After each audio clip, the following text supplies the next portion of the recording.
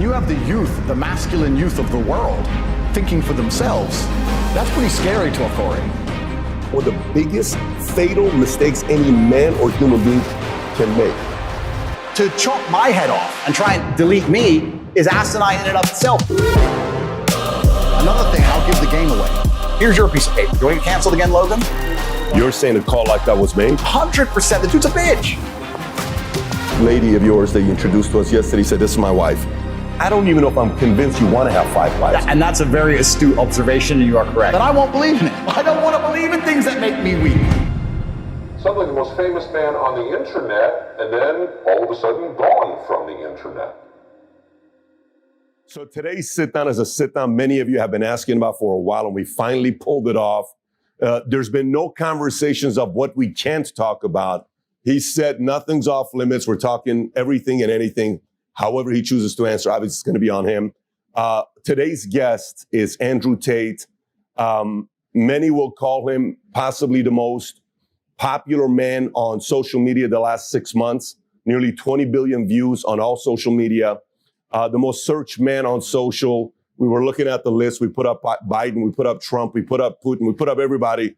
And he was up there. Some periods he was above everybody else. And recently he got banned in late August. I think the 3rd or 4th week of August, he got banned late August. And at that time, from June to July, his Instagram account was growing at 100,000 followers, new followers on a daily basis, on track to get to 10, 20, 40, 50 million followers on Instagram. Suddenly like this, he gets banned. Everybody's wondering what happened. Some had positive thoughts about it. Some didn't have positive thoughts about it. We'll get into that as well. But Tate, appreciate you for making the time in. It's good to be spending these few hours with you. Absolutely. I'm glad to be here, guys. Thank you very much for having me. Thank you. So let's get right into it. So this banning happens, and we've had a lot of different people in the past get banned. I'll read some of the people and why they got banned. Sure. And I think the first question we want to get into is what everybody wants to know. No one still knows. Everything is pure speculation. Trump got banned of all social, because of the insurrection. Yep. Alex Jones promoting and inciting violence, whether it's Sandy Hook, whether it's Pizzagate. Eventually, they just said, we got to kind of cut this off. Yep. Milo Yiannopoulos got banned in 2016 from Twitter for inciting harassment of SNL and Ghostbuster star Leslie Jones. Louis Farrakhan was banned for anti-Semitism comments spreading hate. Yep. Rob Kardashian was banned in 2017 for a revenge porn picture of his ex-girlfriend, Blac Chyna. Kanye West was banned temporarily for repeated posts that threatened both Kim and Pete Davidson. Yep. Rihanna got banned because they called it inciting horniness, believe it or not. That's what it was called. And for posting a topless photo of herself. Then she later on came back on. Rose McGowan got banned in 2017 off Twitter for calling out Ben Affleck for his business relationship with Harvey Weinstein, and that lasted 12 hours. Chelsea Handler in 2014 for posting a nude picture. Many were upset when she did that, but she did post it. Marjorie Taylor Greene got banned in 2022 for repeated tweets in which she shared false and dangerous info about COVID-19. Oh, false and dangerous. That's what they called it. Sorry to interrupt, but yeah, that's very interesting. And then PewDiePie was banned from Twitter for making a joke about ISIS. Okay. So why did Andrew Tate get banned? They did not tell me.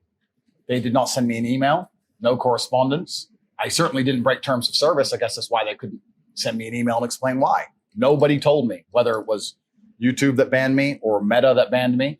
They banned me instantly and forever without any kind of correspondence. They've not told me why. They've not told anyone what I did.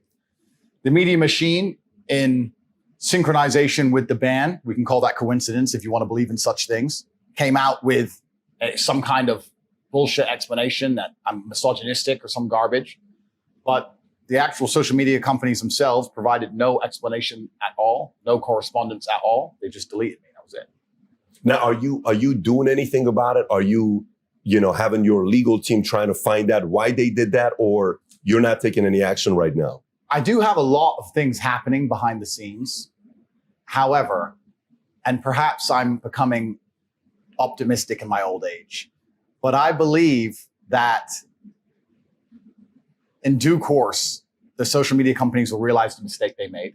I think that, and like I said, I don't have intimate knowledge of the workings of social media companies, but assuming they are semi-professional to any regard, and that is a big assumption, but let's assume they're professional. That means that when they ban somebody like me, especially the most Google search person on the planet, they must have teams which are analyzing in real time the response to said action, right? Mm-hmm. They should have people sitting there on the ground analyzing. Now, they attacked me with their media machine because first they shut you up so they can lie about you. So they shut me up. Then they did the massive media push to try and attempt to lie about me. But despite that, the majority of comments regarding me are still positive. The majority of people believe and understand that this ban is unfair. And if these companies have any degree of professionalism, they're analyzing this in real time and they're understanding that this makes us look very bad. People didn't believe the lie. People didn't believe what we attempted to smear this man with. Nobody's buying this narrative. And this is going to have a negative effect on us for a very, very long time. Because when you're in charge of the world, which they are, as soon as you're no longer seen as just and fair, you're seen as tyrannical. And once you're seen as tyrannical, then there's going to be some kind of mass movement against you. So if I was a social media executive, I would sit and I would analyze the data and I would say, listen, guys, we will have a monopoly. We want to retain our monopoly. Let's be smart here. Being known as tyrannical amongst the public consciousness across the entire planet is going to make it very difficult for us to hold our monopoly for a longer period of time, as opposed to being seen to be fair. Even if we're biased, we must be seen as fair. Sure. As soon as we're seen as tyrannical, that's when the revolution. Look at Ceausescu. As soon as you're a tyrant, that's when everyone hits the streets. Yep. So I think that if they have any kind of serious data monitoring and if they have any kind of serious business professionalism, they are now talking in dark rooms, understanding that this has played out very badly for them. And if they intend on keeping their monopoly into the future, that they need to change something. Maybe I'm being optimistic, but we will Who see. was the first one to take you off? Meta. Meta was first. So Meta. Facebook, Instagram. Facebook, Insta, bam. Okay. And then it was a domino effect. Yeah, so Meta took me down. So it's quite interesting, actually. I had a YouTube channel for a while. It was never so large. I had 738,000 subscribers. It took me a long time to build it up. I got a strike on YouTube, which prevented me from posting. It's got a strike. No big deal. The next day, Meta took me down, deleted my Facebook and my Instagram. The press came out at exactly the same time in sync, saying that I'm a misogynistic, dangerous person, that I'm harmful, that I am the reason that the world is not a perfect place, world hunger, you name it, all my fault. Attacked me across all of this. And I thought, okay, let me film a message that I can get out on my YouTube, my final message, which I don't know if you guys have seen. I ended up putting on freetopg.com. Let me film my final message explaining how this is unfair and unjust. We filmed it, we produced it, we got it all edited within 12 hours, head to toe ready to go, but we couldn't post it because of the YouTube strike. So we're waiting for the YouTube strike to expire. A few hours before the YouTube strike expires, guess what happens? They banned me from YouTube. Then they banned me from Discord. Then they banned me from Airbnb. They banned me from Stripe. I can't even remember. Airbnb? It was just emails coming in faster than you could believe. Ban. So it wasn't just the socials. Oh, no. The Matrix presses a button, my friend. Yeah. And every app on your phone stops working. Uber. You name it. Uber. Stop. You name it. Wait, you can't use Uber? Well, I can use Uber. You just start a new account, right? But, Yeah. oh, sorry, Uber. Catch me. But But your main account on Uber was taken. they take everything from you. Everything. Coordinated effort all at once. Coordinated effort all at once. Every single one of them just goes, no. Delete. And they come at you and they come at you with everything. And Banking, Stripe. banks. Payment processor. Oh, and banks. UK-based banks as well. High Street, banks. But I can name Santander, HSBC, Barclays, etc. all at the same Massive time. banks. Oh, no, sorry. To change, we've decided because blah, blah, some bullshit, some letter, close your accounts. So they take all your banking, they take your payment processing, they take all your social media presence, they take your Discord, they take your Skype, they take all your accounts, your ability to communicate with people, and then they lie about you in the press. And they leave you there. they leave you there to suffer. They attempt on to one hand, you harm can understand the social component. All right, these guys are probably all working in unison. Yeah. But when you hear payment processors, banks, apps like Uber, how are you processing that? No, I mean, that's why he has to do something about it. Because, you know, for me, there's plenty of great lawyers. Did you hear about what happened with Alex Brenneson lately? Eric Did you follow Berenson? Alex? Is Yeah, it Alex? Berenson. Berenson. The writer? Alex Berenson, I think he's I heard he sued Twitter or something. I he don't did know. sue Twitter. Yeah. Did you follow the story? I don't know the exact story, no. So he was on Joe Rogan. If you've not seen it, I highly recommend you watch this. So he is saying things about Twitter. Matter of fact, the tweet that got him in trouble, got him his fifth strike, was the following tweet. We can put this up there because I'm just reading what he said. This is a tweet he put out that he said, "It doesn't stop infection or transmission, don't think of it as a vaccine. Think of it as, at best, a therapeutic with a limited window of efficacy and terrible side effects profile that must be dosed in advance of illness, and we want to mandate it. Insanity. That's his tweet.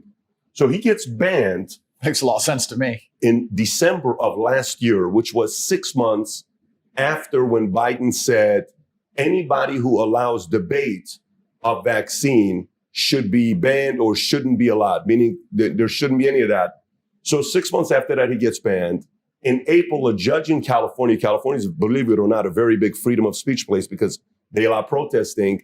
A judge that was appointed by Bill Clinton comes in and says, I'm allowing this to go through because typically Section 230 that is in place in 1998 was to protect social media sites and many of these online sites that if you offend your ex-wife or if you offend your brother, it has nothing to do with Facebook. So they kind of protected themselves. But Alex was able to go all the way because of this court judge that was appointed by Clinton, not Obama or Trump, but by Clinton. He goes in. Eventually, he says, you get to have two people from Twitter to come to court to defend themselves. So he could have gone to Jack Dorsey. Long story short, they finally lifted it. He is on Twitter and he's posting heavily talking about the fact the reason why he got banned is because the government didn't want him on inciting what he was inciting. So the moral of the story is when you say something like that, for someone like you seem like you're a methodical guy. You're a chess guy. Your dad's a chess person, 5-time United Armed Force champion, 5 times, 6 times Indiana State. You were playing at 5 years old against 16-year-olds. You don't play chess without being strategic, thinking about your next few moves. Correct. So if you don't do anything and bring lawyers in, to the market, I've interviewed a lot of people who are in the mob. To the market, it sounds like they're right. Absolutely. But if you do and you defend yourself, you're not only doing it for yourself, but you're also doing it for others who maybe don't have your kind of resources to say, correct, hey, this guy's willing to stand up. He kind of helped change the law for me. Correct. Because the one case, it was the Sikhs against Facebook. That's the case that helped them out. India years ago didn't like this Facebook group that had Sikhs. It was a Sikh Facebook page. So India told Facebook to take them off. Facebook took them off. Then Sikhs sued Facebook. That became the precedence. Nice. So somebody like you can potentially set a new one against Section 230. Absolutely. I certainly have legal options being explored. And I don't want to say too much on the podcast, but legal options are certainly being explored. We'll see how things progress across the next few weeks. But I have a very strong suspicion I will end up back on the media platforms, or they will offer them back to me. The question now at this point is if I even want them anymore, which is a unique question because a lot of people still believe that you can only have a significant presence in the world with these social media platforms. That's the source of their power. I believe there's huge pressure behind the dam in regards to the fact that everybody understands that these places are tyrannical and that they control ideas and that they force narratives. And I use my wording as the Matrix. I call them the Matrix. And people say to me, why do you call them the Matrix? And I say, because they project a false version of reality in real time that people subscribe to. If there wasn't an absolute blacklist on all opposing views during COVID-19, that bullshit would never have gone on for as long as it did. It went on for as long as it did, and they managed to purport a false version of reality for so long because you couldn't discuss the opposing side. We just talked about our friend here who got banned for saying something very sensible and logical. So when you get huge media companies that can literally alter in reality in real time by deleting the other side of an argument, they're creating a matrix, is what I like to call it. So I call them the source of the matrix. So people understand this, and there's huge pressure behind the dam. But the problem is people say, well, what's the alternative? And I think if someone could pave the way and put a crack in the dam by maintaining massive relevancy despite of a ban, and still having a social media platform and presence which is respected on other platforms, I think it's going to do them significant damage. I think the pressure and the crack together is going to create something monumental. And already I've moved to Rumble. I only had 738,000 subscribers on my YouTube after 5 years of work. Post-ban, I moved to Rumble, which is a YouTube competitor. Stock price has gone up 36%, and I'm at 500,000 subscribers in 2 weeks. So I'm about to surpass the size of my YouTube channel within a month. YouTube stock's down, Rumble stock's massively up. So all in all, there's other avenues, but we'll see. I certainly agree with you that what they've done to me is massively unfair. They know it's unfair. I think the reason they didn't send me an email or any confirmation of what I did wrong is because they knew they were going to end up in court, and they didn't want to be tied down to their reason. They want to stay fluid and try and make up a reason on the day. Yeah. I've heard from very reliable sources that their terms of service have changed significantly post my ban. They've made up new reasons. Post ban, they've made up a bunch of new shit. So it's going to be interesting, but certainly, yeah, there has to be legal ramifications for what they've done. I don't take it personally, but I do take it professionally. And you're right. They were wrong. I have no reason to be banned. My Instagram is just cars. Like, it's just cars and a little bit of flexing. There's no politics. There's not even any points of view. I had no strikes. Nothing. It's just a hit piece. So if there were betting odds, like if we did a poll, why do you think Andrew Tate was banned from all the social media platforms? And it was misogyny, right? You know, COVID stuff, against the government, against system. If you were a betting man, where would you kind of place the odds? Oh, I already know. Everybody already knows I was banned because I talked against the system, against the Matrix. They know the system in general. The system in general, yeah. I mean, someone compared me to Socrates, which is a compliment, but he was vilified. He ended up poisoning himself in Athens, and the charge against him was corrupting the youth. If you read about his poisoning and his arrest, they said he was corrupting the youth, but he wasn't corrupting them. He was inspiring them to challenge authority. He was inspiring them to think for themselves. When they were told something, instead of blindly complying, he said, look, analyze who these people are who are telling you to do X. And I even had a tweet I put out on I've been banned on Twitter forever. So I've been through 20 Twitter bans. I come back as undercover, whatever. But I've been saying I said, if you have a point of view that you are very strong in your adherence to, if you truly believe something, you need to sit and analyze whether it's your own personal experience that makes you believe something, or if someone else or something else has convinced you of this. And if they have, you need to then once again analyze that point of view and analyze who these people are and what they want from you. Do they truly want the best of you? If the news convinces you of something to the point where you're going to argue with your own family members at a dinner table, does the news really care about you more than your family? This is a genuine question. You need to analyze every belief you hold, where it came from, and then analyze what their intentions are. And if you start to do that, you look at something like COVID, for example, it's an easy one. And you look at all the bullshit they were saying, and you sit here and go, wait, these people don't care about me. If I had diabetes or I needed insulin, or if I had cancer, or if I got in a car crash, anything, they'd be hitting me with medical bills I could never possibly afford. They'd let me die. But they are insisting I take this shot for free on repeat. This doesn't make sense.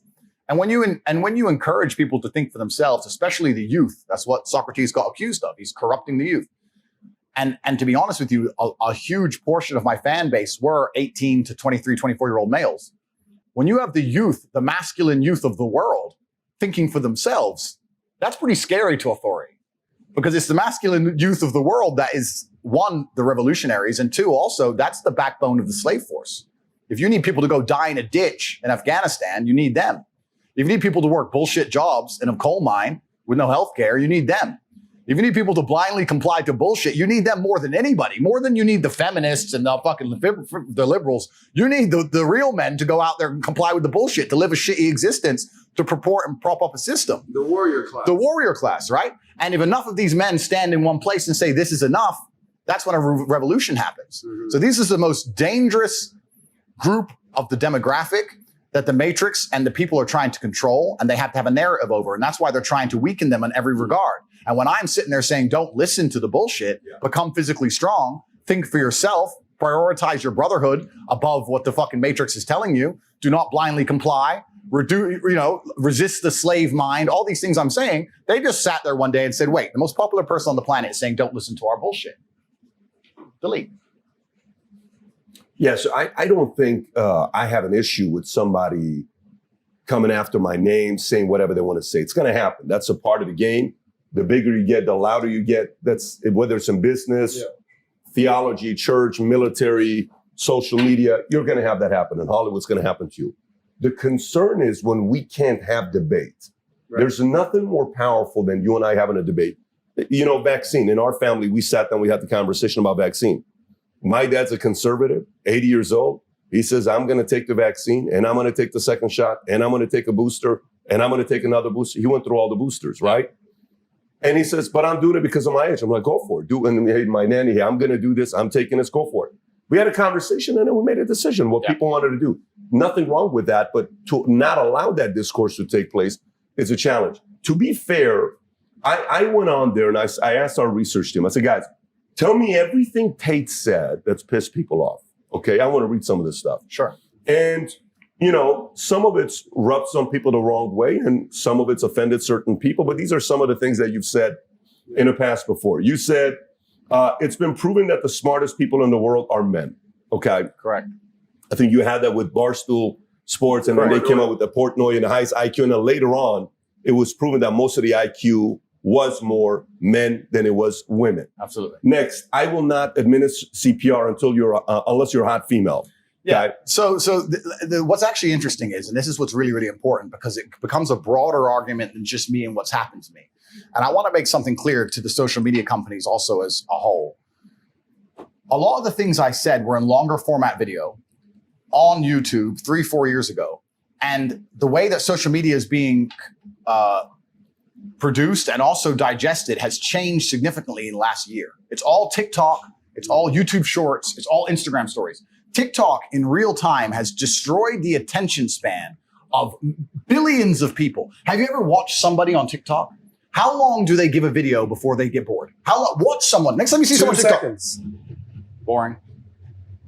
Yeah. Boring. Like your attention span is gone. You can no longer focus on the real world. You can't focus on anything. ADHD is being developed in real time from these apps, right?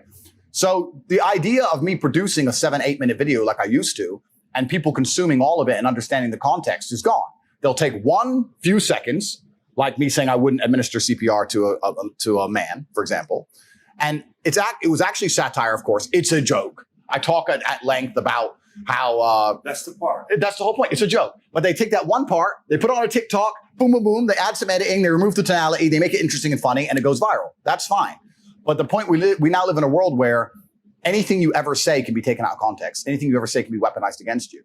And I'm not complaining. I don't believe in complaining. I believe in responsibility. And I'm not saying I didn't say them. I'm not saying I didn't mean it. I'm saying that most of the people who are upset by things I've said have heard a few clips out of context and never actually digested any of my content seriously. Because that was part of a very long video. The idea that I would let my brother die next to me, my own brother or my friend die next to me. Because he's not a hot chick. Because he's not a hot chick. It's asinine. It's an aim, right? But it's stupid to even believe it. But if you watch the whole video at length, that makes sense. But if you only see that, then it doesn't make sense. You know what's crazy though? Because I'm sure you saw what Rogan said about you and the position they took when we're talking about you. And they're like, look, we need this guy. Yeah. Because he's got to keep talking about the stuff, and he's having a conversation with Brandon Schaap. I think it's Eddie. It's all these guys that are on there. Our friend Brian Callen. Yeah. And then they're like, yeah, this guy, we got to protect what he has to say. But then Jake Paul said, I don't roll with Tate. I'd love to knock his ass out. He said something like that. Yeah. But then he said, but what I do support is, free speech. But then his brother said something else. His brother said, the shit that Andrew Tate says will have a ripple effect much more dangerous than you can imagine because his narrative is truly hateful. His rhetoric has extreme negative energy in it, and it will affect impressionable young people that won't show for years from now, and it's dangerous. Now, this is what he says, This right? is Logan Paul, you're saying? But I want to say this before you comment on it. And then Junior supported you, Tucker supported you. I think the guys that like debate and comedians, people who appreciate humor, can understand that some of the stuff you're saying is funny as hell. You could be a comedian if you wanted to, but a person has to really pay attention to the comedy. But, some can run with it, some cannot run with it. Yeah. When you hear the people that support and don't support you, how do you process that? So first things first, I want to make it very, very clear that Logan Paul is absolutely not really a tool of the Matrix. He's a bought and sold individual with no soul. He doesn't stand up for anything, and he doesn't mean anything he says. He gets pieces of paper from Susan or whoever else telling him what he's allowed to say on his channel to retain it. You believe that? 100%. Not only do I believe it, he's proved it himself. He will flip-flop on any issue. He can be bought and sold. The dude's a bitch. Logan Paul is a bitch, and I will say that here publicly. If anyone wants, I'll fight him for free. The guy's an idiot. No money needed to fight Logan Paul. Logan Paul doesn't believe in any of the things he says. Logan Paul is a man. If you ever were unfortunate enough to consume his content, I get sent clips of it all the time by people mocking him. As soon as something comes out, whether it's Harry Styles wearing a dress, whether it's Lil Nas twerking on the devil, whether it's this, he just sits there and goes, yeah, this is great. Yeah, this is great. He is a talking piece. He is the mouthpiece for the agenda. The people have come along, people who are trying to force a narrative, and they said, look, we need to have some degree of control over the exact demographic that Tate has control over. We're going to use Logan Paul and attempt to use him. And he sits there and just purports the bullshit points of view that the whole Hollywood establishment want him to purport. He doesn't believe in the things he said. He's told what to say. And because he was canceled before and it emotionally destroyed him, he sat on camera crying his eyes out like a little girl instead of being a man about it. He is so fearful of the mob and so scared of being canceled again that he's going to sit there and say anything he's told. He doesn't believe that shit. Before I was canceled, him and his boyfriend Mike did endless videos supporting me, laughing about me, saying how funny I was, tagging me on Instagram, inviting me places, etc. The second I'm canceled, they flip reverse it and shit themselves because they don't want to get canceled too. They are children. That's all they are. So Logan Paul's a bitch. That's the first thing about Logan Paul. And what's actually been interesting about this whole cancellation thing is it hasn't negatively affected me in any serious way because I've been saying on podcasts for years, I know a cancellation is coming. I knew it was coming. I knew that as I got more popular and more powerful to a degree that it was going to come. But what it has done is it has awoken the world, to anyone who's perspicacious enough to pay attention, to learn which individuals out here in the social media space actually have character and believe what they say, and which are completely bought and sold and are tools to the matrix. The people who have decided to stand up for me and say, no, this is bullshit, are people who have, to some degree, credibility. You know, this is people who say what they truly believe. But the people who were totally a fan and then post-cancellation shit themselves in 180 and to get a new piece of paper to talk from, that should tell out the public out there exactly who's controlled and whether these people have a genuine narrative that they're trying to report on the world. And it's interesting. Logan's one of them, and there's a few others. But I'm glad it happened just for that alone, because it's actually very clear. If you go to Logan Paul's last podcast where he's discussing me, all of his fans, and we'll talk about fans and viewers in a minute because I think they're very different things. All of his fans, which he has none of, all of his viewers are sitting there insulting him, saying, bro, you're a fucking bitch. Like everyone, all of his own watchers are calling him names because it's so transparent and so obvious what he's doing. Fans versus viewers. Fans versus viewers, very different things. So he doesn't have any fans. He has viewers. And Susan and the Matrix and the people in charge of the social media companies are like, okay, we've set our media machine.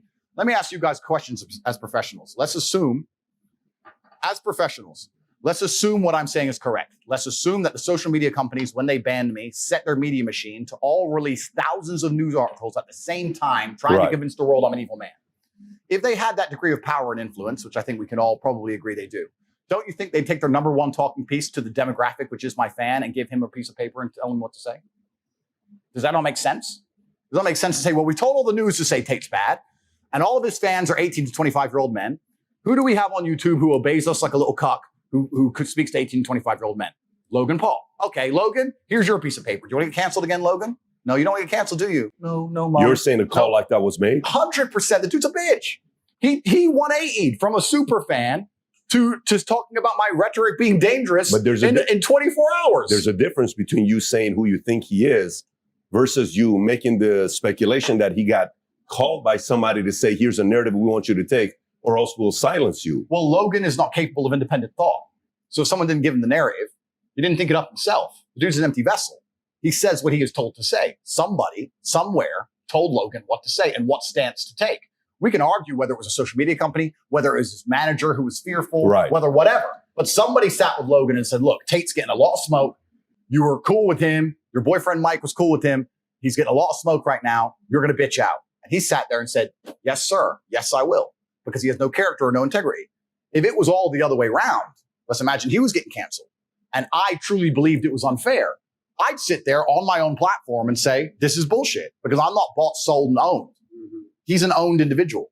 So he's always going to say what he is told to say. He's always going to sit on podcasts, speaking to the youth, promoting Harry Styles wearing a dress, saying that it's great that Lil Nas twerks on the devil in real time for our children to digest, and then say, I'm dangerous to the youth, because that's what he's been told to say. Logan Paul has absolutely no capability for independent thought. And he has no character as a man. That's who Logan Paul is. Now, you said he got canceled in the past. I don't think he ever got canceled. I think his channel was demonetized for 90 days, but they kept all his stuff up. He was never taken fully down like you were fully taken down. They just kind of demonetized. This is for the Japanese. This is when he did the Japanese video where apparently he went to a place where You commit suicide in right. Japan. Right. Yeah, I'm not completely familiar with the absolute mechanics of its cancellation. All I do know is that he cried on television repeatedly. So the dude was obviously emotionally affected by it and is fearful of it. And when someone is scared of something, that's the tool you use to manipulate them. Well, he let is me ask scared you, of being canceled. because when this happened to you, you're 35 years old, right? Right. You're a grown man. I know you like to joke. I'm an old man. I mean, you're in literally your prime, bro. Correct. When that happened to him, he was 23 years old, Correct. right? This was 5 years ago. I think he's 27 now, 22, whatever. You've had a lot more life experiences and been in fights, literally, proverbially, all that, versus someone who's 23. I could see where you're coming from, being like he's been groomed by this virtual governments, these digital media companies. He needs them. He needs them. He's He become needs a them. mouthpiece of them, is He's what a you're mouthpiece saying. of them. He needs them. And you're right. He was younger at the time. I would like to think that Patrick has been through a much harder situation in his life at younger than 23 than cancellation and wasn't crying his eyes out like a little girl. So the dude's obviously emotionally soft. He needs them. And the reason he needs them is because Logan Paul doesn't have fans, he has viewers. And that's what's actually been highlighted to me significantly since my banning, that there's a massive difference between those two things. Logan Paul is a person who needs the platforms and needs the algorithms, and people will watch him, but they will sit there and most of them will call him names, but he will have views. That is different than having fans. When you have fans, look at me, for example, when I got canceled, they say, "Where's Tate? Where is he?" I'll go anywhere he is. I'll download any app. I'll uninstall the other apps. I'll take his content and post it on the platforms they don't want him on. Where is Tate? That's a fan. And that's different. When you only have viewers, you need the algo. Yeah. I don't need the algo. As long as people know where I am, they're going to come. And it's a completely different scenario. Whose playbook you think he's following? If you were to say, because isn't that the Hollywood playbook? Like you follow that playbook, and as long as because that's what you're speculating. He's following the playbook of, you follow our narrative, we're going to give you the world. I think that since the dawn of human time, anybody who had power understood that it was a particular demographic which is going to become dangerous to their power mechanism in the future. It's not a new idea. The idea that the Romans would conquer a Greek city and kill all the boys and all the military age males, it's always been the same, right? Who's going to cause us trouble if we want to hold this city? These guys. We'll get rid of them. So nowadays, I think what they're trying to do is neuter this class. They're trying to neuter this class by affecting them mentally and affecting their mindset and affecting their ability to think critically. And if you neuter this class, you're far less likely to have a revolution when you do something crazy. Like, I don't know, like, for example, imagine for 2.5 years, you wanted to lock everyone in their houses because of the common cold. Let's imagine you were going to do something tyrannical. You would want to ensure that this class of individuals were so busy concerned with either being depressed or jerking off or being physically weak or distracted. So they didn't all stand up and go, wait, this common cold can't hurt me. And I just started my business and I ain't going bankrupt for this shit. They don't want that. So they're trying to neuter a certain class of people. I don't really want to talk too much in depth about who I think they are because I'm trying to stay alive and I would never kill myself. But it's certainly happening. And I think anybody with a brain can see the narrative is out there. And the narrative is being purported and accelerated by all mainstream media channels. And people who are allowed to have a platform, such as Logan Paul, have sold their soul, cut their dicks off, and they sat there and say, yes, I will say what you tell me to say. Please don't cancel me. I am a fearful individual. The dude is a punk. And if he ever meets me in the cage, I will destroy him in real time for free. And he knows that. What about the brother? Well, Jake, at least, well, this is the interesting thing about those two, right? Because me and my brother have become the most famous brothers on the planet. So there's also a degree of jealousy involved. I was just going to ask that. You get the Tate bros and the Paul brothers, and it's like this balance of power that's being shifted and this Completely. sort of this dance that's happening. It's interesting, right? Because you had the Disney brothers. The Disney brothers who gained a bunch of power and notoriety, and they were the most famous brothers on the planet. And they've now been usurped by my brother and I, who come from a very unfortunate background and grew up on the street and did everything ourselves. And obviously, the youth of the world today have an affinity and feel a synergy with us that they don't feel with the Disney brothers, because the Disney brothers had a very easy, privileged life. You know, they grew up relatively easily and privileged. If you get a Disney contract, then you become a YouTuber. You never really know struggle. I mean, you've had it pretty good. So there's a degree of jealousy involved. Jake at least stood up for free speech. Jake has said some negative comments about me. I've said a few negative things about him, but I have nothing personal against Jake. And also I find it interesting that Jake and Logan are not even that close. They may pretend to be, obviously they're brothers, but Jake and KSI have beef. They're literally trying to hurt each other. Logan is KSI's best friend. When you ask Logan who would he choose between KSI and his brother in a boxing match, he's like, oh, I don't know, man. He can't even choose his own flesh and blood over some fucking dude he met. Their whole relationship is weird. If you insult my brother or you have any kind of problem with my brother, you have a problem with me. that's on site permanent. Like me and my brother are like this, but they're not like that. They have this weird relationship and they've slept with each other's girlfriends and a bunch of weird shit. So I don't know what's going on with them guys. Yeah, KSI did say, thank God Andrew Tate got banned. Go ahead. You were saying something? I mean, we're talking about the Tate brothers. Right. And the Paul brothers, arguably the two most famous set of brothers in the world. Right. But you've got two sons, right? Yeah. Well, listen, similar age difference between these guys. For me, here's what I like. Yeah. I'm a pro competition guy. Yeah. Right. The fact that he went on Rumble and he got 500,000 subs in 2 weeks, you know who wins? You know who wins? The market. The world wins. Yeah. The fact that he went on Rumble, got 500,000 subs. Good job for Chris for making that move, by the way. We know And we've had good conversations at the house with him. And he's making a move right now on our buddy, the guy we like, Russell Brand and a few other guys. Amazing. But the stud, he's CEO doing the right of Rumble. thing. Yeah, he's Amazing doing the right guy. thing. Yeah, Amazing no guy. question about it. Amazing. But guy. go back to this. I want both to be competing. Completely. I got two boys. I want the Tates going against Pauls to go against this. Completely. I run an insurance company. We have a lot of siblings that compete against each other. It's great for the market. But where I was going, I said, who is Logan Paul's playbook he's following, right? He's 27.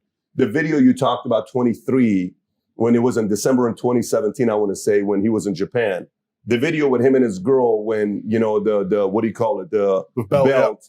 That when you got kicked off of Big Brother or whatever it was in 2016. But that video is from 2012. 10 years ago, he's 25. So 23, 25, you know, you coming from that kind of an environment, you can kind of hold the two things at the same level of accountability. One is suicide. The other one is, you know, a extreme method of sexual, you know, Consensual sex that, you know, it is what it is. But this is where I was going with it. Years ago, and I'm just trying to see, because, you know, the whole thing, what would Jesus do? Everybody has a WW something do, right? Yeah. So Logan, when he did the Japan thing, the story came out, he was talking about it openly, that Rock's people said, hey man, you got to distance yourself from him. And apparently what he told is Rock's people contacted to say, hey, delete all the pictures that we have together, et cetera, et cetera. So maybe he's going into wrestling. He's following Rock's footsteps. Yeah. Rock is definitely somebody that if he ever wanted to run for office, that's a guy that could do it if he wanted it. I think Logan's another guy, whether you like him or not. I think he's got the pedigree to one day run. It doesn't mean you're going to support his policies, but he is a guy that's going in the direction of one day running. 20, 30 years, he could do it. So maybe he's sitting there saying, what would The Rock do? He distanced himself from me. Well, maybe I got to stop defending this guy and I got to distance myself from him. I wasn't going in the angle of, you know, Hillary Clinton, Calder, all these guys. No, I was going more, what playbook is he following? I understand exactly what you're saying, but I would disagree. And the reason I would disagree is because that requires a degree of thought and intellect that Logan Paul does not possess. You think he's an idiot? No, I know he's an idiot. He's not thinking that far ahead. He's literally, someone has told him, say this, and he says it. It doesn't, and it's not just me. There's been loads of examples, and I put it on my podcast on Rumble, where we went through all the times where something came up, some controversial subject that people were discussing, is this good for the public consciousness? And the answer was always basically no. Is this necessary for children to be consuming? The answer was always basically no. But it was purported by the Hollywood elites, and Logan was always the number one person sticking up for it. He is bought and sold by somebody, whether his management team, whoever they are, they think it's good for him to act this particular way. He does not think for himself. He says what he is told to say.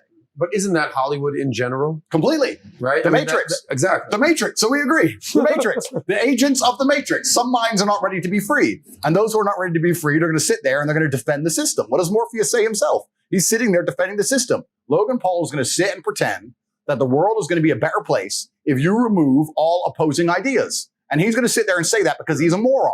Anyone with a brain understands that if you care about your children and your children's children, they need to live in a world full of healthy competition, exactly as you said. As soon as you remove all opposing viewpoints or all competition, you end in tyranny. And anyone with a brain will sit and say, if he had any kind of character, he'd say, I completely do not agree with what Tate says. However, deplatforming is wrong because of X. He doesn't have to talk about me or what I've said. He can sit there and say, no, deplatforming is wrong because we need to have opposing viewpoints, opposing ideals. Idea A, idea B, the truth is perhaps in the middle. He has no intellect. You He's can no disagree with somebody. He can't do that. He's not smart enough. Yeah. Tate's bad today. Okay, tell me when he's good again. He's a bought and sold individual. When my hero arc completes, because we're at a transition stage, when my hero arc completes, and much like Batman, people understand that we thought he was the bad guy, but we realized we needed him. And when I come back to save Gotham, and the hero arc completes, you'll see him and his little boyfriend back on Instagram saying, Tate's funny, and swap again because it's allowed.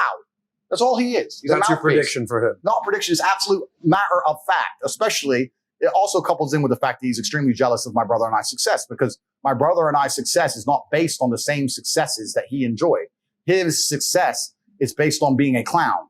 That's why he has viewers. He puts on a Pokemon suit and he jumps around like a clown. He doesn't sit there and give ideas or say things that make people think to the point where they genuinely resonate with your mindset. He's not intelligent enough for that. He's a performing clown as opposed to a philosopher. So they're different opposite things. And he knows that and it upsets him. He can't sit in front of a camera by himself and say words that are going to inspire the crowds of any city in the world to shout your name. If I were to walk through Madrid right now, there would be young people shouting my name. Top G, Top G. That's because of what I say. Mm-hmm. He puts on a Pokemon suit and does a dance. He's an entertainer. He's not a thinker. Did we not just have that conversation yesterday? They're different things. Right. And this is sort of to your credit. We were having this conversation because we knew we'd have this sort of dialogue. And he said, Pat was asking me, Adam, what do you think? I said, you got to understand something about my perspective on Tate is 95% of what I've seen about Tate is camera to the face, him talking and spitting game. Right. When you're talking about the Paul brothers, it's fighting, dancing, all sorts of whatever. Right. I've never seen you in the ring. Yeah. I've seen your accolades, highlights, but I've never seen that. Yeah. So people know your rhetoric. They know what you're saying. And whether they agree or disagree, you're known for what's coming out of your mouth versus they're known for antics. And that's the difference between a fan and a viewer. That's what goes back to your initial point. He has viewers because he's a clown. Clowns can have viewers. That's fine. And you need an algorithm and you need a platform for that. But if you have genuine fans like I do, they ban me. People are like, to this day, where is Tate? And they will go anywhere I am. Anywhere I am, they will come because they don't believe they can find my rhetoric or my ideas somewhere else. If you ban Logan Paul, they can find another moron to jump around in front of a camera for you. They can promote someone else inside of their algo and steal his entire audience inside of a week. He can disappear and they can replace him. He knows that. That's why he says what he's supposed to say. If I stop being the performing clown, the new performing clown comes, the algo favors him, they put him up there, and he does a stupid dance, and he gets all my viewers. I'm a completely different kettle of fish. Different story. That was a great perspective of entertainer versus thinker, right? I mean, when you talk about, let's just say there's a dialogue about Joe Rogan, what are you talking about? So the other day, Joe had this guest on, and this person, and Joe said this, you're having a dialogue with another person. But if you talk about, the other day, man, Logan did this one video, it's hilarious. So that's where he's going is one is creating dialogue, the other one is creating entertainment. I can see that. And by the way, one thing, the day you got banned, we wrote up a story and we posted it on Twitter. And I said, so this guy's a threat to society, the way they're presenting it, right? Tate is a threat to society. Question mark. And I'm gonna read all the things that you said because I want the audience to hear it. Some of it is uncomfortable probably for you to hear. Absolutely. But I'm gonna read it because I want the audience that maybe hasn't heard all of it see it. But to me, when you say threat to society as a father of four, when I watch Little Nas X making out with the devil on a performance and you're saying that's creative, then you really do want to hurt the family nucleus if you're okay with that. Yeah, correct. If a Cardi B gets up there and says, who cares about your body count, go make your money if you got to make your money. And other girls are doesn't matter if you're a stripper, if you're a sex worker, it's all good. Go get your bag, girl. Or O.J. Simpson, who did what he did, and he's on Twitter giving fantasy football, or Khamenei or Putin or all these guys who are out there giving their commentary. Right. You're worried about this guy because he's a womanizer, because he's got now a complete different conversation to have. But I want to read this. I want to read this. And if you allow me to just go through some of them, let me just say them. It's only a few of them, and then we'll wrap up and go to you. No problem. So how are women allowed to drive? Okay, fine. I asked the question the other day. We were having this debate. I think we were in Cabo. I said, who's a better driver, men or women? And he said, well, women get into fewer accidents, but the data doesn't tell the truth. Who drives more miles in their lifetime? And then we eventually, after 2 hours of debate, you see where you're going with that. I like Eastern Europe as a whole because corruption is far more accessible. Okay, I can see why that's going to cause a red flag. Right. You can't be responsible for something that doesn't listen to you. You can't be responsible for a dog if it doesn't obey you, a child or a woman. Okay, that's going to piss off women. Men who constantly give into mental health problems can't compete with other men who don't. I'm depressed. I can't go to the gym. You said that's why you got to go to the gym so you're not depressed. Correct. Read the Bible. Every single man had multiple wives. Not a single woman had multiple husbands. It's against the will of God. It's disgusting. Okay. Sexual harassment is a disgusting and inexcusable. However, man looking at you or whistling at you or asking your name isn't harassment. Women have been exchanging sex for opportunity for a long time. Some did this, weren't abused. If you put yourself in a position to be raped, you must bear some responsibility. That's going to piss a lot of people off when you say that. Completely. I understand. And I would actually, if we have time, I would like to explain all of these.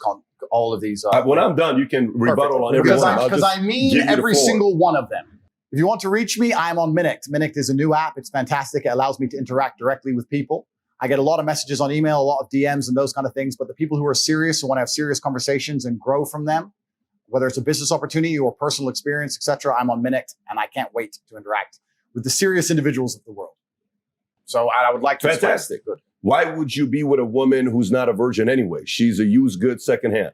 Correct. I mean, that's 99.9%. Read the Bible. Every single man had multiple wives. Not a single woman had multiple husbands. Yep. It's against the will of God. It's disgusting. Okay. Yep.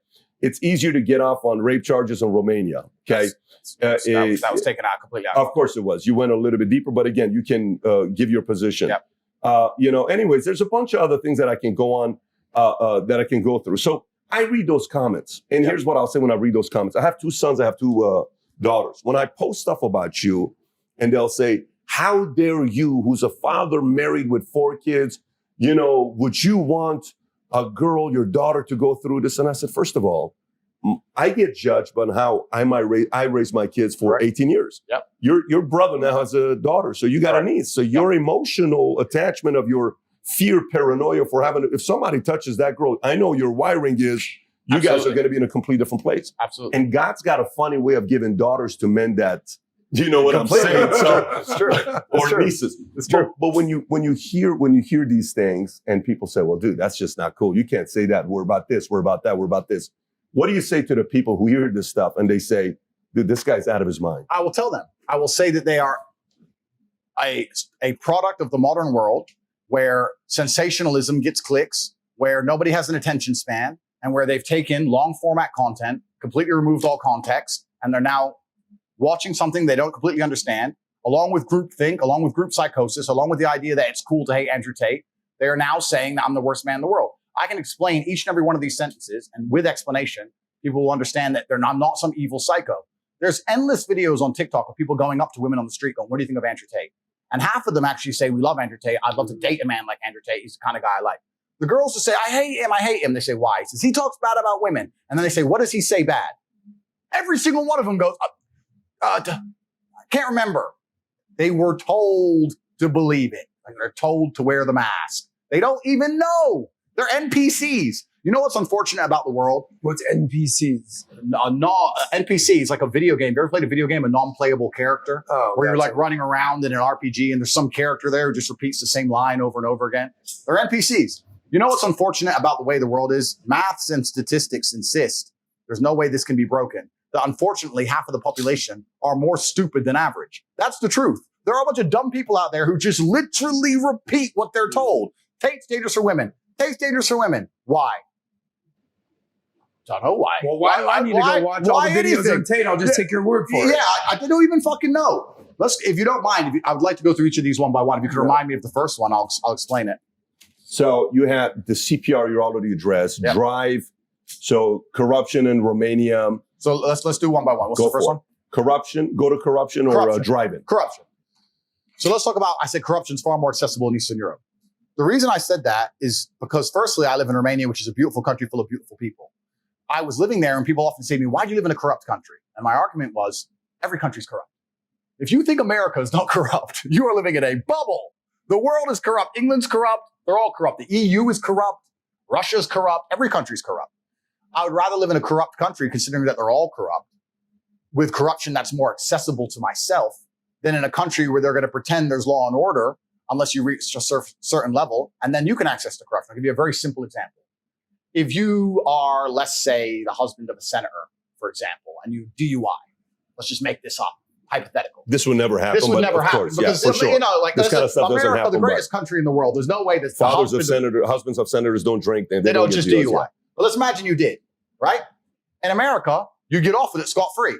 But if you're a single mother or you're a single parent and you're out there working a minimum wage job and you're trying your very, very hardest and you have kids to raise and you get a DUI, you're fucked. Now, I think it's kind of unfair that the corruption limit in a rich country, in this hypothetical super rich country, means that people at the absolute elite can do whatever they want and nobody else has access. I'll give you another example. Let's imagine you're in Serbia. Same scenario. You're a senator's husband and you get caught with a DUI. Of course, nothing's going to happen to you. But you're a normal person, you get caught with a DUI. Bro, I've had a hard day at work. I know I'm over the limit. I'm sorry. Here's $50. I'm sorry. I'm just going to drive straight home. All right, cool. Go home. Bam. Accessible corruption. To me, that's a more of an appealing environment to live under than under a society where they're going to take a normal person, wreck them under the law, throw their ass in jail and fucking destroy them and sit there and cry about law and order, law and order, law and order, when it's all bullshit anyway. There's no law and order. The threshold for corruption's too high. So for me as a person, you said I'm a chess player. If I'm a chess player and I analyze the chessboard, I have geographical freedom. I have financial freedom. I'm going to live in a society. Why don't I live in a society where I have the most possible moves to make on a chessboard? Where would I go? I'd go somewhere where my money can benefit me. I don't have billions. I'm not a senator's son, but I have enough to live in some other countries and be protected in some regards. That's just an intelligent chess move. I explained this at length in a video.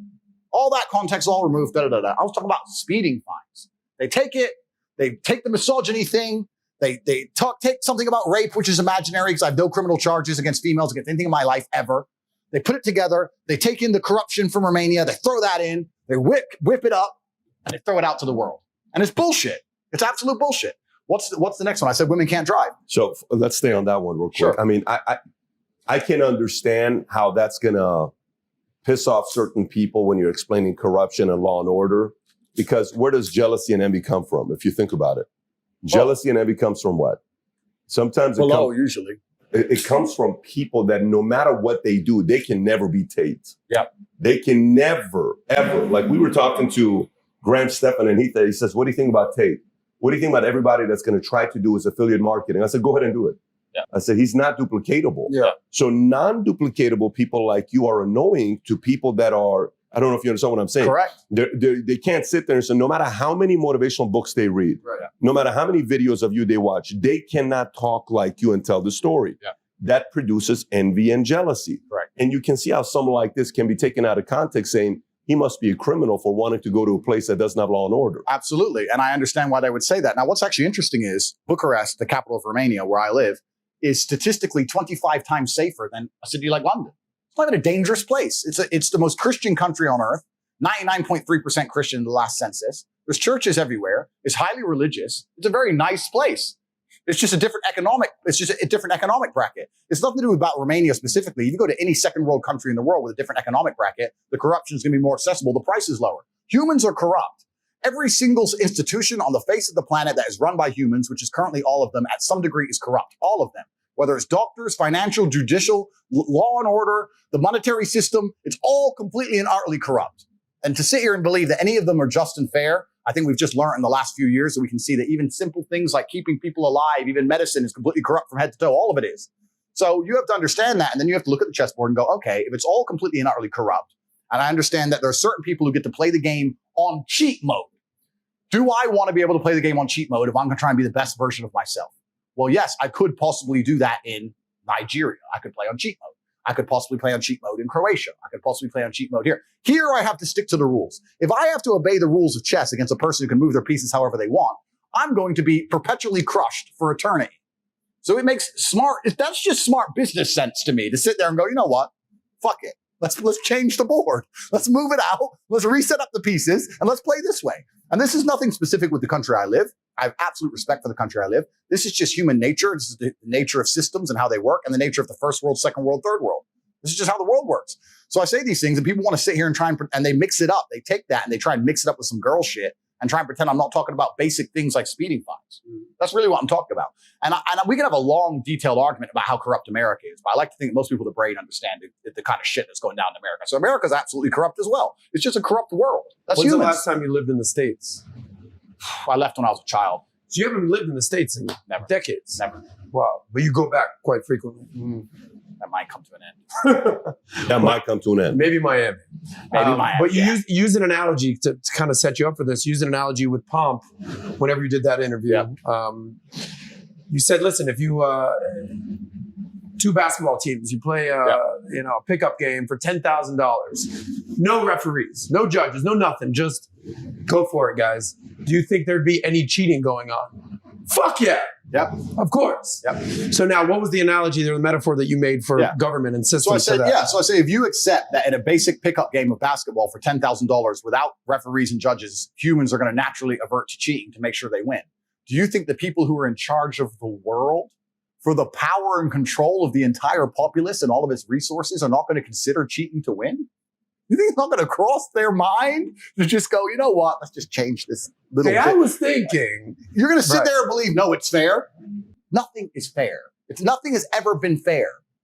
If you've lived a life of genuine hardship, the first thing you will learn is that nothing is ever fair. I've never seen a fair fight on the street. I've never seen a fair relationship. I've never seen a fucking person lose his girlfriend or lose their husband fairly. I've never seen a fair incident on the fucking road when someone gets crushed by a truck. The world is a very unfair place.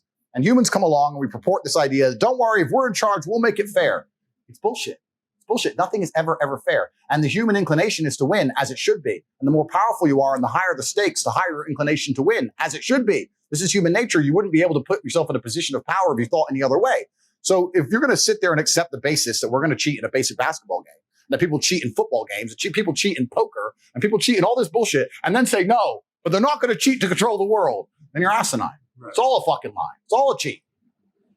All of it. There's a part of it that somebody, I don't think, I mean, tell me who actually believes the government, everything they do is right and there isn't corruption in government.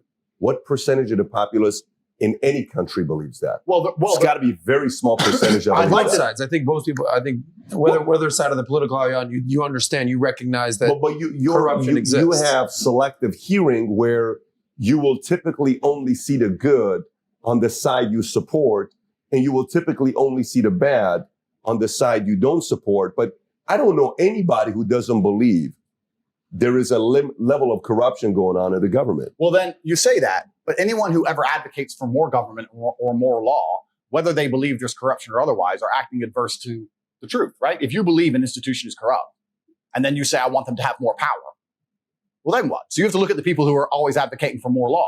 Those people who are advocating for more law or stricter controls, to a degree, are on the side of a corrupt institution. And it's actually very difficult because we need laws. Nobody wants to live in a failed state without law. Of course, humans need laws completely. But dying empires, this was said by somebody more intelligent than me, but I can't remember their name. Dying empires adopt laws like a sick man adopts medicine. And you'll see by some of these countries in the world, especially the first world countries, as things get harder and harder and harder, the government only has one answer to all problems: law. Energy crisis is out of control. You do need law and order, though. You need law and order. Of course you do. Order. Absolutely you do. But I'm saying that you get to a point where you end up, you wonder how you end up in a tyrannical society. You wonder how you end up in a society where it's so hard for the average person to survive against the law itself. Because when something bad happens inside of a first world nation, the first answer is just create more law. There's an energy crisis, make more law. There's too much crime, make more law. Inflation, make more law. More law, more law, more law. Print more laws, print more laws, print more laws. You end up with a book of law like this, and it can be thrown at anybody at any time. And this is what's actually interesting about some societies in the world. I live in a country, Romania, which is one of the poorest countries in Europe. It's a homogenous society, but it's very poor. The police drive Dacias that can't go more than 65 miles an hour. Underfunded police force. There's no crime. There's not this big, huge book of law. It's just don't kill anybody, don't be an idiot, and just live your life. It's pretty normal. And it's like that in many places in the world. But in other societies and other empires, they're like, no, we need a law for everything. A law about how you use your telephone, a law about how you listen to the radio, a law about how you do bank transfer, a law about this, a law about law. And to a degree, it ends up sooner on a long enough time frame. If you're going to make new laws every single day into eternity, where are you going to end up? Is that just because Romania just trusts Judeo-Christian values and that's just sort of how they abide? I'd like to think it's that innocent, but I think a lot of it is also down to enforcement. I don't think they have the mechanisms to enforce laws, so they don't pass them. Whereas in other nations, they have the mechanism to enforce the law, so they pass them. So, but my point is, if I lived in a nation where they're printing 5,000 new laws a week, I know that's going to end up in tyranny. Regardless, sooner or later, if you're going to make new laws every fucking day, sooner or later it's going to be impossible for me to go outside my house. Like, that's it. And you end up in a society where that actually literally came true in certain states in America. You couldn't leave your fucking house. That's what happens. And it's a sad state of the world. And I'm not a pessimist in any regard. I'm just trying to analyze the chessboard and be as perspicacious as possible and set myself up in a position where I feel like I can live a life true to myself and true to God and be free and enjoy the freedom of my family and just do what I want to do without hurting anybody. That's all I'm trying to do. Well, let me ask you, you think maybe from your perspective, you have a blind spot? And I'd love for you to push back on this one Sure. here. The blind spot is, the only life you've ever lived is the life of a alpha raised by an alpha who raised two boys who are alphas, who the way you describe your father was a guy that pushed you guys, challenged you guys. He brought you guys together to back each other up. And all you know is I can fight, I can play chess, I can outthink you, I can get out of things. I have the gift of gap, I can talk, I can do. So that's the only lens you have where, if we were living in times, biblical times, a guy like you would probably end up being the emperor. A guy like you who can do all of those things, you're probably going to make it to the top. Correct. But they created laws and orders for guys like you to not bully the little guy, to protect the little guy. That's Agreed. how they came up with the gum to call it the great equalizer, where naturally you're supposed to gravitate to the top. Yep. Naturally. Agreed. Because of all those things you bring to the table. People want a guy like even in New York, many times, Brownsville, they wanted some of the mob there because the mob prevented girls from being taken advantage of. Absolutely. But they still broke the law. So there was still that element of, so do you think a part of it where for you, yes, a person may say, I can see why Tate wants to be in a place where there's fewer law and order versus in a place where there's high law and order because it doesn't really defend them, doesn't protect them. That's a really good point of view. And it actually ties in very interesting to another point I want to make. Where there's a correlation between people who are free thinkers and people who have opinions which differ from the norm and their testosterone levels. I don't know if you've ever seen this. But the higher your testosterone level, the more likely you are to stand up and say something that the group doesn't agree with. And the basic premise behind it biologically is you're more prepared to defend your idea. If you stand up against 5 men and say, you're wrong, I believe this, at some point, and especially in history, that can become violent. So if you don't have the capability or at least the bravery to stand up and face the possibility of violence, you're more likely to just comply with the group thing. So they've done a whole bunch of studies that proves somebody who is combative, not in a negative way, but combative as a whole in regards to not physically afraid of having a confrontation, let's say, is more likely to have an independent idea as opposed to somebody who is the complete opposite. They're just pure groupthink because fish swim in schools, right? That's how they protect themselves. So it's an interesting point you have there. And also that can be extrapolated if you look at the political parties of the world or you look at the different ideas, et cetera. You can usually look at someone and kind of see their politics. Sometimes you can look at him and go, yeah, I get it. Right. So there's a lot. Biology is a huge part to play with it. And yeah, I agree with you. And you're totally right. My view, like every other person's view on earth, is bias. And I have a large degree of individualism and a large degree of I can fix this myself or I'll be okay by myself. And that's how I was raised. And it's also my genetic makeup. And you're right. I completely agree with you. And I understand that. And that's why each to their own. I'm not saying everybody should decide to go move to Serbia because you're right. There's mobsters in Serbia that will take advantage of a whole bunch of people completely. But for myself and my own personal chessboard, that's how I've set up life. And that's why the students who follow me and the kids I talk to, I say, listen, life is extremely difficult as a man. It's very fucking hard. There is no way I can tell you to win unless you're a top tier man. I can't sit here and give you a cheat code that allows you to stay a loser and win. I can only tell you what I've done. I became extremely wealthy. I became extremely capable. I became extremely smart. I developed a vast network of individuals that nobody wants to mess with. And I set up a life that makes me difficult to damage. That's what I did. You're saying, how can I comply, and stay weak and stay stupid and be safe from tyranny? And I say to you, you can't do that. That's why I teach the tenets I teach. And that's also why I think they find me so threatening, because I'm teaching people to do exactly that. I say, listen, there's no strength of mind or strength of opinion without strength of body. First thing you need to do is go train. Don't care what you think. Don't care what you think. Too small. First thing you need to do is go train. That's number one. If you think 2 + 2 is 4, and I think 2 + 2 is 5, and we're going to argue this to the end, it's going to be 5. So you better go do something. Newsflash. 2 + 2 is 5 now. That's the reality, but that's the reality of Earth, right? And I teach kids this reality. I teach men this reality. And by even doing basic things like teaching young men to go and be strong physically, which is, I'd like to think we live in a world where that's all seen as a good thing. There are people in the world who sit there and go, wait. Making them physically stronger is going to affect our ability to change the narrative in their minds in real time with our matrix programming. That is negative. Do you think there's wisdom in not saying everything you're thinking about? So for example, Logan's going to have a big following that's going to say, well, he's wiser than you, Tate, because look at you now. You got banned and he's not. You're smart. He's wise. He knew what his limits are because he knows at what levels somebody is above him and he knows how to handle that versus you can't control your thoughts and you say whatever that's on your mind. That's what got you in trouble. Hence, Logan is wiser than Tate. Interesting point. And I would actually agree with that point because as much as people think I'm speaking my mind, trust me, this is 20% of the things I think. There are limits to the world and there's times to say them, there's times not to say them. However, I feel a duty that Logan doesn't feel, and the duty is to my children's children. And I believe certain things need to be said, and it goes beyond just trying to keep my YouTube channel. I have a duty. I have a sense of duty, which is he doesn't feel. He doesn't care. He will say anything that's said, and he will allow anyone to get banned. He doesn't give a fuck as long as he gets to continue on his channel. Please don't delete my channel. I need to be a clown on this channel. That's all he cares about. I care about the world as a whole. I don't give a fuck. I don't care if they delete me for everywhere. I don't care if I go missing from all of social media forever. I don't care. I have money. I'm fine. I'll go to the mountains. I'll take my car. I'll chill. I have a good life. It doesn't matter to me, right? We have different objectives. So yeah, if my objective was primarily number one concern, keep YouTube, then of course I'd talk differently. But that was never my objective. So people will argue he's smarter. I would just argue he has far less important intentions. And I'll argue that he has less moral character and he's quicker to sell out. A lot of the things I say, I'll also be honest, a lot of things I say, I really don't think were bannable offenses. I just think I said things that got so popular. I don't think it's the things I said. I think it's how many times they were listened to. And that long list of things I said, there's one more there I'd actually like to really disparage because it's the one that annoys me the most, where it says, I say that women should bear some responsibility for being raped. I'd like to take this time and explain what I was saying in long format video, which has been completely misconstrued. I was talking about a girl. I was having an argument with a feminist, and she was saying that we need to teach men not to rape. And I said, my dear, I love how idealistic you are, but I am realistic. Men are already taught not to rape. She's like, no, we need to go and change language at school and rewrite history and do all the shit they're trying to do to make men weak because they think that weak men don't rape, which is another argument I want to come back to because weak men are the most dangerous men on the planet. Let's talk about that later. But I said, no, people already understand that rape is wrong.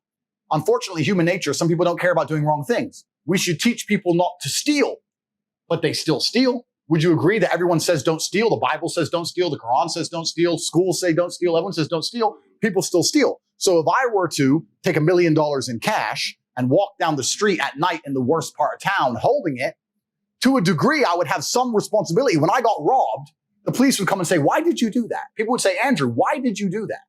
You have to protect yourself from things. You can't just rely on the ideological hope that other people in the world are going to be perfect and infallible, or that the law is going to prevent it. You have to say, no, I can't walk through the ghetto at 2 a.m. with $1 million in cash. I take personal responsibility.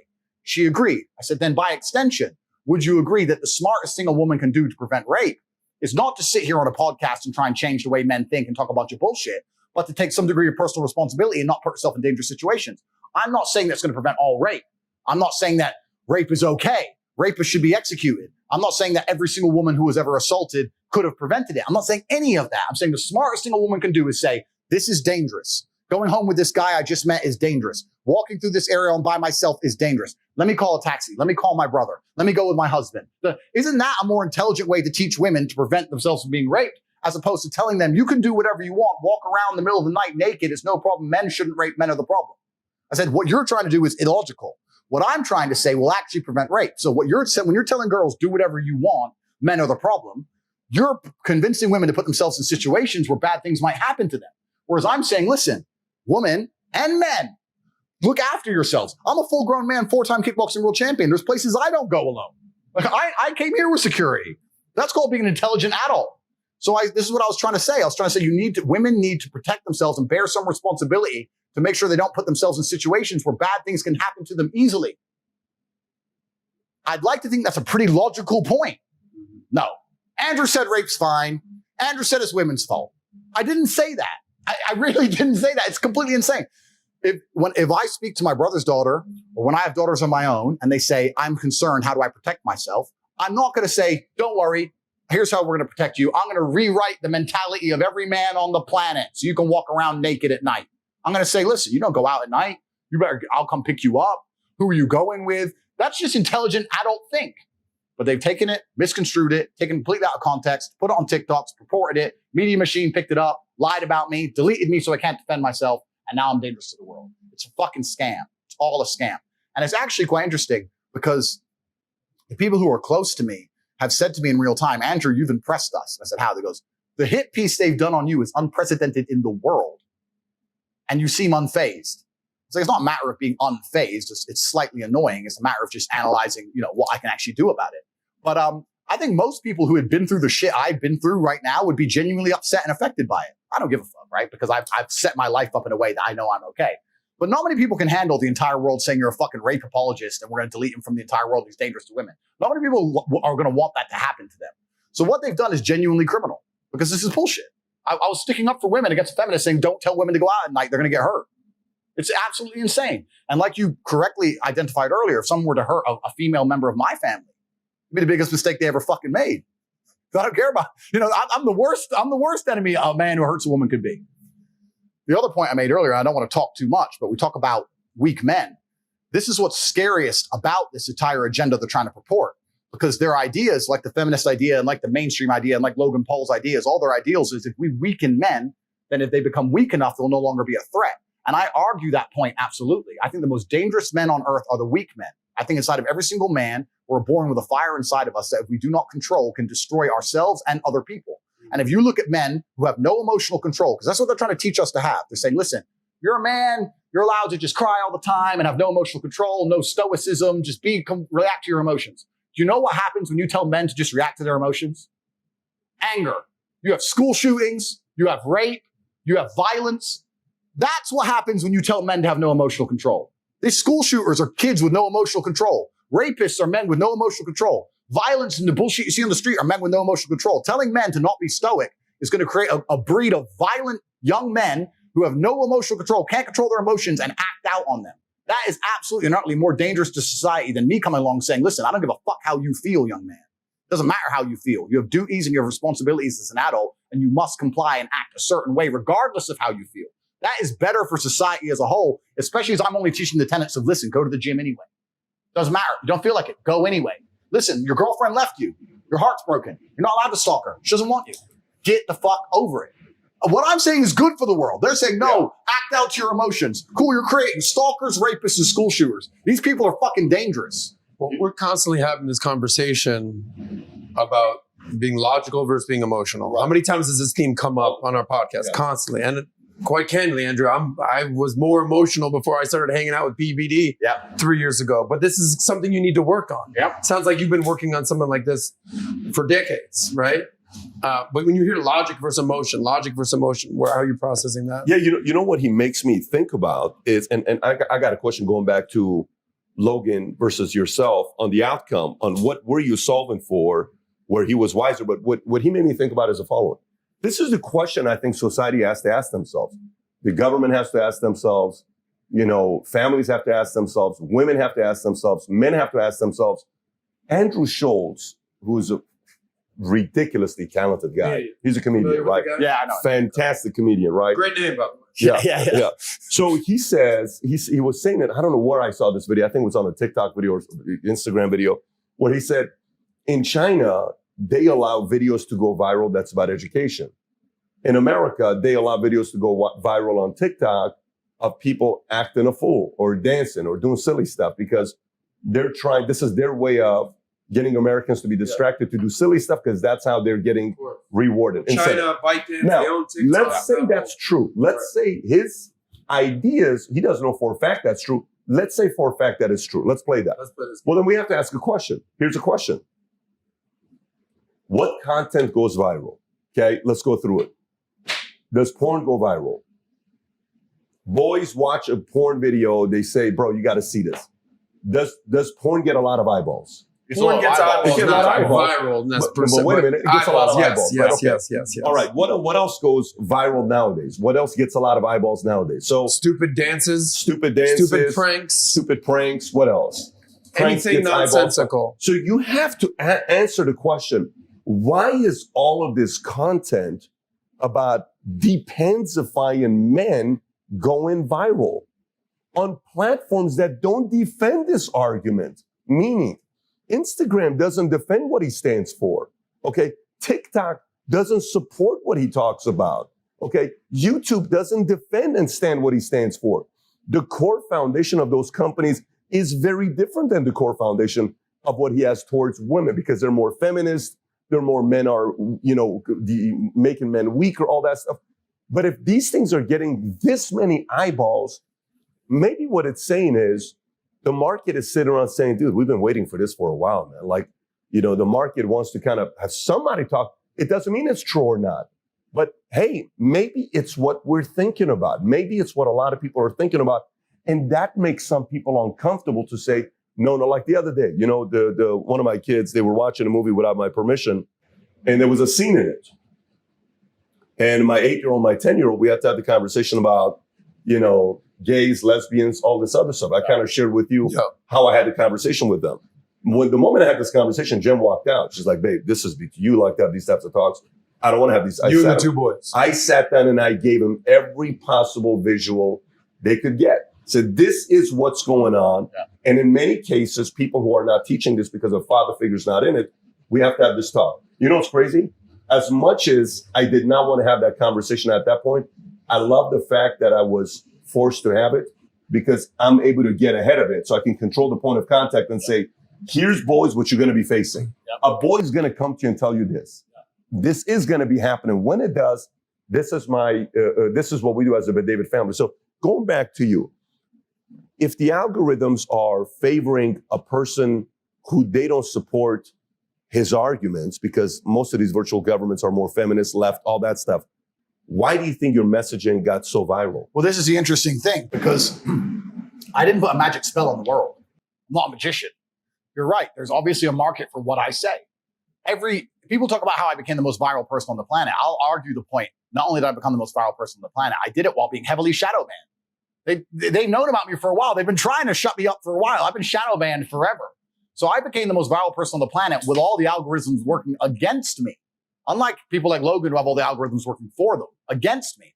Because I'm resonating with people who are sitting there going, finally, this makes sense to me. This is how I feel inside. And this guy's finally talking about it. Everything else I consume is telling me to do things that just don't resonate with my truth.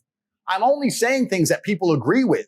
So to chop my head off and try and delete me is asinine in and of itself, because there are billions of people out there, or millions of people out there who feel the exact same way. This is what I was saying earlier, because, and once again, I'm assuming the social media companies have intellect and people who work for them who are intelligent. If they were smart, if I was a social media company, I would have come to me and said, listen, I would have had a board meeting and said controlled opposition. And I would have come to me and said, Andrew, you have to create your message. We don't want to delete you. We don't want to be censored. You have to say this way, this way, today, and slowly perhaps taper me down on certain subjects. That would have been smart. You see, if they would have come to you and said, listen, we've been following you, buddy. Here's what we'd like. And I would also talk to them and say, listen, I understand I'm now the most viral person on the planet. I have to take responsibility for the things I say. The way I say things for a video that gets 300 views is different than the way I say things for a video that gets 3 million views. I respect that. Let's have a conversation. I'm not a loose cannon. I'm a logical actor. They could have done that, but they were emotional. Instead, they martyred me and chopped my head off. But that doesn't change anything, because there's millions and millions and millions of young men who think the same way I think. There are millions of young men out there who don't want to wear makeup, who don't want to put on a Pokemon suit and be a clown like Logan Paul, who don't want to take transgender blocking drugs, who don't want to assign themselves to any kind of feminist ideals, who don't want to chop their dick off, who just want to grow up, go to the gym, get strong, be respected, make money, have a beautiful girl and a sports car. There's millions of men who want that. And I speak to those men, and most men want that. And they think by chopping my head off, those men are going to want something else, because they'll get rid of me and they'll put James Charles in front of them and say, no, foundation reviews. It ain't going to work. They don't want foundation reviews. It's not what they want. No. And it's truly crazy. They think that's going to work in and of itself at all. You don't think it's going to work? I think I've proven that it's not going to work. What's actually the most upsetting is this. I find it extremely hypocritical. And of all the things in the world, my pet peeves, the things that annoy me most are hypocrites. I find it extremely hypocritical that the system itself pretends it gives a shit about men's mental health. It will sit there and pretend it cares about all the men out there who are depressed, struggling, sad.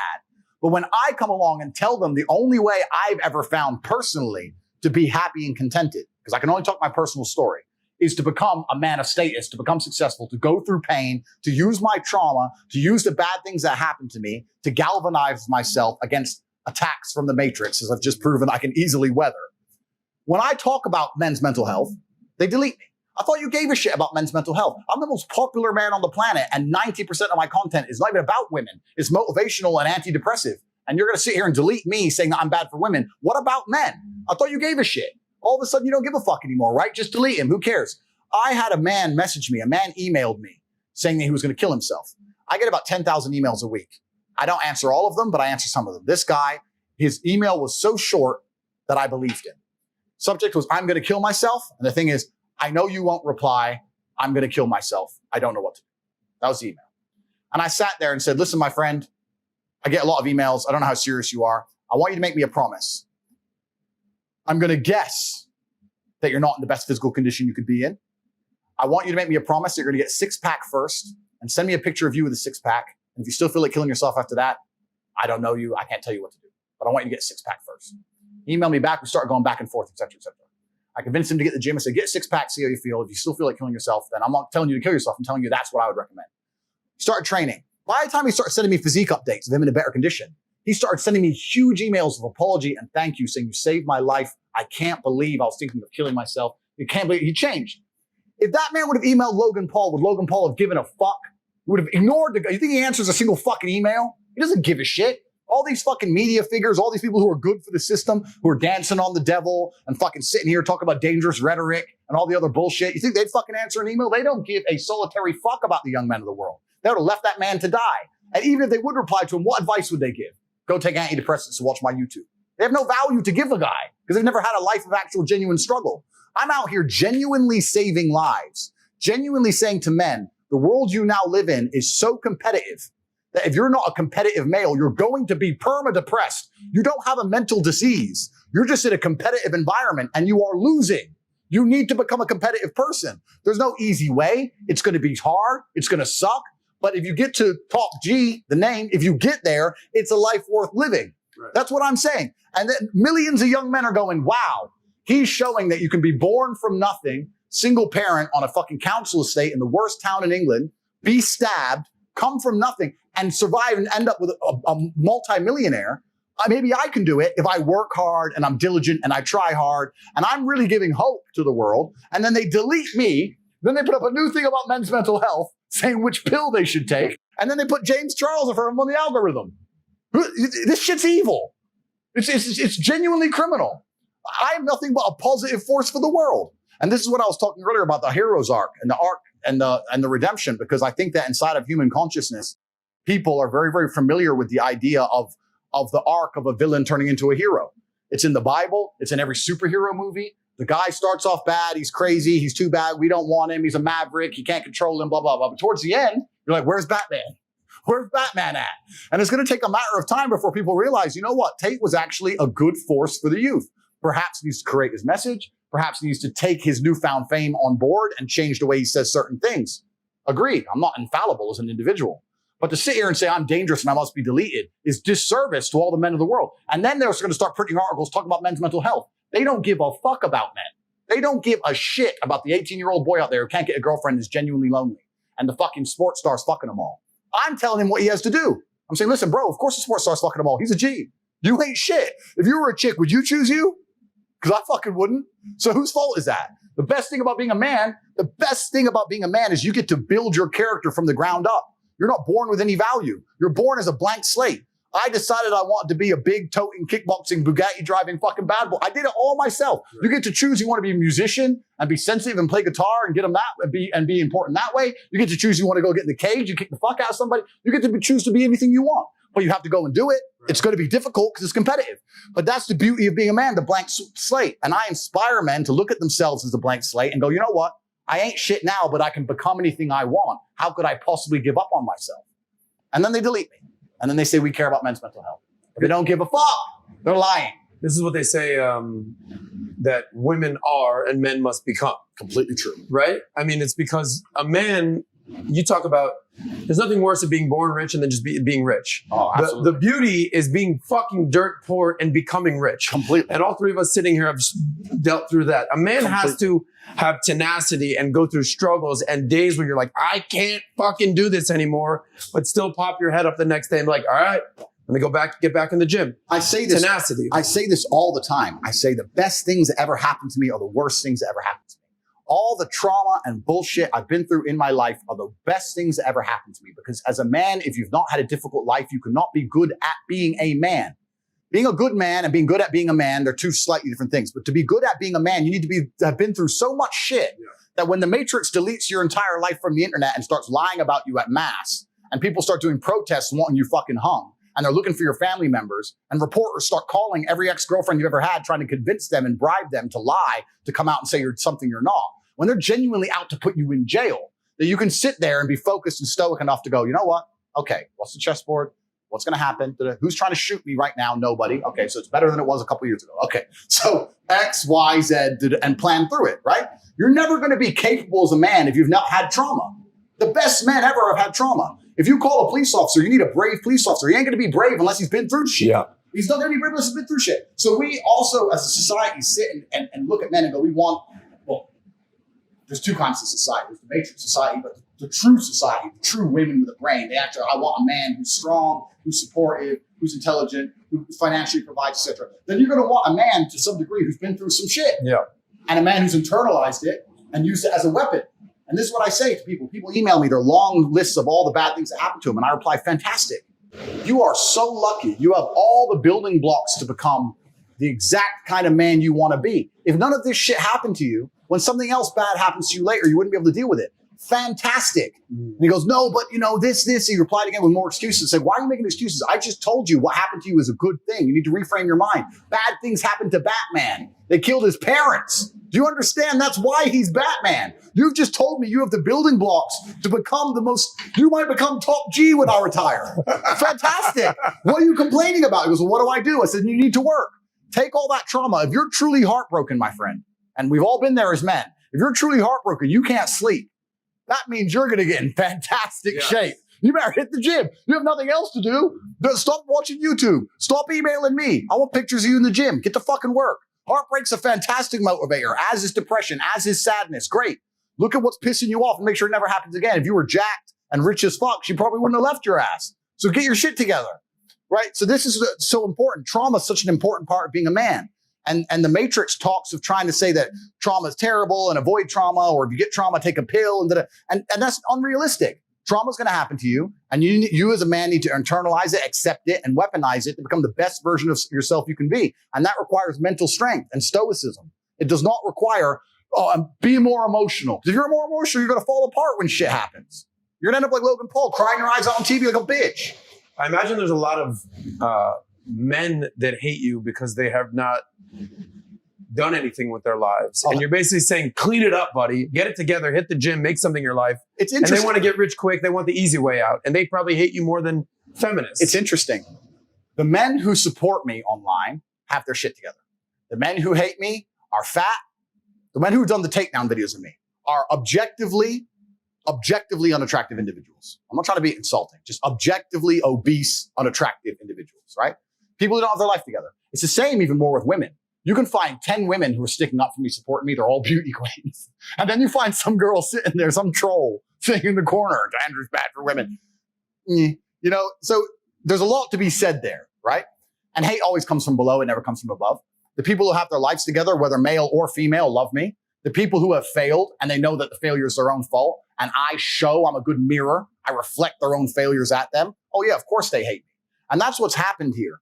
What's most upsetting is as follows. This whole idea of protecting women and misogyny has been weaponized to attack someone they don't like.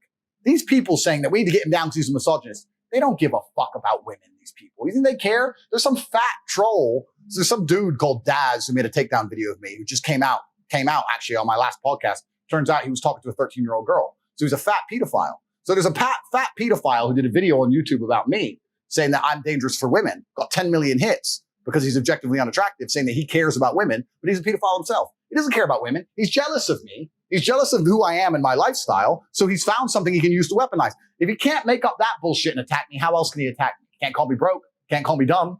Can't call me stupid. Like, what can he call me? Well, he's better than me at everything. But if I take this and pretend to give a shit, he doesn't give a fuck. I build orphanages in Romania.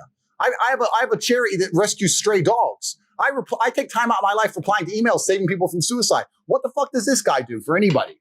Nothing. But he's the good person because he gives a shit? No. He's using it as a vehicle to attack somebody who he knows is his superior and every single human metric that can be measured by modern science, and he dislikes me for it. All of this is just weaponized care. Oh, we care so much about, they don't care about fucking anything. They don't care about people. They just dislike me. And that's a very different thing. It's all been false from the beginning. I've seen through it all from the absolute beginning. It's a matrix attack. And like I said, I told you how it happens. YouTube strike, Meta, YouTube, media, Uber, Gmail, Discord, Skype, Twitch, boom, boom, boom, boom, boom. It's all a fucking coordinated hit piece. It's bullshit. You know, it's crazy. I'm listening to you and I'm saying, okay, so who does not want to hear what you have to say? Most people don't want to hear what you have to say. Okay.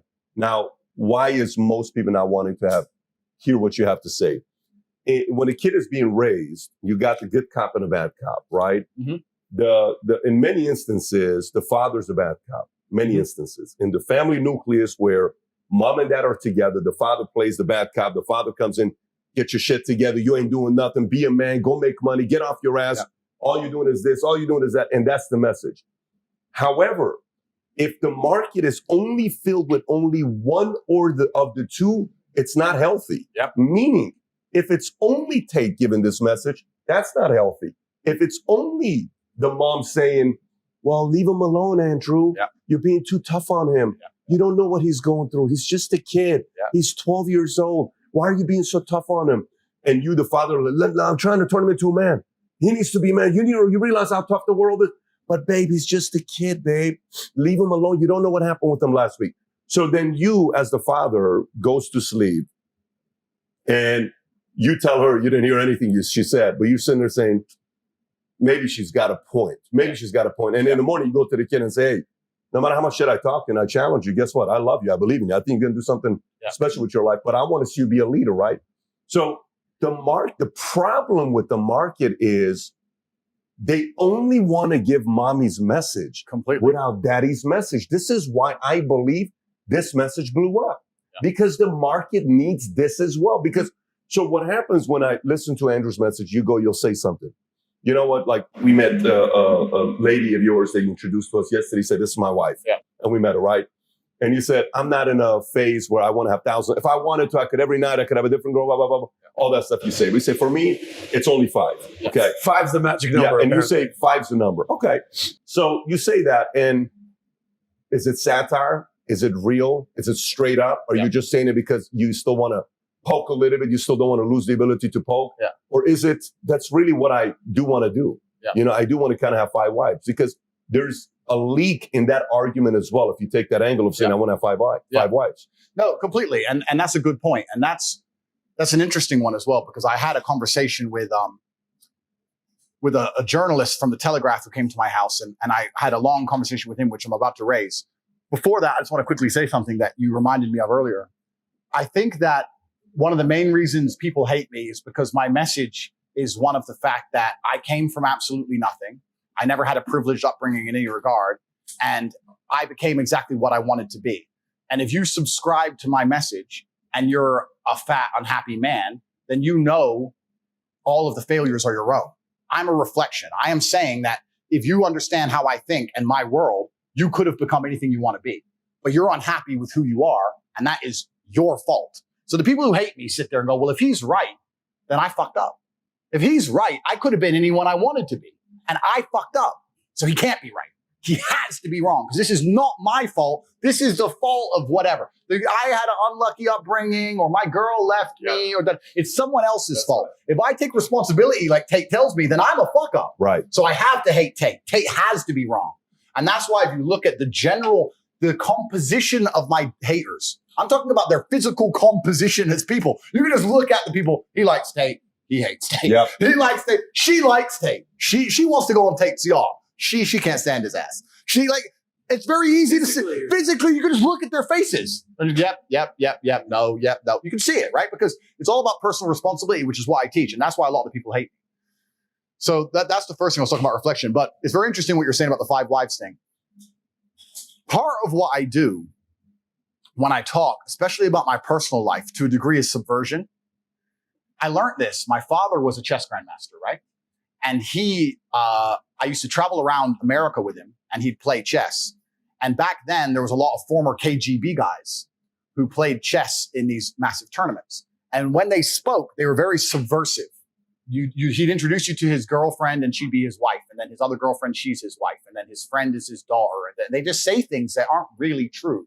Another thing they do is they're very, very emotive with their hands, which is a habit that I kind of learned sometimes. So if they were sitting there and an argument got kind of heated, they'd begin to move their hands a lot as they disagree. Listen to me, listen, da da da, and they move their hands because then you can't see if they're going to hit you. So they start to move their hands and you get used to it and then whack, right? So there's a few things I picked up from them, but there's a degree of subversion. So if I sit and say I have 5 wives or 10 wives or 1 wife or no wife, I like that the Matrix doesn't completely understand why I have. That's one of the main reasons I do it. The second thing is this. I sat there with a reporter from the Telegraph who said that, why would you have 5 wives? If you cheat on them, they're unhappy. And I said, my friend, who are you to tell women how they feel and what decisions they want to make? How insulting of you. How chauvinistic are you to sit and say that women do not have the independent thought to decide, I am prepared to share the top G because of his qualities and accolades and financial capability, as opposed for you to sit here and say they're not allowed to think that. They have to think what we believe they should think, what the Matrix tells them they should think. There are plenty of beautiful women out there who will say, you know what? A man like him, he might do this and that on the side, but you know what? He's my man.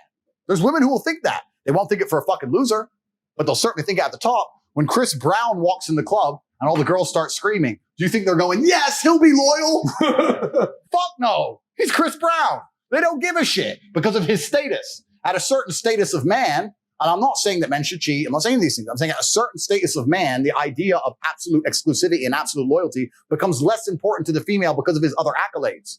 That's a fact. Every king, every sultan, read the Bible. Every warlord had a bunch of women. Why? Because he was the warlord. The fucking shit muncher didn't, but the warlord did. That's just the way the world's always been. That distinction, by the way. There is a distinction. It's just the top man. It's just the top. And I'm not saying that all men can do it, but that's also my message.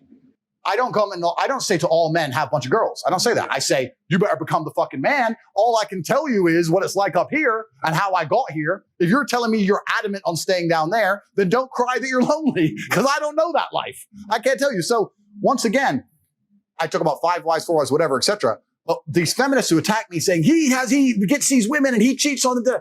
If a female decides she wants to be with me, assuming that's what I even do, I could be Mr. Monogamous for anyone fucking knows, right? Assuming that's what I do, that's her imperative. She's an adult. She can sit there and go, okay, my man's the big boss and he's with me 99% of the time, but I know if he goes to Moscow on a business trip, he's doing X. But he comes home to me and I'm driving a Bentley and I'm happy. That's her imperative. That's her prerogative. It's only the feminists and the fucking people who care so much about misogyny and love the women so much who come along and say women are not allowed to think for themselves. No, they're not allowed to accept that. They can accept whatever they want. Women are the gatekeepers. It's a free market and women are the gatekeepers. Women have all the choice. If they want to get a guy who doesn't fuck nothing else, they can go get some other guy. Women have all the options in the world. So if last week I was on my yacht in Croatia, there was me, my brother, and like 30 girls. All the girls were getting messages. Why are you there? I want to be here. I want to be on his boat. I'm not being held What's hostage. confusing? Not against my will. That's their decision to make.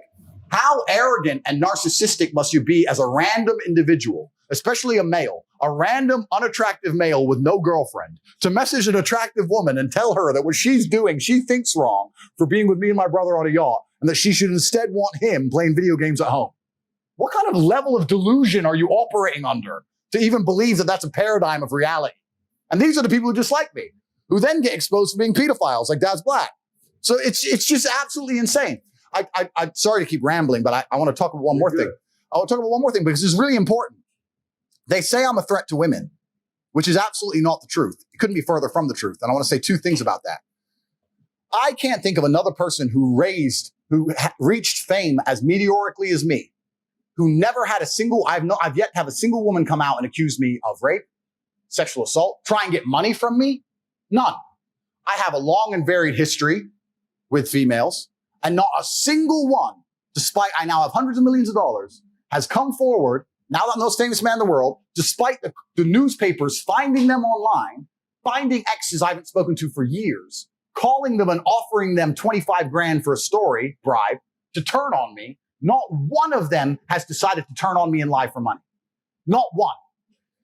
And that could have very easily happened to me. It would have been a nail in one of the coffins if that would have happened to me. Luckily, none of it did because I'm a gentleman and these women know that what's happening to me is bullshit. Not a single one has come forward against me, but I'm a threat to women. I would argue that most men in my position, if they had a meteoric rise, one of their stupid exes would go, fuck this guy. Yeah, I'll take the money, and start talking shit. I would argue that would happen to a lot of men. Never happened to me. It's the first thing. The second thing I want to argue is when they say I'm a threat to women. If I have choice, why would I be a threat?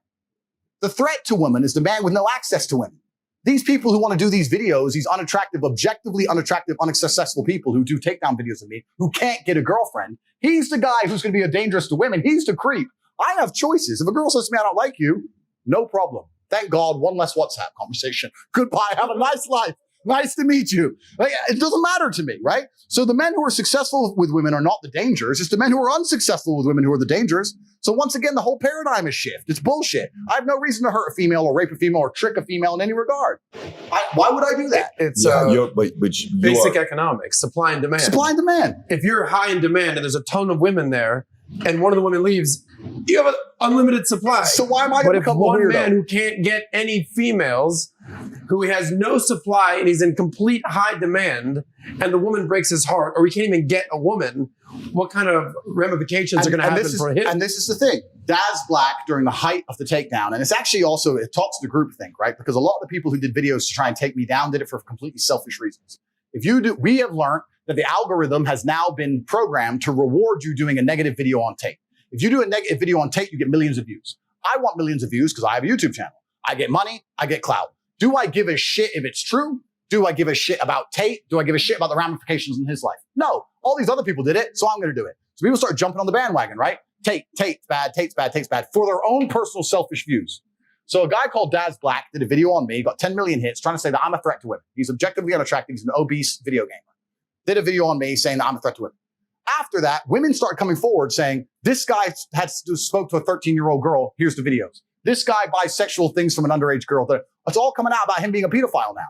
So he's sitting there as the criminal himself, filled of hate and envy at an innocent man, plus clout chasing, attacking me. When truthfully, who's turned out to be the threat to women? How many women have come forward about me? 0. How many women have come forward about him? 2 and counting. It's absolutely and utterly, it's crazy. And if these social media companies have any kind of consciousness and any kind of brain, they should be analyzing this in real time going, we fucked up. We fucked up here. And we'll see what happens in real time. But it's very interesting. It's a very interesting observation on the world. The people who hate me most are the unsuccessful ones. And it turns out they're the ones with the skeletons in their closet. The people who have their shit together, we're all fine, right? Crazy. It's a crazy world. Yeah, Tate, you're very persuasive though. So you got to know, like, if I'm willing to bet on you getting out of any situation, I'm willing to bet a lot of money that you overrun the risk, you're going to get out of it. So your ability to persuade. So I can already imagine, like, you know how sometimes go back to the time you're with a girl, you don't really know what you're doing yet. You're kind of a rookie of a guy dating girls. What things we said to have sex with the girl. Just think about how creative we get in that 5-minute moment. What things you've probably said, what things we've said. And then over time, you're like, well, that didn't work. So I'm not going to use that phrase again, but this one definitely worked. And that approach definitely works. So it's either guilt, but you don't know how much I love you. You're not letting me show you a lot. Sometimes I'm a man. It's natural, as a man, if I don't handle it myself, it's got to be either you or it's going to be a wet dream. And there's so many ways behind closed doors. So if it's the exact opposite as well. It can be like, I don't really care. You can leave if you want. There's many takeaway model. There's many models that you learn. So for you to say that to a girl, I remember one time Jennifer and I, my wife, I'm getting close to proposing and getting married. So I'm a Syrian. She's white. She's 80% British when we did the ancestry, but she's from Texas. Yeah. So she comes to the house. My dad's here's who my dad is. My dad will not drink out of the same glass as me. Okay. I'm his son. Yeah. He will not. Yeah. My dad, if he goes to someone else's house, he won't eat their food. Because he watches how you wash your hands. If he's sitting in the kitchen, he will tell me in Assyrian, he'll say, did you watch that? I said, what? He said, I can't eat her food. Why? It's been 10 minutes. She hasn't washed her hands a single time. I can't eat her food. And he won't eat their food. He says, I'm already ate. That's how my dad is, right? So anyways, I'm bringing Jen home. My dad loves Jen. And I said, Jen, I think my dad and I have to have a serious conversation with you because you have to be ready for this. She says, what's that? I said, do you know what it is to marry an Assyrian? She says, no. I said, there's American laws, there's Assyrian laws. And my dad and I want to share this with you. Yeah. And my dad is fully confused, like what I'm saying, like where I'm going with this. I said, when you marry an Assyrian, I'm allowed to have multiple wives because by our church, I can have multiple wives. Yeah. And for about 30 seconds, my dad's confused, like, what the hell are you talking about? Yeah. But I'm looking at my wife now, at the time, girlfriend, she's like, are you serious? I said, this is the first warriors ever were Assyrians. Yeah. We're the first ever warriors. 30 seconds into, my dad's like, I don't subscribe to Patrick. I don't agree. I agree. One wife, Jennifer, don't listen to him. He's full of shit, right? He says this kind of stuff. Now, say my dad says, yeah, you should. Just think about, let's flip it. So my dad says, yeah, he's a man. If he gives you money, he gives you a house, you should do that. Yeah. Then I'm kind of going to be like, yeah, what's wrong if I do that? So I think a lot of it is also on, our ability to persuade, and we can go here. And then sometimes we test the limit and say, I can go here. Why don't you get your friend in? Yeah. I like you, but if you want to, maybe you have some fantasies. Yeah. I don't know what you're from, but if you want to fulfill your fantasy, it's not like I want to hook up with your friend, but you can bring your friend in. And then these words that we use, right? So persuasive wise, you're a 10. You can get anything you want when you're having those conversations. But here's the other part I want to bring to you. Okay. I'm writing all these things down. Yeah. You like to instigate. You like to poke. Now, let me say it and then you unpack it. Meaning, I think a great Dana White knows how to instigate. By the way, it's a very valuable talent that only a few people have. Yeah. Dana White likes to instigate. Phil Jackson, he instigated a lot of shit between Shaq and Kobe, right? Some may even say the friction between Shaq and Kobe is on Phil Jackson, but there's an art to it. Yep. So a little bit of what you do is I kind of look at you and I say, here's how Tate is. If somebody says, well, you're wrong in this area, instead of Tate saying, let me explain myself, Tate will go and push more because he found an opportunity. He's like, let me poke here a little bit more because it's annoying you. Yeah. So do you think you have a little bit of that when you see somebody, and maybe half the time, like when you said, I got 5 wives, I don't even know if I'm convinced you want to have 5 wives. Yep. I just think you say it because you're pissing off the right people. Yeah, and that's a very astute observation, and you are correct. Anybody you can emotionally control, anybody you can emotionally affect, you have them in your pocket, right? To one degree or another. If you can emotionally control somebody, I'll tell you who's excellent at this. Women. Women are fantastic at this. If a woman realizes she can piss you off with X thing, she'll notice it, and she'll keep it in her pocket. You know what? That annoys him. Cool. Sorry, baby. Sorry. 3 weeks later, 2 months later, they realize when you're vulnerable. I can tell you this. I can tell you the experience from fighting. When I was fighting, I was a kickboxing world champion, right? I never made millions from fighting. Kickboxing is not that big a sport. 10 years ago, even UFC wasn't as big as it is now. So I was making money, but I was probably fighting 2 or 3 times a year. And most I ever got paid was 100, 150 grand a fight. So I was kind of normal life. And whichever girlfriend I had at the time, no matter what, she always managed to start some asinine, stupid, immature fight with me like 3 days before a fight. Because I'm weight drained. I haven't eaten. I'm nervous. I can't sleep. I've been training for fucking 10 weeks. This monster's from fucking Kazakhstan, some psycho. I have to fly over to fucking fuck knows where and Bishkek to fight him. And now she's like, you're on the toilet seat. I'm like, the fucking toilet seat. I might die. He could kill me. But she knew that's when I was weak. She knew it. And that's when you can be emotional. But they detect it. This is when I can get it. Right? Because the rest of the time, all times to talk about the goddamn toilet. Because if I say toilet seat any other time, his answer is go home and just sit on his computer. Go home then. Go toilet at home. Bye. No, I don't want to go home. No, now I actually want you to go home. Please leave my house.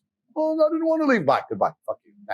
Next girl. So they get you when you're weak, right? Yeah. And anyone who can emotionally control you and emotionally affect you has power over you. So if I say, 5 wives, and a feminist goes, 5 wives, I'm fat. I'll sit there and just, yeah, but obviously a lot of food needs cooking, so she needs help. And I'll just say shit. but that's because they make it too easy. Yeah. If you're playing chess and you hang a piece, I'm gonna snap it up. You're gonna leave your knight hanging. Thank you very much, sir. Bam. That's the game. That's the game. So yeah, you're completely right. I do instigate to a degree because they make it so fucking easy to win. It's so easy for me to win debates against people because they get so pissed off with what I say. Another thing, and I'll give the game away. I'll give the game away to the entire YouTube world. Why I've destroyed absolutely everybody in any debate ever. I say things that they know are true and that they agree with, but I say it in a way that angers them emotionally, and they get caught up in their brain because they're saying, he's saying the truth, but I'm pissed off by how he's saying it. So I want to argue with him, but he's right. So instead of saying men are physically stronger than women, I'll say females are weak. Females are weak. Well, females are weak. Females are weak. Men are strong. Females are weak. No, but I'm right. And he knows I'm right, but he's mad now. And so is she. And they sit there, and it happened on Dave Portnoy. You end up having a whole group of people sitting there trying to argue. Well, some women are strong like men, trying to argue the fact that women are as strong as men physically, because I've emotionally controlled them all and upset them all. And then I do a podcast and I get billions and millions of views and unlimited likes against good debaters like Dave and his little crew by just emotionally controlling them. It's an emotional game. I wreck them. I've never given this game away before anywhere. But this is what I do. I sit there and I say something they know is true in a way they can't agree with it, and I fucking control them all because they're stupid. If I was me, I'd be like, yeah, okay, perhaps I don't like the way you phrased it, but you're very true. That takes intellect. People are emotional. So this is why I wreck all of them. And you're right. I poke them on purpose, and it makes it very difficult to argue with me, especially if they agree with what I'm saying, but they don't like the way it's being said. That's where you see the full breakdowns, the full mental breakdown. In regards to emotion, before I came to Valuetainment, this is 3 years ago, Pat said, I want you to read a book. It was called Meditations by Marcus Aurelius, Stoicism. Yep. You've referenced Stoicism multiple times, not getting an emotional, thinking rational. Yep. This was a book that you've subscribed to for years. What is it about Stoicism and not getting caught up in emotions and even triggering emotions that resonates with you? Well, emotions are feedback. The idea that men don't feel emotions is incorrect. We feel emotions. I would actually argue we feel emotions with certain emotions stronger than women. I would argue that we feel heartbreak stronger than women. I would argue we feel anger like a woman could never understand. I would argue we are extremely emotional. Rage, pure rage. But it's feedback. So when you get the feedback, it's all about how you internalize it and how you process it, right? It's stoicism's not feeling emotions. It's feeling the emotion and going, okay, why is this happening? How much does this really matter? What's the most intelligent move on the chessboard? I'm not even that good at chess, right? My father was a grandmaster. I'm like 1800 ELO. I'm okay. I was a child chess prodigy, but I stopped playing chess professionally when I was like 8. So I'm as good now as I was. In fact, I'm worse now than when I was 8 because I've never taken any lessons or anything properly since because my mother and father broke up. We moved to England. My dad stayed in America. Lost my chess coach, and England didn't have a chess infrastructure. America had a chess infrastructure in the lower income schools. My dad used to go to the ghetto schools because he was black. Go to the black schools and teach them how to play chess. So we had a big infrastructure. So you peaked at 8. I peaked at 8, yeah. But chess is a fantastic game because in the game of chess, there's no luck. If you lose, no matter how well you played, if you lose, at some point you made a mistake. Even if it's the most minor mistake, you made a mistake. So you learn to understand that no matter what happens to you, if you lose a scenario, you made a mistake. Maybe it's a tiny one. Maybe it was 2 years ago. Whatever, but you made a mistake, and you learn absolute and utter accountability for yourself. And that mentality is extremely powerful to apply to all things in life. The position I'm in now as the most hated man in the world, although I agree and I truly believe it's unfair, I still take complete responsibility for. I'm not going to sit here and say, I'm telling you why it happened when I talk about TikTok and YouTube Shorts, but I'm not going to blame them. Absolutely, they're a company making money and they're monetizing the best they can. Fantastic. All of this is my fault, but the Bugatti on my drive is my fault. And the yacht is my fault. And the private jet's my fault. So it's all my fault. So I take the good with the bad. I take all responsibility for absolutely everything, including if a woman leaves me, if a woman stays, if I end up heartbroken, if I end up filled with rage, I take responsibility for that. If something happens to me that makes me enraged, I will take responsibility. Why has this happened to me? Why do I feel this way? How did I end up in this position? Is this healthy in this scenario? And sometimes it is. I've had scenarios in my life where I was prepared to die to protect somebody else, and I was enraged, and it was healthy. I've also had times where I'm in a room by myself, enraged, sitting there going, this is no good for anybody. I need to just calm the fuck down. Mm-hmm. So emotions are feedback, but stoicism is the ability to process them. And that's what you need to learn as a man. You're never going to be able to turn them off. You're going to feel them. You have to learn how to process them and turn them into a positive. It's energy. It's unlimited energy. I say this all the time. I say that the biggest periods of transformation in my life is when everything was going wrong. When my life was going good, I'm not a hedonistic person. I don't do drugs. I don't gamble. I don't do prostitutes. I don't do anything that hedonistic. But I'll certainly go on the yacht with a bunch of women I know and chill and have some vodkas and that kind of thing. When life's smooth, then it's semi-hedonistic, pretty relaxed. But when I make my biggest progress, when I really change who I am and change the world, that's when everything's fucked. When things go wrong, or I'm feeling things I don't want to feel, or bad things are happening, that's when I'm like, okay, I currently cannot sleep. I've completed the day's tasks. I've tried to go to bed. I can't sleep. More shit has to get done. That's when the amazing things happen in my life. When I was heartbroken, when I was whatever, everyone's been heartbroken. I can't remember a specific example. I hit the gym harder, right? If something goes wrong with your payment processor, that's when you get fucking inventive. That's business, right? That's when you get inventive. So all the bad things that happen to you as a man, if you're stoic, you get to take unlimited energy.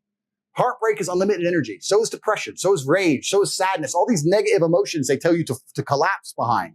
It's like people talk like Bruce Lee says, be like water. And people see that as be fluid and just go with the flow. I disagree. If you're like water, you're necessary for life. You are scary when you're enraged. You're powerful. You're beautiful when you're calm. You're so many things when you're like water, right? So if I'm enraged, it's like water behind a dam. You just got to put the dam in place, and you got to get the turbo, the hydroelectrics put in. Don't tsunami your life. Put the energy somewhere. And this is the most beautiful thing about it, because people message me all the time like, oh, but Tate, you don't know how sad I feel. No, incorrect. I know exactly how sad you feel. Difference is I used it. And you're sitting here still crying, some random guy on email for the fucking third month in a row. That's the difference between you and me, my friend. I was becoming a world champion kickboxer. I got to a point, people often talk about depression and say I don't understand it. I will say, listen, there's been times in my life where I was fully functional as an adult. I would never label myself depressed because I don't believe in the idea of labeling myself in a negative, because I don't believe in things that take power from me, which we'll talk about in a second. But there's been times in my life where I didn't give a fuck if I lived or died. There's been times in my life where I went to fight a man for money, and I didn't give a shit if I lost and even woke up again. Didn't give a fuck. I had nothing worth living for. I was brokey, didn't have a girlfriend, didn't have any fucking money, got a 2-day call to fight some world champion, had to lose 10 kilos in 2 days, had nothing else going for me, got on a plane to Dagestan and fucking won. There's been times I've done that. By all conventional wisdom, I was depressed. I was suicidal. But I was just like, no, I don't give a shit. And that's when I was at my most powerful. Now if I get that call, I'm like, bro, I got a new car outside and shit. I'm not going to Dagestan, bro. Going to where? Sorry, how much money? Nah. But back then I was like, yeah, cool. Who is he? Oh, this guy. All right, fine. I didn't give a fuck. I was most powerful when I was sad, when I was depressed, when all these things. Mm-hmm. And the difference was the framing.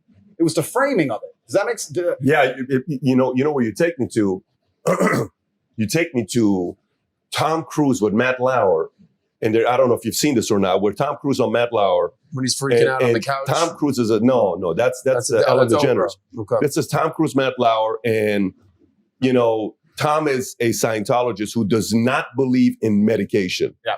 He does not believe in taking, antidepressants. He doesn't believe in Ritalin. He doesn't believe in any of that stuff. I don't know where you stand with this medication stuff. He's not for it. And Matt Lauer is saying, what's wrong if this helped that Brooke Shields? What's wrong if this helps out? It says, you don't realize what this is doing. This is ruining their lives. This is not helping them. Do you realize how many different countries this is illegal in? Do you realize that Ritalin is only legal in a couple different countries? It's not many countries. It's not a legal drug in other places. It's legal. And he's explaining this. And believe it or not, afterwards, they pinned Tom Cruise to be almost an asshole, like a misogynist. Like, of course, what is the matter with you? Insensitive. You're not passionate. You're not somebody that cares about another person. Years later, Tom Cruise looks like the hero, but in the heat of the moment, he didn't come out really good, right? So we're living in an era where you're right. A part of it is, hey, you're not feeling good, you're depressed. Take 2 of these, see what happens to you. It's the hero's arc. And this is the thing. This is why when I was saying, when people say you don't know how it feels to be depressed, I say, yes, I do. The difference is how it's analyzed. I always argue this 2 ways as well when depressed people come to me, because one of my most famous things people attack me for is their little quote is they say, you said depression isn't real. What about the men who kills themselves? You don't care about men's mental health. We've already discussed how I care more about men's mental health than these people who fucking pretend they do. That's the first thing. I didn't say depression isn't real. I said feeling depressed is real. But the idea that depression is going to strike you in your mind and there's nothing you can do about it, I think that is promoting helplessness amongst depressed people, and that's the reason they kill themselves. I don't think that making people helpless in an unfortunate situation is the great thing to do. You have to give people hope. And I explain that when you believe in something, you give it power. So I tried to say that when I felt at my lowest and I achieved the most I've ever achieved in my life, the reason I was capable of doing that is because I didn't believe in the paradigm of being a depressed person. I just believed that this is how I currently feel, and fuck it, I'm going to do whatever it takes to get my life to be better. And I gave a very simple example, an analogy. I said, if you take two people, one believes in ghosts and one doesn't. You put them both in haunted houses. And in the middle of the night, there's a bang. The person who believes in ghosts is now terrified. There's a ghost. They're calling an exorcist. They're panicking in the room. They're hiding. The person who doesn't believe in ghosts goes wind and goes back to sleep. It's the same noise. It's the same scenario. But it's the belief That's powerful. in their mind that and ruins their life. Yeah. It's the belief in their mind that turns against them. And I've said this many times. I don't even give a shit about right and wrong. You can tell me depression's, you can give me with every scientific proof in the world, depression, blah, blah. I refuse to believe in things that take my power away from me. I'm only going to construct a mental model that allows me to be as powerful as possible. If believing in the idea of depression is going to take my own power away, then I won't believe in it. I don't want to believe in things that make me weak. If you want to reach me, I'm on Minict. Minict is a new app. It's fantastic. It allows me to interact directly with people. I get a lot of messages on email, a lot of DMs and those kind of things. But the people who are serious, who want to have serious conversations and grow from them, whether it's a business opportunity or personal experience, etc., I'm on Minict, and I can't wait to interact with the serious individuals of the world. I believe in things that make me strong. And someone goes, well, you're wrong. Listen, let's assume you're correct and that makes me wrong. Let's say that you're right and you're depressed. Why would I want to adopt the thinking of a man who is sad? Why would I want to think like you? Wouldn't it better to be wrong and be happy and have a sports car and a yacht and a private jet? You want to talk about right? Look at your life. Don't talk about right and wrong. Let's talk about success and results. I don't believe in things that take power from me. I never have. So when people email me and they start saying, I'm depressed. And what's funny is this. I talk to them and they desperately defend the idea of depression. I'm like, my friend, you just told me you're too depressed to be successful and depression has destroyed your life and you lost your girl. I'm telling you that the enemy in your life isn't real. And you're now sending me 10 emails a week trying to convince me that your enemy is a real thing. Why are you sticking up for your enemy? This person, whatever it is, this idea destroyed you and you're putting your energy into defending it. You should be on my team. Whose team are you on here? You want to sit here and convince me? I'm never going to believe you. I'm never going to adopt your thinking because your life is not successful enough for me to emulate. So why don't you try to adopt my way of thinking? Stop defending this. And they're defending it because it's a cure-all excuse. Depression or sadness is a cure-all excuse for men to use for failure. I have failed. This is why they say I don't believe in men's mental health, or the man who's depressed can't compete with the man who's not depressed. This quote. I say, listen, you get to roll out, be fat, be out of shape, be broke, be unimportant with no girlfriend. And instead of the world thinking you're a loser, you get to say, I'm not a loser, I'm depressed. It's a shield. Yeah. And I say, that's why you don't want to lose your shield. Because now you have accountability. Now you have performance. It's a cop out. Fuck it off. I don't give a shit if it's real or not. We're not about that. We're talking about success here. Get rid of your excuses. Stop defending the thing that's ruined your life and get to fucking work. And every time anyone has ever listened to me in history, every single one of them's transformed their lives and messaged me positive messages afterwards. Every single fucking time. That's why I'm antidepressant. Because that pill ain't going to fix you the way becoming the man you wish you were is going to fix you. It's crazy. And then they're going to take one little soundbite. Tate doesn't care about men's mental health. He thinks depressed people is some bullshit. And they're going to apply it to me. I really do believe, and I state this almost with a degree of achievement, I'm the most misunderstood man on the planet. I really believe I am. It's crazy the level. There are people out there who truly believe I am evil, and I'm nothing close to it. I'm one of the most compassionate people you could possibly meet. Can I give you two takeaways just for people that are like, oh, Andrew Tate? Here's what I've heard from you so far. Personal responsibility, straight up. Absolutely. Right? And then number two, positive affirmation. I don't want negativity in my life.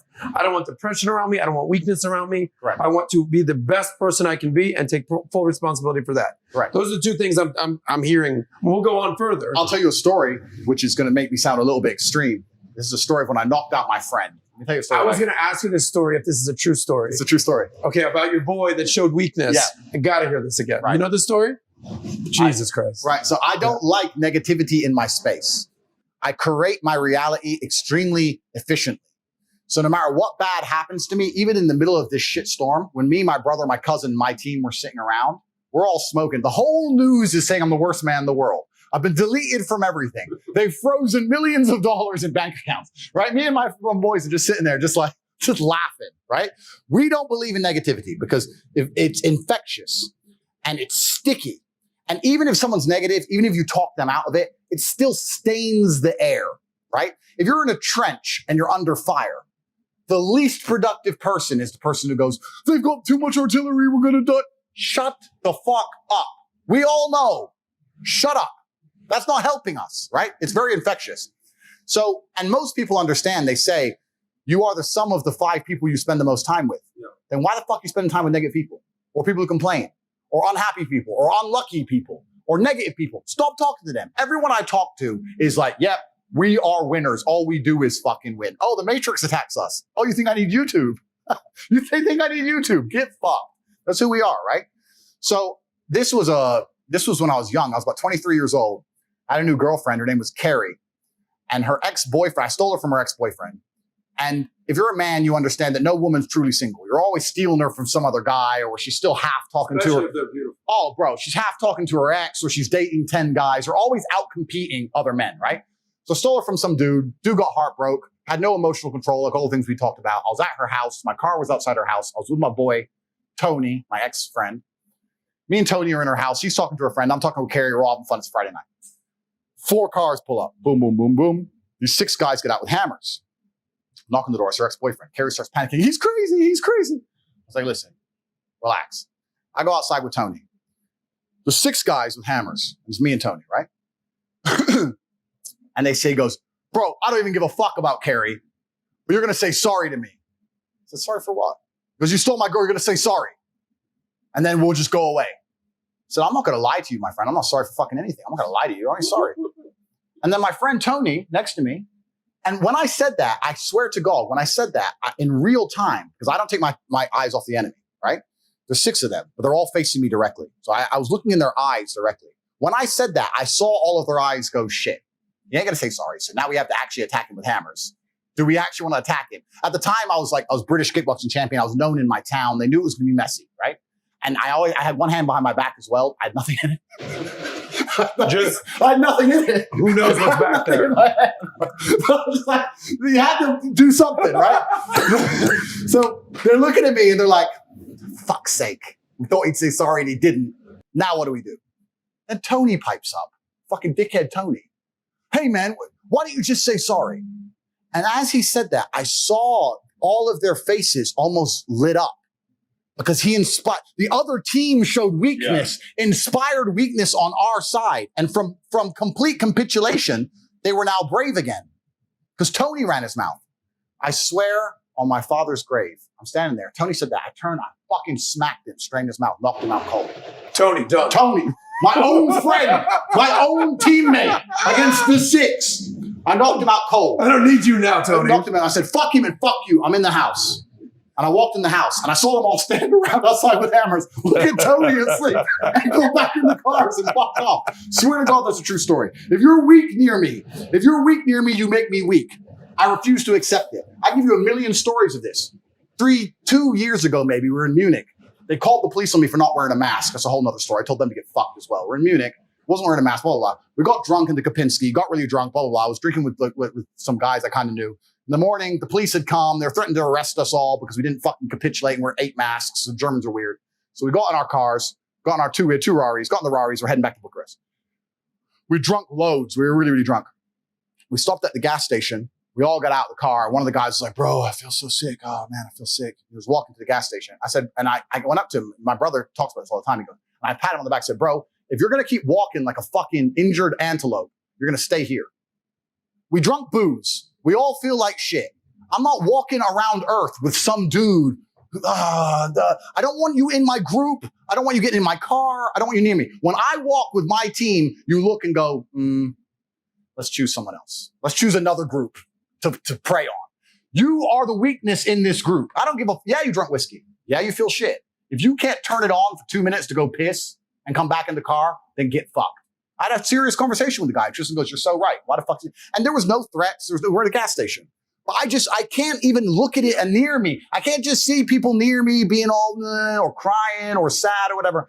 You're allowed to feel sad. Of course, your girl left you, you lost your job, you're allowed to feel sad. That's fine. You feel sad. You feel sad right now? Good, great.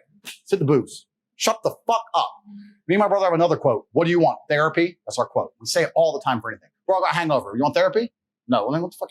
Shut the fuck up. Shut the fuck up. Like, why are you even saying it out loud? Why are you believing in it? Yeah. Why are you making it real? We all feel like trash. We drunk 10 bottles of whiskey. We all feel like trash, but we're high net worth individuals getting out of Ferraris in a country we don't have security. Nobody's walking fucking like weaklings. It's a reality you have to curate. And when you get your shit straight, it affects your entire life. And men understand this. They say, I understand you're the sum of the 5 people you spend the most time with. Then why are you friends with all these fucking nobodies? Why are you friends with these losers? Why are you doing it then? Then you're accepting what you're going to be. I love winners. I love winners. Show me a winner. I love winners all day long, my friend. That's who I want to be friends with. Winners. That's who I want to be friends with. I don't want to be friends with anybody else. I don't see the advantage to it. And that's how I've always created my life, and it's served me very, very well. And I refuse to accept anything else because negative energy is extremely sticky. If you have friends who are talking negative shit, try and fix them. It's your duty. But if they're sticking to their negative narrative, you don't have a responsibility to them to a degree to sit there and allow them to pollute your life. Because that's what they're going to do. You have to get to a point where it's like, goodbye. How many friends have you had to completely cut off? I'm not saying knock out like our friend Tony's probably still sitting there in a ditch. Watching this podcast. Yeah. Tony's out there like, Jesus Christ. Tony, listen. Had to happen. You could have inspired them to rush me and kill me. On a serious note, you could have been the inspiration for my death. So it had to happen. I hope your life's going well. I'm sure it's not going as well as mine. Sorry, That's Tony. how it goes, my friend. Yeah. But how many other guys have you had to cut off? You'd be surprised because there's so many. Because everyone likes to talk a good talk, and everyone likes to pretend they're X, Y, Z. And I'm quite a fair person, you know. And I love my biggest friends in the world today are friends who I had when I had nothing, and they came up with me. Let's say when I had nothing, I had 10 friends. Now I'm at the top, I have 4. The 6 I had to drop just didn't level up with me. And there's only so long you can pay for them to go to the club, pay for them to go on holiday, lend them a car. There's only so long until it's like, bro, everyone else pulled this off. Everyone else. And I've offered you a job and now you're sick or you're tired. It gets to a point where it's just detrimental to your life and you have to be ruthless about it because you have to create your reality. It's the only way to do it. You can't compromise your standards. By the way, I'm listening to him and I'm just going back to stories myself because at one point I went to a different direction than Tate did. But you cannot compromise your standards for nobody. Nobody. That includes your spouse, your friends, your family, nobody. There's a difference between loving somebody and compromising your standards. Those are 2 different. I love a lot of people, but I'm not compromising my standards for people I love. Perfect. You cannot be doing that because only you know how big your dreams are. Only you know what life you want to build, and only you know who you want to be. Compromising your standards, one of the biggest fatal mistakes any man or human being can make. You know, you were telling a ghost story. You took me to a place which is crazy. We rented this castle called Oika Castle in New York. Funny story. You'll appreciate this. So when we rent this place out, it's a beautiful property. It's a $150 million property. I rent out all the 32 rooms. And it's got one of the best restaurants in town, so we rent it out. Now, a couple of my guys who are very superstitious, they say, Pat, I read articles, this place is haunted. So one of the guys, Alejandro, who's Mexican, you know who Alejandro is, Ricky's brother. Ricky's brother, yeah. He's very superstitious. He says, hey, Pat, by the way, these brothers, they're brothers. Like, if you meet them, they're like, they can compete with the Tate brothers. They're legit brothers. Yeah. Now, Alejandro says, hey, Pat, I'm hearing this place has got ghosts. I said, it does. He says, really? I said, of course this place is haunted.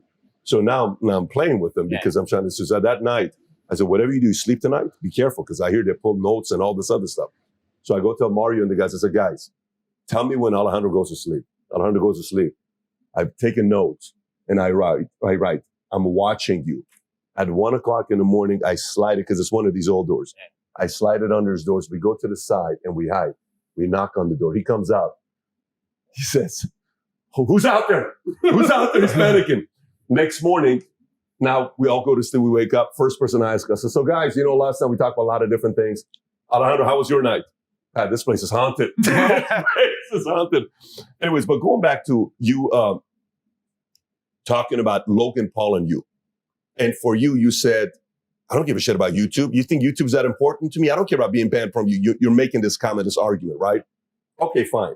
And you said, we're solving for two different things. Okay. He's solving for one thing. You're solving for another thing. You know, you present yourself as a methodical person, as a person that's very much about sequencing, as a person that it's about my next 5, 10, 15 moves. Who's Logan trying to be in your POV? And who are you trying to be? Then I got a follow-up question for you on that. That's a good question. I don't think that Logan is actually thinking that far ahead. For him, it's more about preservation. He's been canceled once before. He doesn't want to get canceled again. He wants to have viewers. He wants to get a big YouTube channel. He wants to sustain it. He wants to continue to be an entertainer, a clown for as long as he possibly can. I don't think he's thinking anything beyond that. He wants money in his own pocket. He doesn't care about the society as a whole. He doesn't care about the ideas he enforces. He doesn't care about the people who watches him. He doesn't care about their mentalities. He just cares. He's quite selfish. I want my YouTube channel. I want my money. I'll say what I'm told to say. He's bought and sold. My intention is to truthfully, and I say this in a religious sense, but it's not a particular religion. It's just a religious sense. I want to live true to God. And by living true to God, it has to live true to my ideals and what I believe is the best for the world and what I believe is best for men as a whole. And I also want to try and create a world which reflects that. And my intention is much beyond a YouTube channel. I don't give a fuck if I lose a YouTube channel. I don't care which platform I'm on. I want to know what I'm saying is true to how I've lived, and that if people emulate it, they're going to genuinely end up with a better life. People, when I got banned, said, well, we don't want people to end up like Tate. And I said, why? I have no criminal record, no criminal convictions, successful, hundreds of millions of dollars, dedicated. Like, what would be so bad if men ended up a version of me? Like, what am I going to do to the world? Like, so, and I also think this ties back to something earlier you said about China. Do you know what the most, I don't even heard the statistic. They asked Chinese children what they want to be when they grow up. And they asked Western American children what they want to be when they grow up. The most popular answer in China was astronaut and engineer. The most popular answer in America, YouTuber. Doesn't that say so much about the mentality of the youth? Right? So I'm probably more on the engineer or perhaps philosopher at least, or at least brave. Like I'm trying to teach tenets that if people replicate are going to be good for them as a whole. China, we have engineer, astronaut. Logan, entertainer. He doesn't care if he has to make a fool of himself. He doesn't care if it's to put on a stupid costume. He doesn't care if to be a clown. Anything to get, because he's selfish. So I think that you're right. We're solving for completely different things. I know I'm a net positive to the world. He's a very selfish individual. And I think if people try and replicate me, it's better for the world. I think if people try and replicate Logan Paul, well, let me be a clown. Let me just try and make jokes and wear stupid suits. Let me mock the dead and mock people who commit suicide. And then let me just say anything I'm told to have a YouTube channel. I don't think that's good for the world. I think that's actually detriment. So I see him as a detriment. I see me as a positive. Okay. So my follow-up here is the following. So during COVID, the first person that interviewed a doctor that got 20 million views that got everybody thinking was Joe Rogan. Joe Rogan interviewed this one doctor. I don't know who it was. I don't remember the guy's name. Peter McCullough? No. This is phase one. No, this is March of 2020. If you can pull it up, you'll see who it was. He interviewed this guy and he got, Joe was saying, so listen, I'm being told if I go in the sauna, if I sit in the, steam room and I sweat it out, and it says, nope, this is not that. This is this. And it wasn't a person that would have said it otherwise. So people believed them and said, okay, maybe this is something we have to pay close attention to. Anyways, during COVID, I believe Joe played a very important role. Super important. Super necessary voice. I was telling him we're together. I said, I don't know if you realize this. You may be one of the most necessary voices in America 100%. On what you've been able to do. 100%. So now, Alex Jones will say to Joe, and I've heard Alex say, I know Joe believes this stuff, but Joe knows how to maneuver around it. Yeah. And he's just like learning how to maneuver in. Yeah. But I know he believes me, but he acts like he doesn't with him. But I don't know, maybe. So, and Alex is saying this about Joe. So then you hear, what's his name? You hear Dave Chappelle does a comedy special. Yeah. And he says, hey, ladies, I just want to tell you, I think one of the most miraculous things you can do is have a baby. Yeah. It's, you should have freedom of choice. Yeah. I'm for you. Yeah. You should have. So all the ladies said, you should have a freedom of choice. But there's a but. If you choose to keep the baby, I can also choose not to pay child support. Then all of a sudden people, wait. But no, that's not, no, it's not cool because if there's so then, but some people say, well, listen, he makes a very good point. Yeah. If it's your choice, it should be my choice whether I should pay or not. Mm-hmm. But whether he's right or not, it's irrelevant. It started the conversation. Then the one bit he did about So I see this card. There's the LGBT, everybody that's in. There's a queer, there's this, there's the trans, there's this, there's that, right? And he calls out the transgender community and they're about to cancel this guy, right? Okay. Neither Joe nor Chappelle got canceled. Correct. That's good for society. Agreed. Hear me out. Agreed. That's good for society that neither Joe and Chappelle, because Agreed. society needs these two guys. Agreed. Because they get to talk about stuff that gets everyone to be on the edge. Now, Joe almost got canceled. Almost. I remember that came from him hard. Very much. The hardcore. He almost got canceled because of the N-word or because of all these other videos that resurfaced. And he came out and he did his video and he said, here's what I'm, I watch it, et cetera, et cetera. And then Chappelle took his angle as well, but they tried to cancel him as well. Yeah. But all I'm saying is from how we need certain people to be out there pushing the envelope and questioning the status quo. So you're looking back for yourself right now. Yeah. There may be a lot of people now. You can say, look, I'm not solving to be a YouTuber. Yeah. I'm not solving to be on TikTok. I'm not solving to be on Instagram. Yeah. But the messaging is not going to be as visible. Agreed. As great as, Rumble stock is up and 12%, all this other stuff. I totally get it. I hope they blow up. I think it's great for Facebook to have a competitor. Agreed. But it's not that.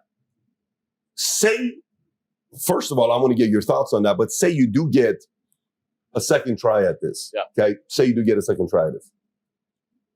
What adjustment would you make? And that's a good question. And I understand your point absolutely. And I agree with you. The world would be a better place with me on these mainstream platforms.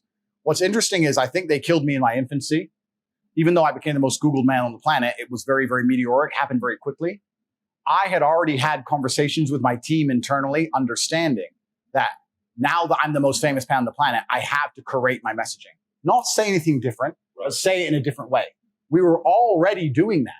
For a month prior to the ban, we had already changed a lot of the messaging, changed our stance, we said the same things, but changed the way we'd say certain things, removed certain subjects altogether, and we were already curating our messaging.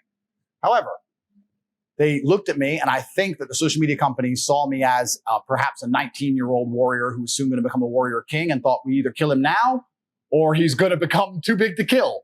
And they decided to kill me now. I've only been super viral for 6 months. If they would have given me a year, the messaging would have absolutely been curated to a point that I don't think they would have deleted me at all. One of my last posts on Instagram was, I wrote this post. I said, I understand that certain people have false narratives about me and I'm looking to correct them. So on Instagram, I put up a post saying that for every like this picture gets, I'm going to donate $2. $1 to female charity to protect them against domestic violence, and $1 to men's mental health charities. $2 per like to show that all my haters who only talk negative, I actually do something to fix the problem. I take the negativity and I turn it into light, as God would want me to do. I'm going to donate money. It was a 7-day countdown. Instagram deleted me on the 6th day. When at the time of deletion, I had 555,000 likes. It's $1.2 million. I was prepared to donate to charities. Nobody wants to talk about that. Nobody wants to mention it because I'm evil, right? At the time of my deletion, when I got deleted, the only appeal I sent to Instagram, the only message I sent was, can you confirm the number of likes on that picture so I can finish my donation? They ignored me completely and utterly, didn't even want to reply to me. So I was already understanding that the way you can say certain things when you have 300 views on a video, where most of these views got 300 views, has to be created and changed. Not because I'm saying anything incorrect, but as a professional, you have to understand that things change. And also, no matter what you say, a very small contingent of the world will misunderstand it. If 0.1% of people misunderstand you, that's not a problem when you get 300 views a video. That is a problem when you get 3 million views a video. So me and my team had already accepted this, already decided upon it, and had already implemented it. But the momentum was so strong and the rise was so meteoric that the social media companies, even a month after our implementation, decided, I'm sure they sat around and said, we kill him now or he's going to become too famous to kill. And they thought, we have to try and kill him now. Now they have failed. Rumble in and of itself has proved they've failed. I get more views on my Rumble videos than I got on my YouTubes. When I did a YouTube live, I had around 12,000 viewers. On my first ever Rumble live, I had 127,000. On my second, I had 75,000. So they've martyred me and made me more famous than ever. But the message has already been created and changed. I understand very, very well, because as a professional, you have to take accountability for everything. I understand that if a 15-year-old kid, without my life experience, without my credentials, listens to me, not in full, but in segments, small parts, and then takes it on board, it may negatively affect some of his outlooks. I understand that. My counter argument is this. Find anything on the entire internet where if it's not chopped in a negative way and fed to 15-year-old kids, where it cannot be a detriment. That's the entire internet. That's anybody. We've already talked about modern culture, having sex with the devil on TV, transgenders, whatever they're trying to do, make kids chop the dicks off, whatever. We've talked about all this. So that's the entire internet. That's not an argument against me. That's an argument against the internet as a whole. But I was responsible enough as an adult to say, okay, I'm still going to take that in mind and I'm still going to be responsible for that myself and change my messaging, which I intended on doing. But they already decided to nuke me absolutely and completely. And that's where part of me, I don't want to be too defiant. I'm certainly not looking to go to war with anybody. But part of me is kind of like, I would have never, ever been controlled opposition because I can't be bought and sold. But I would have had very, very detailed conversations with social media execs and say, what are you truly uncomfortable with? The way you say this. Okay, well, here's what I'm trying to say. Yes. Okay, so what if I said it this way? Okay, cool. Yeah. Let's work together. But they didn't want to be reasonable, logical actors. They wanted to just try and annihilate me, hoping I would disappear. And they're realizing in real time that I didn't disappear. So now I'm sitting here ideologically thinking, do I give a fuck what they think anymore? I only care about making sure my message is a positive for the world. Do I really give a shit what YouTube want? Now, so if they do let me back, yeah, sure. I understand certain things have to be created, et cetera, et cetera. But my messaging will remain true. The things I say, I do mean. They are genuinely a positive. And this could have been a positive experience for social media for me. How much money did I bring to social media companies? I'm the most viewed man on the planet. Not a single monetized video. They wouldn't monetize me. Billions of unmonetized views. How much money were they making? Yeah. Like, it could have been great for everybody. But they got emotional, sat somewhere in California, emotional, decided I was evil, and they decided to go the destructive route. So it's kind of like, you know when the Germans tried to negotiate with the Russians in World War II? There was negotiations at the beginning, and the Russians spoke a lot because they were trying to actually negotiate. And then once the Germans overstepped the line and took the piss and destroyed Stalingrad and took a bunch of Russia, when they tried to negotiate with the Russians again, the Russians only asked one question. When the German negotiators came when they were losing, the Russians just said, why are you here? Oh, well, I'm here to represent the German. No. This is Russia. Why are you here? Where were you born? Berlin. Okay. Tell me the story. Why are you here? And after hours, you end up saying, well, I joined the army and Hitler made me do it. And I ended up getting here. Because once you've been fucked with to a certain point, it's just like, well, I don't know how much I want to negotiate now. Like, so as the social media companies, if they were to finally come to their senses and speak to me, sure, I understand certain messages need to be created. I understand that. But I don't need them. I no longer need them. There was a point where I perhaps believed I did need them. I now understand that I don't. And that certainly changed the negotiating table. Absolutely and utterly. Why is that? Because my messages, they've only proved me right. All they've done is prove me right in every regard. I have more viewership, more views, and more dedicated, more loyal fans than I've ever had. All they've done is damage their stock price. You're correct. Rumble's gone to the moon. All they've done is damage their own stock price and convinced everybody who believed in me that the Matrix genuinely doesn't want people to understand my ideals. They have martyred me. They have martyred me now. Yeah. So now it's going to be a matter of, yeah, I will talk to you about coming to your platforms, of course. But I'm going to say the same things I say. And yes, I'll correct the messaging, of course. But we also have to have a conversation as professionals for you to understand that you acted emotionally and made a mistake. And it means a lot to me because I'm a principled man. If a senior, whoever, SEO exec were to say, yes, we made a mistake and we're sorry we misunderstood you. That's all it would take for me to say, no problem. I understand that. I'm going to create my message. We know that's not going to happen. Of course it's not. Yeah, it's because this is what happens with tyranny. When you have a monopoly, and this is the beautiful thing about the world because the world's so cyclical. When you have a monopoly over anything, you believe that your monopoly will last forever. Everyone always has. The Roman Empire did, the Third Reich, social media companies. When you have a monopoly, we're smarter than all the other control mechanisms and monopolies. We're never going anywhere. We're too smart. And the funny thing about monopolies and tyranny is that you have to use force. And force is something I understand very, very well. Force is a very, very powerful tool until it's overused. Let's use the Romanian example just because I live in Romania. It's the only reason I'm going to use it. There's a riot, there's a protest, you send the army. Get rid of it. Riot, protest, send the army. Get rid of it. Riot, protest, send the army. Try and get rid of it. They won't leave. Open fire on protesters. Too much. People have had a fuck enough. Then you end up ousted. There comes a point where you can use force, but once it's overused and people don't believe in your fairness, people don't believe in the fact that you're non-biased and you're still using force, there is a mass uprising. This is the human nature. I truly believe my banning was that moment in social media. The stock prices reflect it. My views on Rumble reflect it. The public sentiment across all social media platforms reflect it. People understand that they have overstepped the mark and they are no longer seen as trusted with force. You can't have force if you're not trusted with it. The reason we accept our governments to have police forces and guns and weapons is because to a degree we trust them. Once you accept your government is a psycho, tyrannical dictator, you don't want him to have any force anymore. I think they made a massive, massive mistake. And if they don't see it themselves yet, they will certainly. The pressure is behind the dam.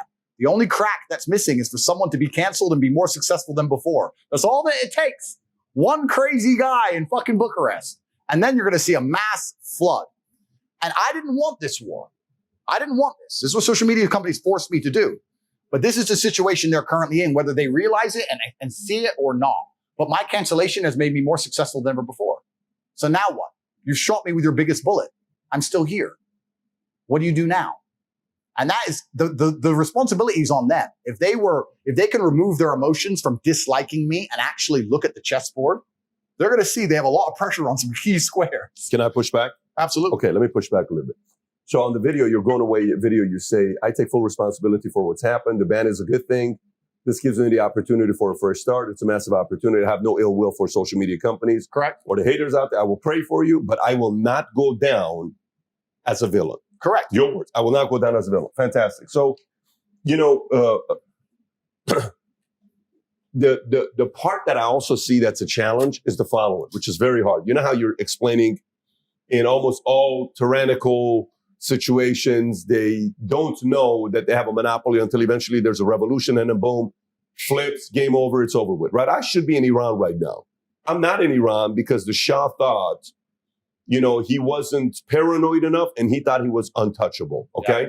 I'm supposed to be in Iran today. I'm not in Iran. We were forced out. Carter comes in, Kissinger, it's out, game over, and I'm living in the States. Now, God's got a bigger plan. I support it. I'm not sitting here saying, I wish I was in Iran. There's a part of me that's thankful for Jimmy Carter. And there's a part of me that would love to sit down with the guy and have a nice, lengthy conversation with him. Yeah. But so the Shah does an interview. I don't know if it's BBC or one of the interviews. They're asking him a question. Iran's growing rapidly. They got this massive 25-year contract with 5 countries for oil from 1954. It's a petroleum contract he signed. It's coming up. It's 77. It's Germany, France, US, UK. I believe it's these 4 countries. They're sitting there worried because this guy keeps saying, I'm going to raise the prices. I'm going to raise the prices. In the next 5 years, we're going to be bigger than UK. In the next 25 years, we'll be competing with US. And he's the man in charge. Yeah. And he's got a smirk on his face when he says this. Yeah. And a little smirk on a smile on his face says he thinks he's untouchable. What ends up happening? This is a guy running one of the most powerful countries in the world, yeah, who speaks 7 different languages, possibly the sharpest cat in the world, yep, in the 60s, 70s coming up. And his father was Reza Khan, who was a top G, you would call him, yep, a badass mother, you know, at, yep, the highest level. Yep. He was a guy that was feared because he was in exile because he was a little too tough. Okay. Yep.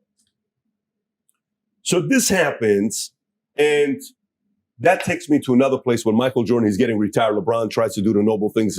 I think we should retire number 23 because, you know, Michael Jordan, there's never going to be another Michael Jordan. Michael Jordan says, no man is bigger than the NBA. Yeah. And I appreciate that, LeBron, but no one is bigger than the NBA, right? Okay. So for you and where you're at, I get what you're saying. I fully get what you're saying. And by the way, you have to know, we're hoping you're right. Of course. We're hoping you go out there and get 100 million subscribers on Rumble and you have the kind of follow Mr. Beast, PewDiePie have in Rumble. And Chris is going to be a billionaire. You're going to do what you're doing. Everything's going to take off. Great. But we're also in the conversion game. Yeah.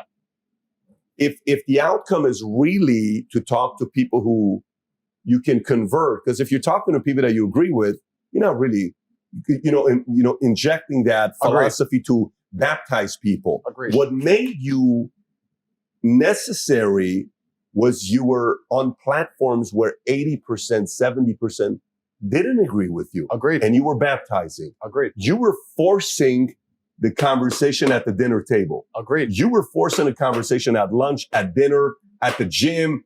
I don't agree with him. I think he's full of shit. I think he's my son. I agree with him. I like what he says. I don't like him. My girl likes him. Why does your girl like him? all this stuff, right? Agreed. So, I say this again because I'm glad Joe earned saint status. So this is kind of where I'm going with this. Let me kind of flush out my thoughts on what I have. Here's what I see you don't have. And if I was a advisor sitting on a board and you're like, hey, I got 5 people, guys, here's what I want to do next 15 moves. What do you think? And these are people you trust 100%, bulletproof people. I would say, okay, who do you really have? You don't really have, you have fans, you have true believers, you have 100% true believers. Yeah. But here's the part. What institution supports you? What do you mean? What major institution supports you? None. Agreed. Okay. Who supports Joe? UFC. That's powerful. Agreed. Because Democrats, Republicans, independents, white, black, Hispanic, educated, uneducated, degree, CEO, billionaire, millionaire, broke man, follows UFC. Correct. Chappelle. What organization supports Chappelle? Comedy. Correct. He's the king of comedy. Correct. He is the GOAT of comedy right now. He's the guy at the top. Correct. It doesn't matter what anybody say. He is the GOAT. He's Correct. the guy that everybody talks. So what do you think you need to be doing if you were to strategically, because like you said, kickboxing is not that big of a space. Yeah. Where could that thing come in? I think you understand what question I'm asking. Absolutely. And you're completely and utterly right. The reason I believe that I'm going to be okay is threefold. One, the Matrix has not completely and utterly deleted me because they can't. I'm still all over these platforms. I'm still all over. My account's gone. Yeah. I never had a TikTok account anyway. They said, when I read the news that they banned my TikTok account, I said, I don't know which poor 15-year-old had his account deleted, but it wasn't mine. I don't have one. I don't have a TikTok account. I no longer have a YouTube account. I no longer have an Instagram account. That's crazy, by the way. You didn't even have a TikTok account. I don't have one. They watch it. Although you were going viral on TikTok. It's destructive for the mind. It destroys your attention span. So I don't have it on my phone. I'm already all over these platforms.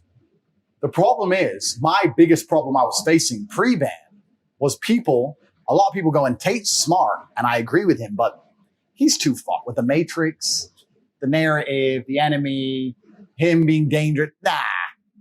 That's the only problem I had. Nobody said I was wrong. They said I was semi-paranoid. Then I was proved right. So now I've had so many people going, you know what? I loved your content, but I thought that this part was wrong. But fuck, you were right. You were right. You were right. They proved me right about a whole bunch of things. And what happened was actually interesting. When I first got banned, for the first maybe only 6 hours, if you put up a new video with me, they deleted it from YouTube. But now they've stopped because you can't ban everybody. You can't ban everyone. You can't ban thousands of accounts. You can't ban all the young men. You can't ban all the reaction accounts. You can't ban all the haters of mine who can't stop commenting on my videos. You can't ban Logan Paul talking about me for hours. You can't stop it. So now they tried the true tyranny and backpedaled. So I'm already still all over YouTube. But now I have a merit. I have a badge of he's telling so much truth that they banned him. Another thing they don't anticipate is that I've been talking about my ban for years. This is something they don't talk about. When I've been on every podcast saying I'm going to get banned for 3 years and then I get banned, does that make me look smart or stupid? Very smart. I told you what was going to happen. It didn't surprise anybody. It didn't surprise me. I've been talking about it for a very, very long time. Now, the public consciousness, let me talk about this at length. The reason I don't have high-level support yet is because the public consciousness is simple. The public consciousness, companies follow money. They know how much money I'm worth. Imagine I were to endorse a crypto. Just imagine. I never would. And there's a bunch out there pretending they are me, but they're not me. Imagine how I could turn a nothing into 100 billion market cap tomorrow. But I don't support these things because with cryptos, it's player versus player. Some people sell at the top. Some people lose. It's normal. I don't want any of my people to get scammed. So I don't support these things. They know how much money I'm worth. They're scared of the backlash. I have had, and I won't say what type of company, but I've had at least 15 companies reach out to me from varying industries, sponsorships, payment processors, social media companies, etc., who have literally said to me, we're monitoring public sentiment. We see it changing in real time, and we'd like to discuss a sponsorship or some kind of deal in perhaps a few months. Everyone's waiting to make sure that because right now, 80% of the population knows it's bullshit. Once 90% or 95% of the population know that the backlash against me is bullshit, the amount of money that's going to be offered to me to support things is going to be monumental. It's already coming. It's already there. People already love my ideas. You would not believe, I don't want to say the car brand, but there's a particular car brand. Think of the top 5 luxury car brands you can think of. There's a particular car brand. I bought one of their cars. It's a flagship model. It's 1.2 million. I bought it. They did the big unveiling about a month ago. I couldn't attend. I was busy. I sent a friend of mine in place because I had a special card to go see it. The CEO of the company said, please, can you get him to email me? I emailed the CEO. He said, listen, I know a lot of things are going public, that we can't say these things publicly. I just want you to know that we support you. But these are the CEOs of billion-dollar companies. They're all already on my side. They have to watch their stock price, as they should. They have to march PR, public sentiment, as they should. That's changing in real time. This is why I talk about the redemption arc. It may take 6 months, may take 2 years.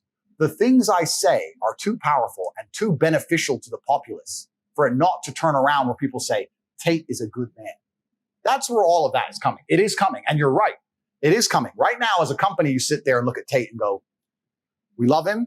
He could get our exact audience. He could bring billions of dollars, but there'll be a backlash. But it's changing. It's changing. I really believe in 6 months that will completely and utterly change. And we can talk about things from payment processors who've reached out to car brands who've reached out to all these people who've reached out and said, listen, please, we're monitoring. We're on your side. We're emailing you once a week. We're just talking to the board. We're monitoring social. Like it's all absolutely and utterly coming because they know that I am a force for good. They know that I have a huge contingent of people who believe in me and trust in me. And I want to say this also publicly on camera. They also know my endorsement is extremely powerful because unlike Logan Paul, who sells crypto pump and dumps, making kids lose money, who sells an energy drink full of sugar and trash, sells crap, they know I don't need money. So anything I stand up for and endorse is because I actually like it. You can come give me $100 million for some shit. I ain't going to take it. That's trash. People who believe in me, believe in me. I will not compromise my integrity. The one thing people know when they look at me is I'm an integral person. I certainly have morals because I wouldn't have ended up in this fucking position any other way. So they look at me and go, if he endorses something, people are going to believe him. And I won't endorse anything I don't believe. So they're right. So any brand who comes along and does business with me is going to make a bunch of money. Let's look at Rumble. Rumble were the brave ones. They stood up and they signed me. They come up, they said, look, we believe in you. We believe in what you're saying. They signed me when no one else would. Look what happened to their stock price. 30% on a stock in a bear market in a recession. Like people are paying attention to this shit. So this is all coming. They're just waiting for public sentiment to shift and it is shifting in real time. I have my own team monitoring social media comments in real time. At the height of the shitstorm, at the true height of the shitstorm, it was 50-50. It's currently 80-20. It's only going one way. They can't. The problem with the social media companies in the Matrix, they fired all their bullets. They can't start printing again that I'm a misogynist. They can't get the Daily Mail to do a new story on how I'm dangerous. They've done it all. They've run out of ammo and I'm still alive. They've emptied the clip and it hurt me, but I got up. And now they're like, click, click, shit. What else are they going to do? What are they going to do? What are they going to say about me now? Can I tell you why? Sure. Well, because you talk about institutions being behind certain high-profile individuals. Saint status you referred to. While Joe Rogan, you couldn't cancel Joe because UFC's behind him or Chappelle. Well, he said he was 12 to 24 months away from it. He wasn't there yet.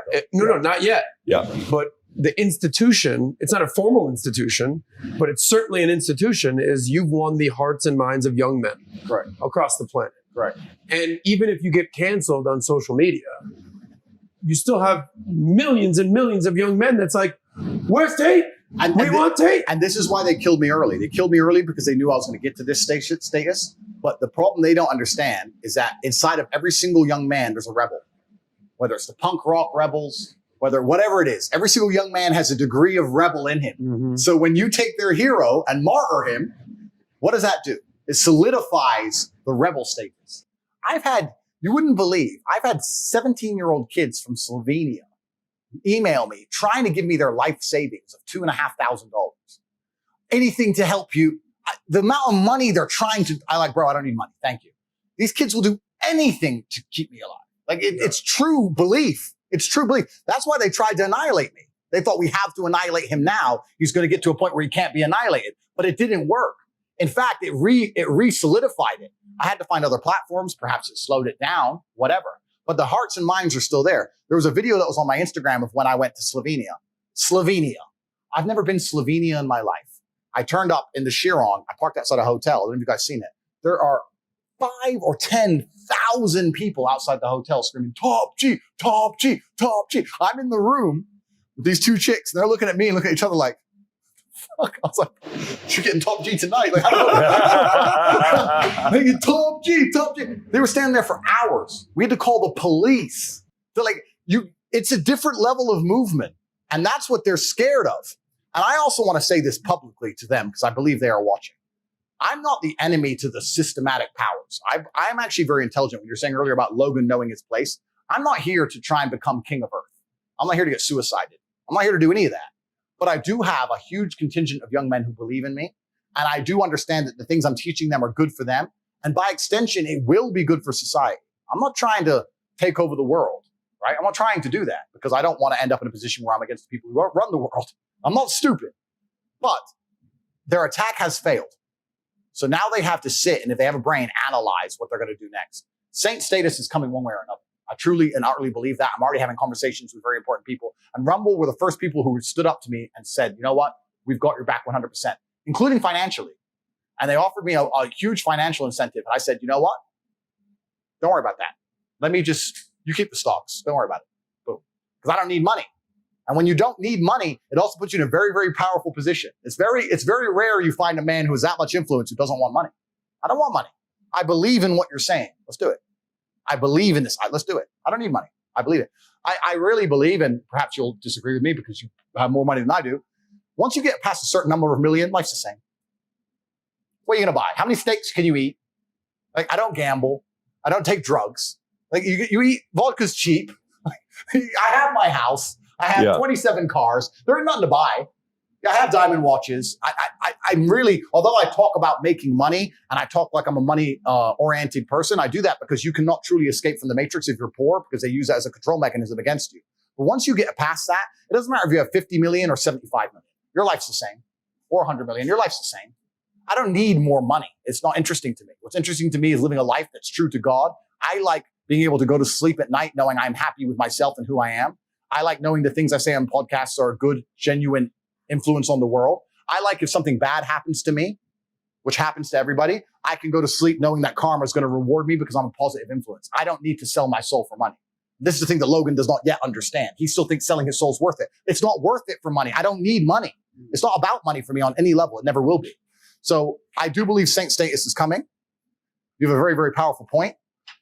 And also, this is why you have a level of power control I don't yet have, right? You have a certain status and power, you're right, that I don't yet have. But I do certainly and utterly believe it's coming just because of the feedback I've had. It's been absolutely monumental.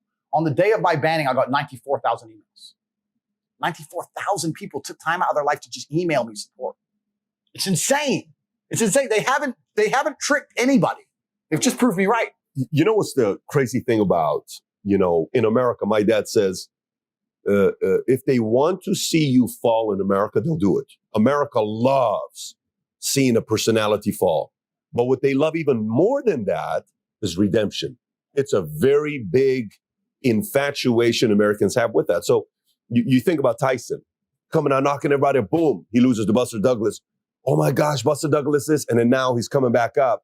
They want to see the new Tyson. So there's a part of anybody that's going through the momentum, the highly, highly exponential momentum Tyson experience, your experience, it doesn't happen too often.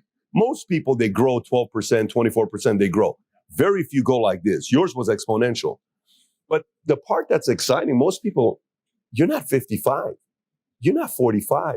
You're 35, 36 years old, which means the evolution that's most exciting about watching you is, which I hope you don't take your foot off the pedal. I hope you push full throttle with the Rumble. I hope you full on keep going with your content because you're going to evolve.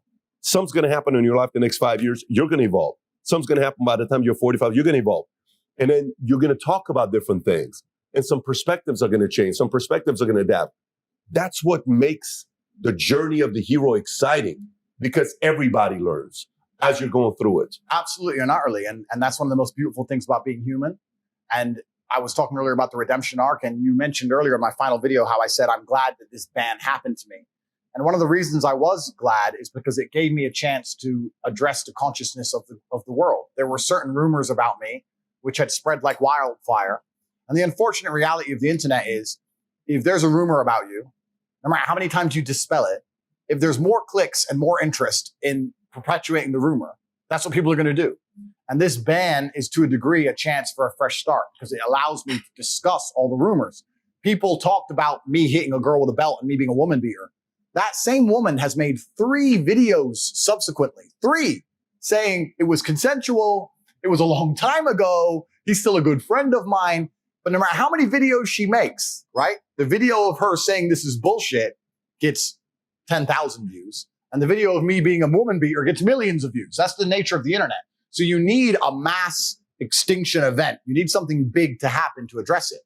The other big thing that's against me is the fact that my house was raided by Romanian police. And people talk about me being a people trafficker. And that's a really, really interesting one. It's interesting because I actually kind of think it's a perfect storm. Some of the other things I say about accessible corruption or the fact that I live in Romania, which has a bad reputation, makes people think, so he's a criminal over there and he can get away with it, etc. Let me tell you something about Romania. They have a bad reputation for a few things. And one of them is people trafficking, which is age old. That was from the 90s. It's not the case anymore, not at all. But they're very sensitive about it. The number one crime you'll get in trouble for in Romania is exactly that. It's the one thing that they're very sensitive about. It's the image of their country. They're not going to allow some guy to make their whole country look bad. It's like going to Dubai and bragging about fucking being a financial criminal or something. Like, no. That makes Dubai look bad. So that's the one thing you'll get in trouble for. I wasn't doing it. What happened was, and I've explained this at length, I was swatted. Loads of people have been swatted. Someone called the police with a fictitious story, a complete false story. We were having a party at our house. There was a bunch of girls there. My brother and I got bored, decided to go to the casino. We don't gamble heavily, but we wanted to go play poker. We went to the casino, left the party unattended. There was like 20 girls there in our PA. So it's only girls in the house. This is all on CCTV. This is the reason I'm not in jail.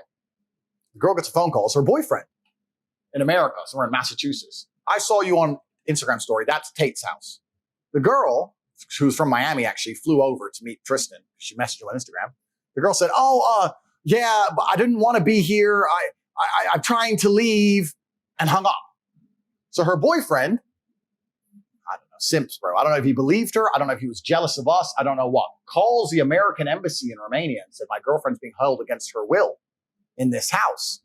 Now, I have absolute respect for the Romanian authorities. I would hate to live in a country where they get a phone call saying a woman is kidnapped and they don't bother to do anything about it. That would be a terrible country to live in. Of course they strapped up. Of course they turned up. They were very, very respectful.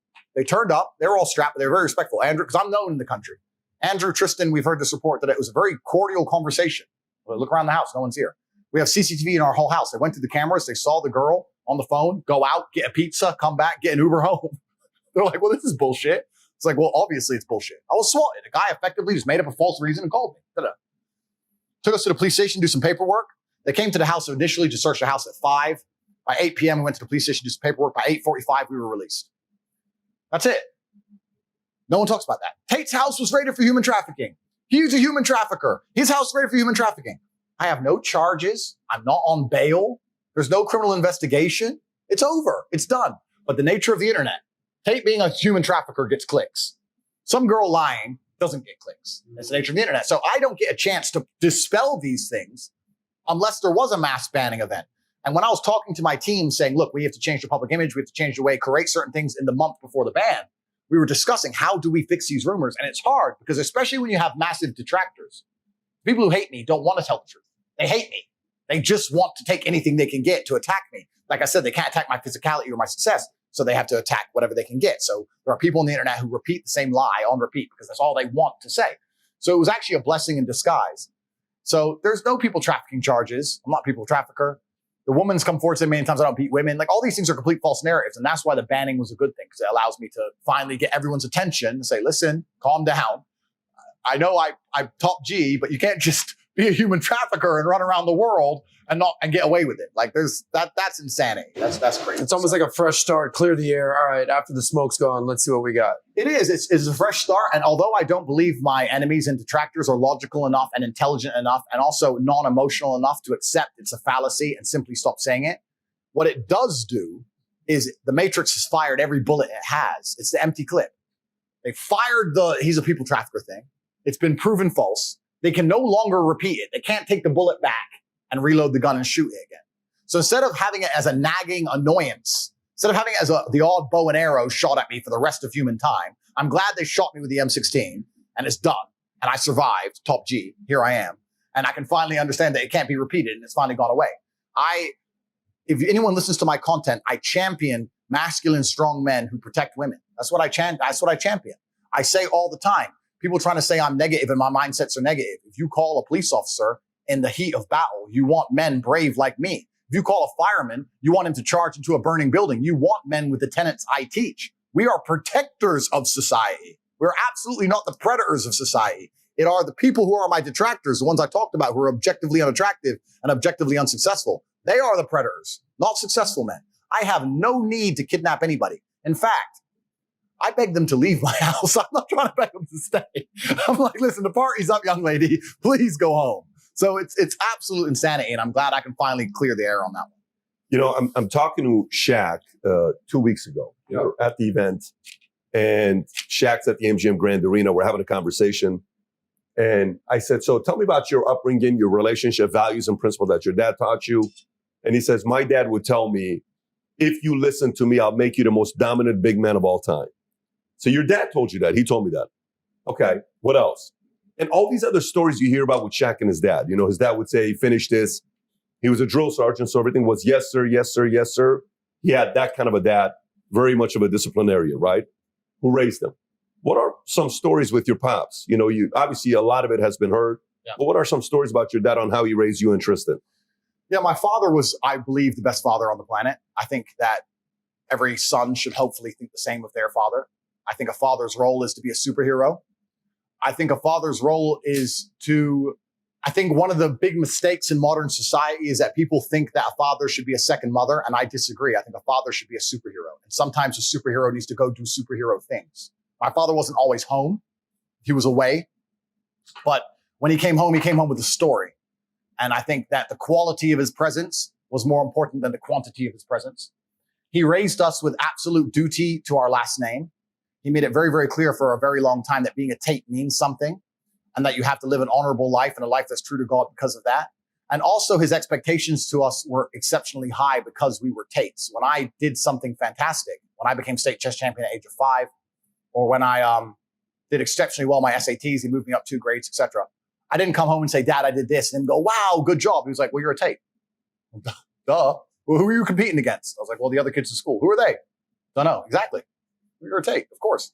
So he always had this huge expectation of us and made it clear that the last name means something and we have to stay true to it. And I think that this is kind of something that's missing from modern society. When you have a duty to your bloodline and a duty to your ancestors, that is something which you carry with yourself away from cameras and away from the eyes of the outside world. So it's been something that's been massively beneficial to me. Even when I went through hard times in my life, I understood that being a Tate prevented me from doing anything that's detrimental to myself. Even basic things. We talked about, let's say, heartbreak. If I had my heart broken when I was young, instead of chasing a girl and embarrassing myself, I could sit in my room alone and think, I'm a Tate. I can't do that. I can't. That's not how Tates act. Love you very much. Goodbye.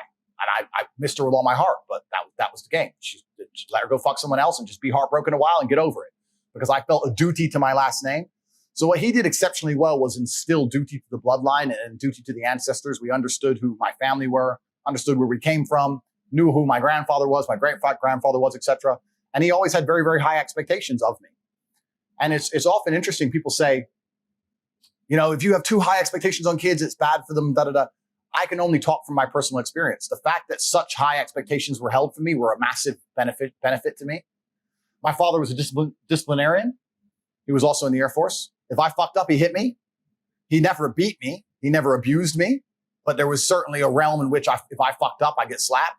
It only happened twice maybe, ever. But I knew it was an option. Your father's only hit you twice. Twice in my life, yeah. And I say this because I said this on Twitter when I had a Twitter account.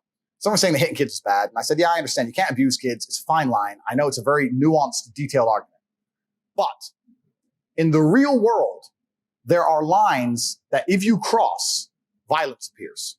If I get in your face as a man and start running my mouth, sooner or later, it becomes physical. That's the real world.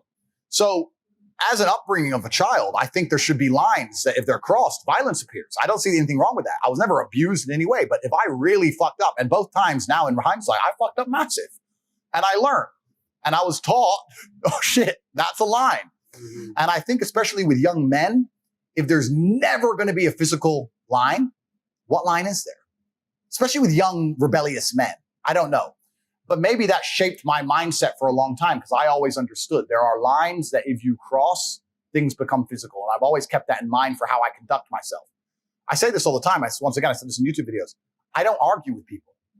If I get in a disagreement on the street, I don't argue. I don't, hey, bro, you parked. That's not who I am. I'm like, okay, bro, leave it. I leave it to the last second until I feel like there's no other choice, and then it's pure violence. Because I don't see the point in arguing. That's feminine to me, a verbal argument. Like, I try my very best to de-escalate because you never know who you're fucking with, and you never know if they want to go to jail.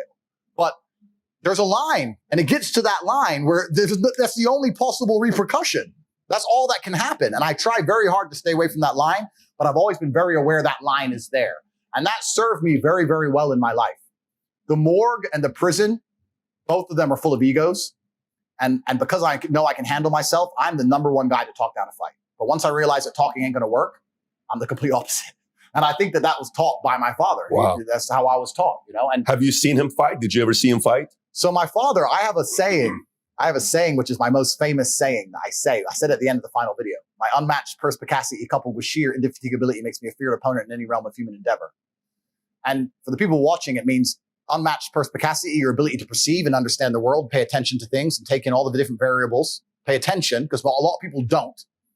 Coupled with indefatigability, the ability to never become tired, makes you a feared opponent in any realm of human endeavor. So if you pay attention to everything and you analyze the chessboard correctly and you never give up, it doesn't matter if you're trying to climb Mount Everest. It doesn't matter if you're trying to escape a social media ban. You're a dangerous guy. He doesn't quit and he pays a bunch of attention. Mm-hmm. That's a guy you don't want as an enemy. And my father said that. I heard my father say that. The story behind it is we were in Detroit. My father was a world level chess player. He was an amazing man, but he was to a degree a flawed man, let's say. He liked to gamble.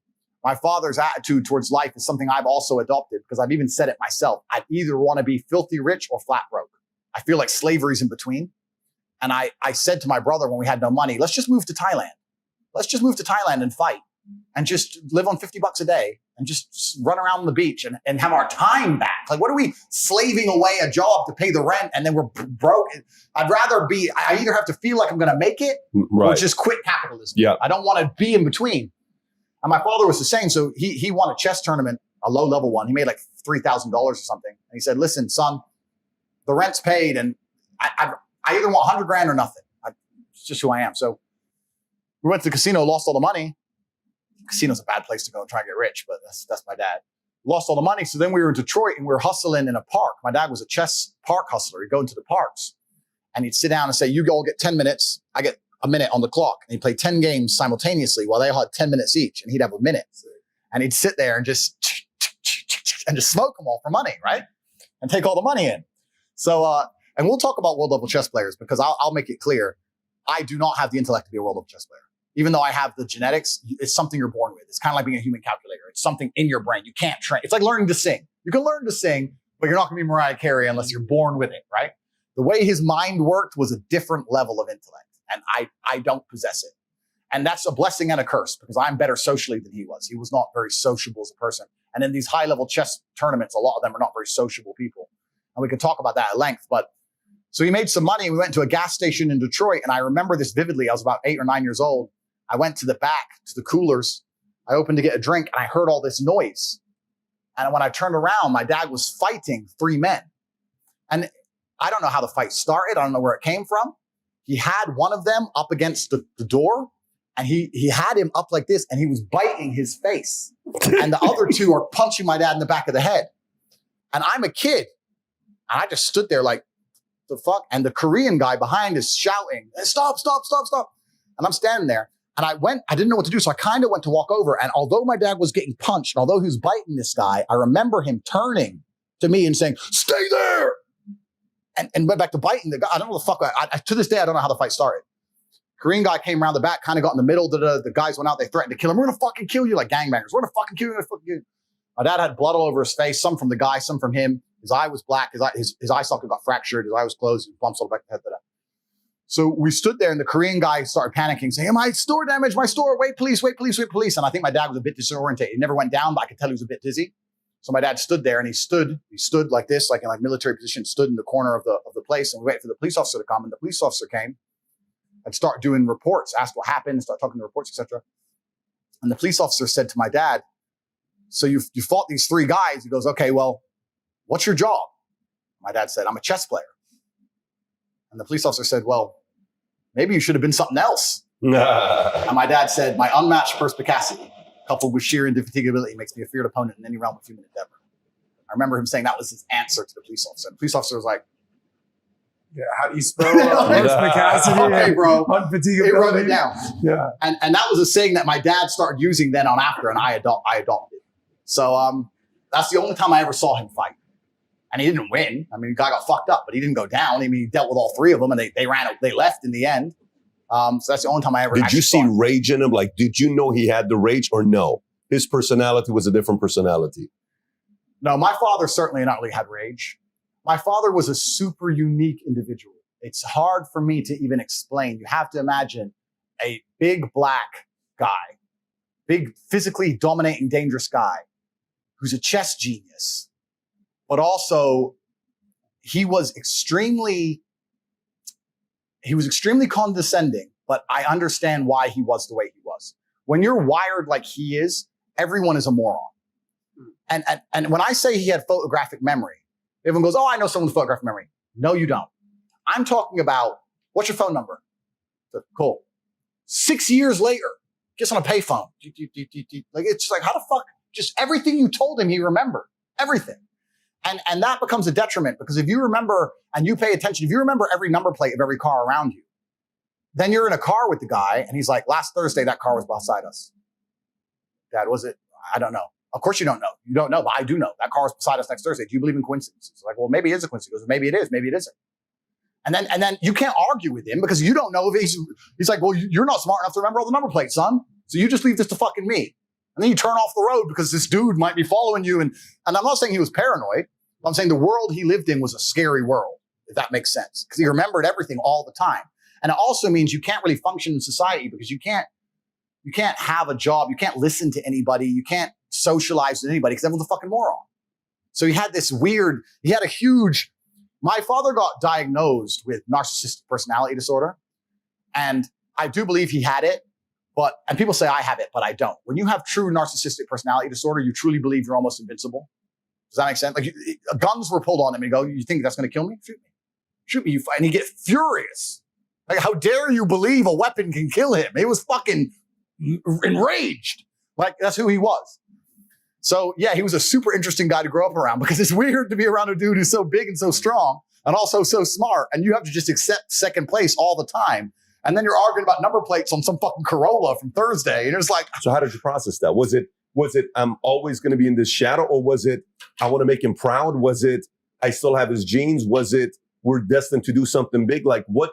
Because in most instances like that, it's more like, yeah, I'm just going to be his son. Yeah. Versus to come and create your own identity with that kind of a shadow. Yeah. That's not easy to do. Completely. And he made it very, very clear. My father was also quite a morbid man. I think because of his life, even in his last years, he spoke all the time about, he had conversations which were, you'd be sitting at the table and he said, are you prepared for my death? And you'd just be like, wow, is that a will and testament? What are you talking about? Like, are you prepared? Like, he'd talk about dying. He'd talk about me being the oldest son. He'd talk about me having to carry the torch. He talked about this stuff a lot. How soon did he start doing that? At what age? When I was young, 19, 20. Got it. Quite young. So he died October 17, 2015. Correct. So you're saying 19 So that would be your 35, 25. So 16 years ago, 2006. Yeah. So 10 years before he passed away, he's talking to you that way. He's talking about death. He's talking about what that's going to mean. He's talking about how I have to carry the family torch. He's talking about my responsibilities and duties. He's talking about the fact that I need to evolve and be a better version of him. He talked about these things a lot. Now, he also used to, till the day I was an adult, he still had a superior complex over me, and I respect it. My dad used to say things like, "Oh, you're champion now. You know, there's probably only one man left who could whoop your ass." That's who he was, right? He still believed he could beat me. You gotta love that, though. Yeah, he still believed he could beat me. That's who he was. He's like, "Nah, you may be champ, but there's one man left who could whoop your ass, son." And that's who he was. And I had so much respect for him. I was like, yeah, because, you know, you're right. So that's just how he was as an individual. But I think it's the opposite. He set such a high standard in certain regards that I knew I couldn't just be some normal guy. I'd feel guilt. I'd feel dirty if I was just some normal dude. Like I can't just be, I'm his son. You know, like in the old movies when you watch Conan, they say, Tate, the son of da-da. I was always the son of Emery Tate, even at the chess tournaments. It's the son of Tate, the son of, the son of, the son of. The expectation was there. And instead of it preventing me from creating my own identity, I was actually the opposite. It's like, okay, I have to be fantastic. And I was cerebral enough. I said to my dad, look, I can't be as good at chess as you can. I don't think I can do this. And he said, well, you could, but belief is a huge part of it. So if you don't believe you can, then what else are you going to do? Because I remember telling him I didn't want to play chess anymore. He said, that's fine, but you're not going to not play chess and fucking watch TV. You play chess for 6 hours a day. So you need to come to me with a plan for 6 hours a day, son. What are you going to do with your life? And I chose fighting because I said, listen, chess is one-on-one competition without luck, without a team, no ball, no wind to blow the ball in the net. What if I fight? I said, okay, I respect that. You can be a fighter. So he wasn't trying to force me to do anything, but he was a very regimented individual, and that's who he was. And I had so much respect for him, and he was my superhero. I wanted to be like my dad. And even from a very young age, even if you were to Google up my dad, Emery Tate, and look in the chess community, they called him E.T. for Emery Tate, but also E.T. like the alien because he was a bit strange. But the way he played chess was so unorthodox that sometimes he had some spectacular losses, but sometimes he had some spectacular victories against some of the top players in the world. So everyone was scared of him because he played with such recklessness that he was like, it was blitzkrieg. If you get through it, you survive, you get to beat him. But when it's coming hard and the heat's on, he destroyed some grandmasters so badly that they took like a year away from tournaments, like genuine like embarrassment. That's how he played. So nobody wanted to play my father because it was a risk, right? Because he's only top 200 in the world, but he's smoking top 10. Sometimes he loses, but sometimes he'll fucking take your head off. So he was an anomaly. So whenever I went to a chess tournament, they're like, Tate's here, Tate's here. There's always the rumbles and, oh, Tate's here, fuck's sake, Tate's here, Tate's here. So the name was always feared. And I think that was part of it for me. I wanted, when I turned up to a fight event, Tate's here, Tate's here. I want my name to mean something, right? I want it to mean something like, and that was always very important to me. And I was just told, look, you want your name to matter, then you have to go make it matter. It's not going to matter by default. And if you have good parents, and some hardship and some trauma, I think any man can become anything they want to be. How did he bring the two of you guys together? Like, what would he say? It's three of you. It's you, your brother, and your sister. Yeah. What would he say to keep you guys together? Was it, hey, you guys can never backstab each other. You guys can never do, like when the whole example we given with Logan and Jake to you, that doesn't make any sense. Correct. What did he say to unify the two of you guys or the three of you guys? Yeah, so that's a really good question. He was very, very focused on my brother and I's relationship and making sure we're close. And he just made it clear that as you excel in life, you're going to have a lot of enemies. And if you can't rely on your brother, you can't rely on anybody. And even when we were kids and we would argue, I remember one time we were arguing over Lego, dumb shit. And we were in the dining room and we're arguing over Lego. And my brother ran in there and said, Andrew stole the Legos, da-da-da. And he said, I don't have time for this bullshit arguing over fucking Legos. And my brother was crying because we'd had a little fight and I'd hit him or whatever.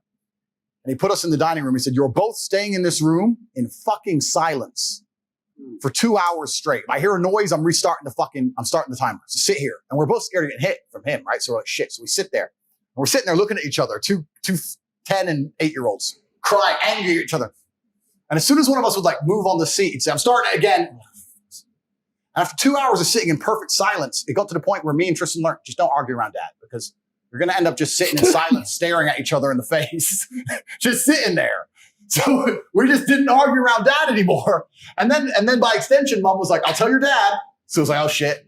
And then we just stopped arguing completely. Me and my brother have not had a serious argument in years. Gotta love it. Well, if we disagree, Wow. we'll like, okay, we disagree, it'll be 5 minutes, 10 minutes. Sure.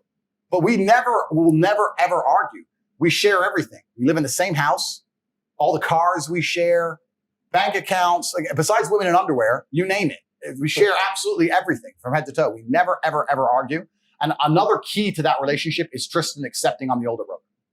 That is a big key to it. Tristan will accept. Older or alpha? There's a difference. It is a difference. But I also think if we ever do truly contest, he will say, okay, well, it's 50-50.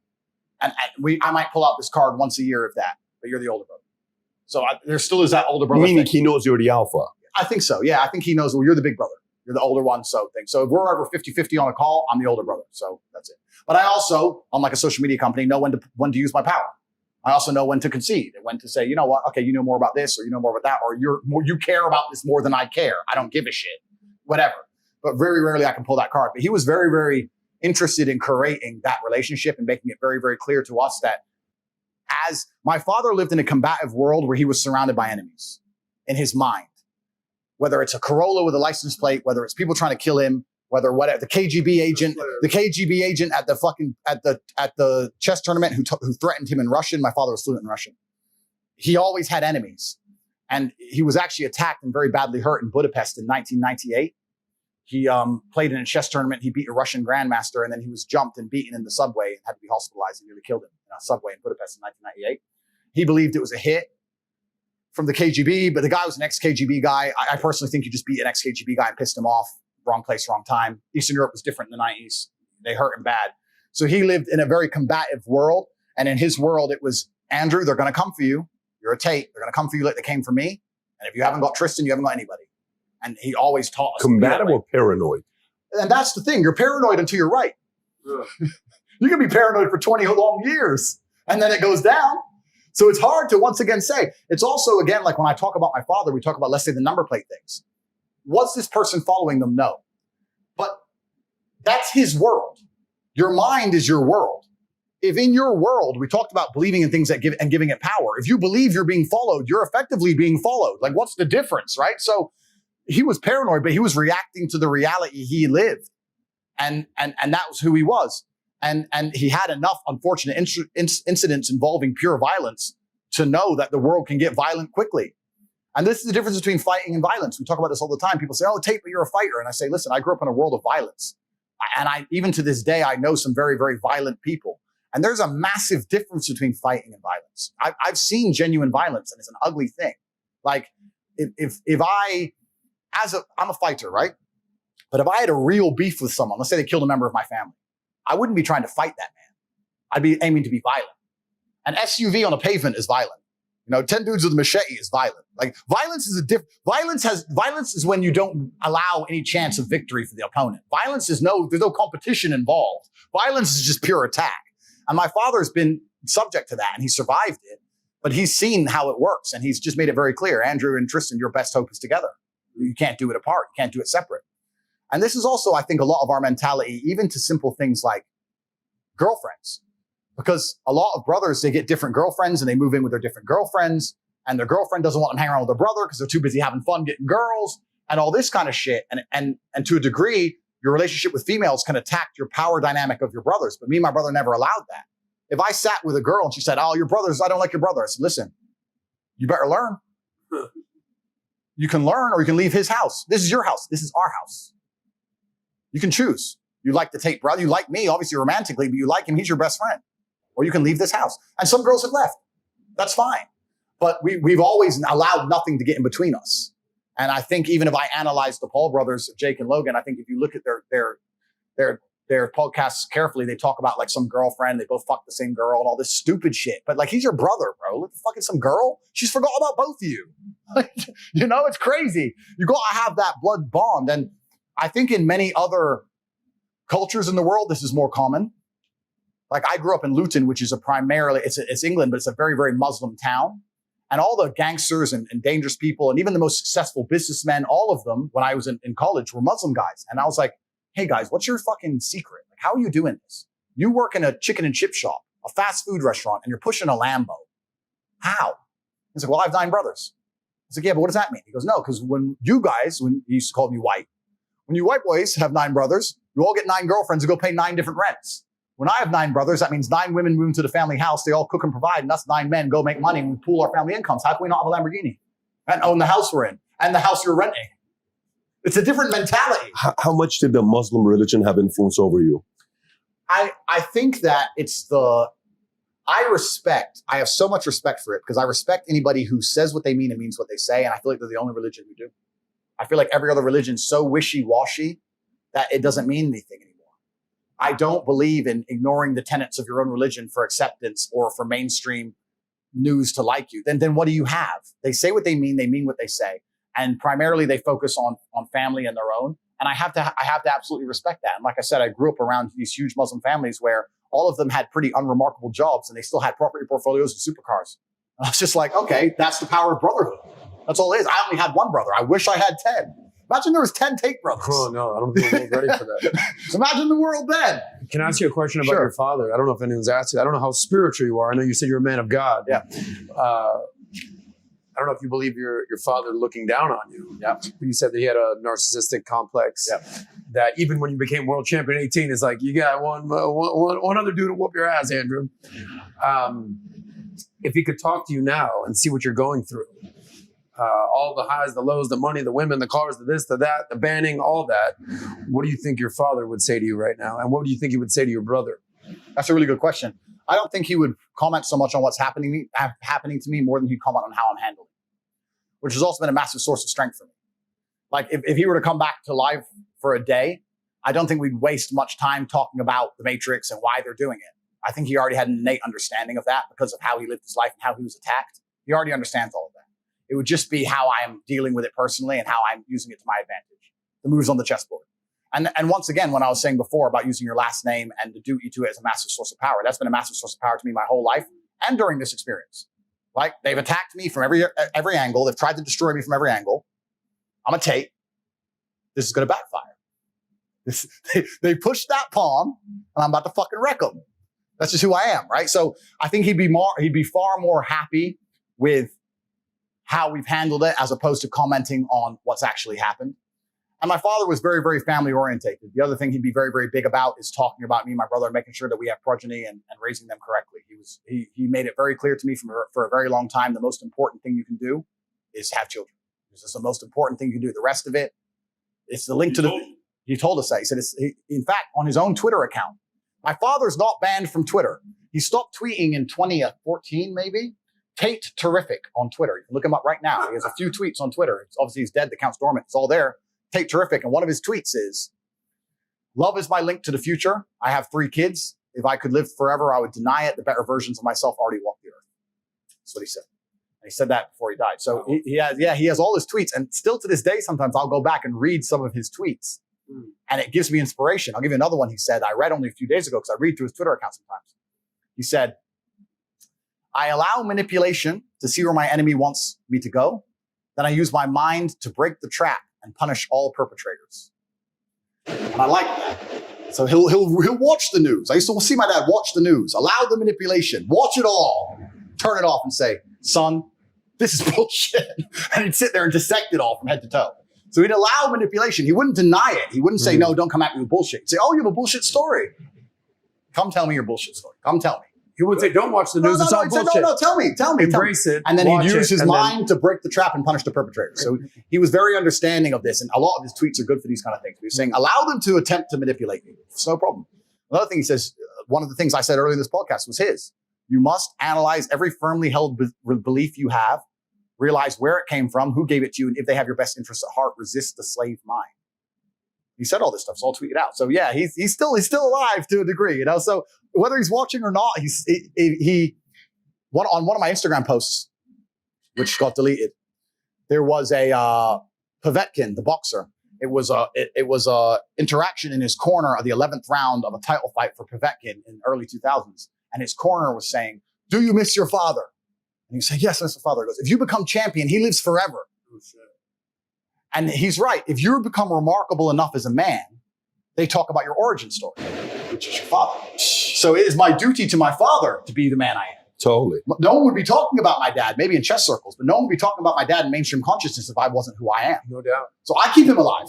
Yeah. And it is my son's duty to do exactly that for me, to keep me alive. The man who got banned and broke social media big tech monopoly. Mhm. This is my son's job. So this is what's so important. He lives forever through me. Yeah. And he'll live through it and I will live forever through my son. And that's the beautiful thing about life. Can I tell you something about Pat? I don't know how much you know, but there's a lot of similarities in your guys' story, right? His biggest influence, his biggest hero in his life, no doubt, is your father. No doubt. And you have a deep sense of history. You also have a deep sense of the bloodline and legacy, past, present, future. That's a clear understanding about you. Pat, you have a similar thing, man. You talk about the Bet David. In this house, the Bet Davids, the Bet David, the last name of this, it almost like shapes greatness. My father, I was like, dude, I'm trying to be the exact opposite of you. I had a very tumultuous relationship with my dad. Yeah. But a lot of the story that Andrew's saying, you must identify within yourself. No question about it. Like the whole David Tate part where Tates were just, the other day we're walking with Dylan. Dylan's my 8-year-old. And I said, Dylan, you realize we have the most powerful last name in the world. And he says, yeah, I know. 30 seconds later, he's not saying anything. He says, Daddy, how do you know that? I says, that's all that matters, that you believe it. You just have to believe it. He says, as long as you do, you're squared away. He says, I believe it. I said, that's all that matters. You're Bet David. So I understand what your dad was doing with you. But let me ask this. Sure. So I run a sales company, and my style of teaching works with, it used to work only with one type of personality. Yeah. And I realized I'm one-dimensional. Then I went to adjust because I was only attracting single guys that don't have any kids and they're 18 to 25 years old. Yep. Then I said, no, I'm selling insurance. I got to be able to adjust and, relate to the married man. Yep. So then that it opened up, and it was 3 different ways of communicating with 3 different audiences. Absolutely. Then it goes 5, 7. So now you become multidimensional. Absolutely. Did your dad's messaging resonate with your sister? Because your sister is a lawyer. She also is successful. Yeah. How did she receive his messaging? Yeah, my sister is very successful. She is a lawyer, and I do think it resonated to a degree. However, I think my father's worldview was so primal and so based in many things which have a masculine edge, like threats and violence and enemies and things that women don't truly consider, that I think his teaching style was far more akin to men. And even, I think that's just how he was. I think that it's easier for a man to adopt it. I don't think that many women, and I don't want to be labeled a misogynist, this is just my worldview. I don't think many women have a true, because it's not their job to be, to some degree, they feel like men should protect them to some degree. Most of them, I don't feel like they have a true akin to threats sometimes. I give a million different examples, but if I go on a date with a girl in a restaurant, the first thing she wants to do is put on Instagram instantly. I'm like, no, whoa. You can't, we're here now. Like, you can't be putting that we're on in this restaurant with the napkin and that's how they kill Pop Smoke. Like, calm down. But it doesn't consider their mind there's a threat, or that many women don't accept that there are groups of men right now sitting in rooms, scrolling social media, looking for someone to get. They're just sitting there, 10 brothers from fuck knows where, sitting there just going, that was 10 minutes ago, this tag. Oh, Mr. Bugay. Yeah, Tate's in Miami at the club right now. It's real. This doesn't really cross female consciousness sometimes. And I understand why, because I think if a woman knew how dangerous the world is, she wouldn't leave the house. So it's easier just to not look at that world. But the way my dad taught and the things he said, it resonated with me and my brother more than it would resonate with my sister. My sister's still very, very successful in her own way, and she's married now, and she's a kid, et cetera, and she has her own man, et cetera. But also, I think when a woman gets married, she takes influence from the man she marries. Lots of different things. But my biggest male influence was my father, always will be. There'll be no one else who can replace it. your sister should take the influence Completely. from her husband. Completely. If that's the man she wants to be, and she wants her son to replicate the man she's had a kid with, then yeah, she absolutely should take his influence. I completely respect that and understand it. But my biggest male influence in my life will always be my father. It can never be replicated or replaced, whereas hers possibly could. Tristan's your best friend, brother, business partner, the whole thing. Everything. What would you describe your sister as? My Just sister's your sister? Yeah, my sister's my sister, yeah. And I wish her the absolute best. I have nothing bad to say about her. I wish her the absolute best. But the bond me and my brother have, I don't want to say this in any kind of negative way. I don't feel like I couldn't live with my sister full time, like in a same house, talking about, like, it just wouldn't be, it'd be weird. I don't know why. I always think there's going to be some degree of disconnect just because of the gender. If someone hurt her, I'd be the first person to be there and help her, of course. But she belongs to her man now. They're married. They're happy. They're in love. They have a child.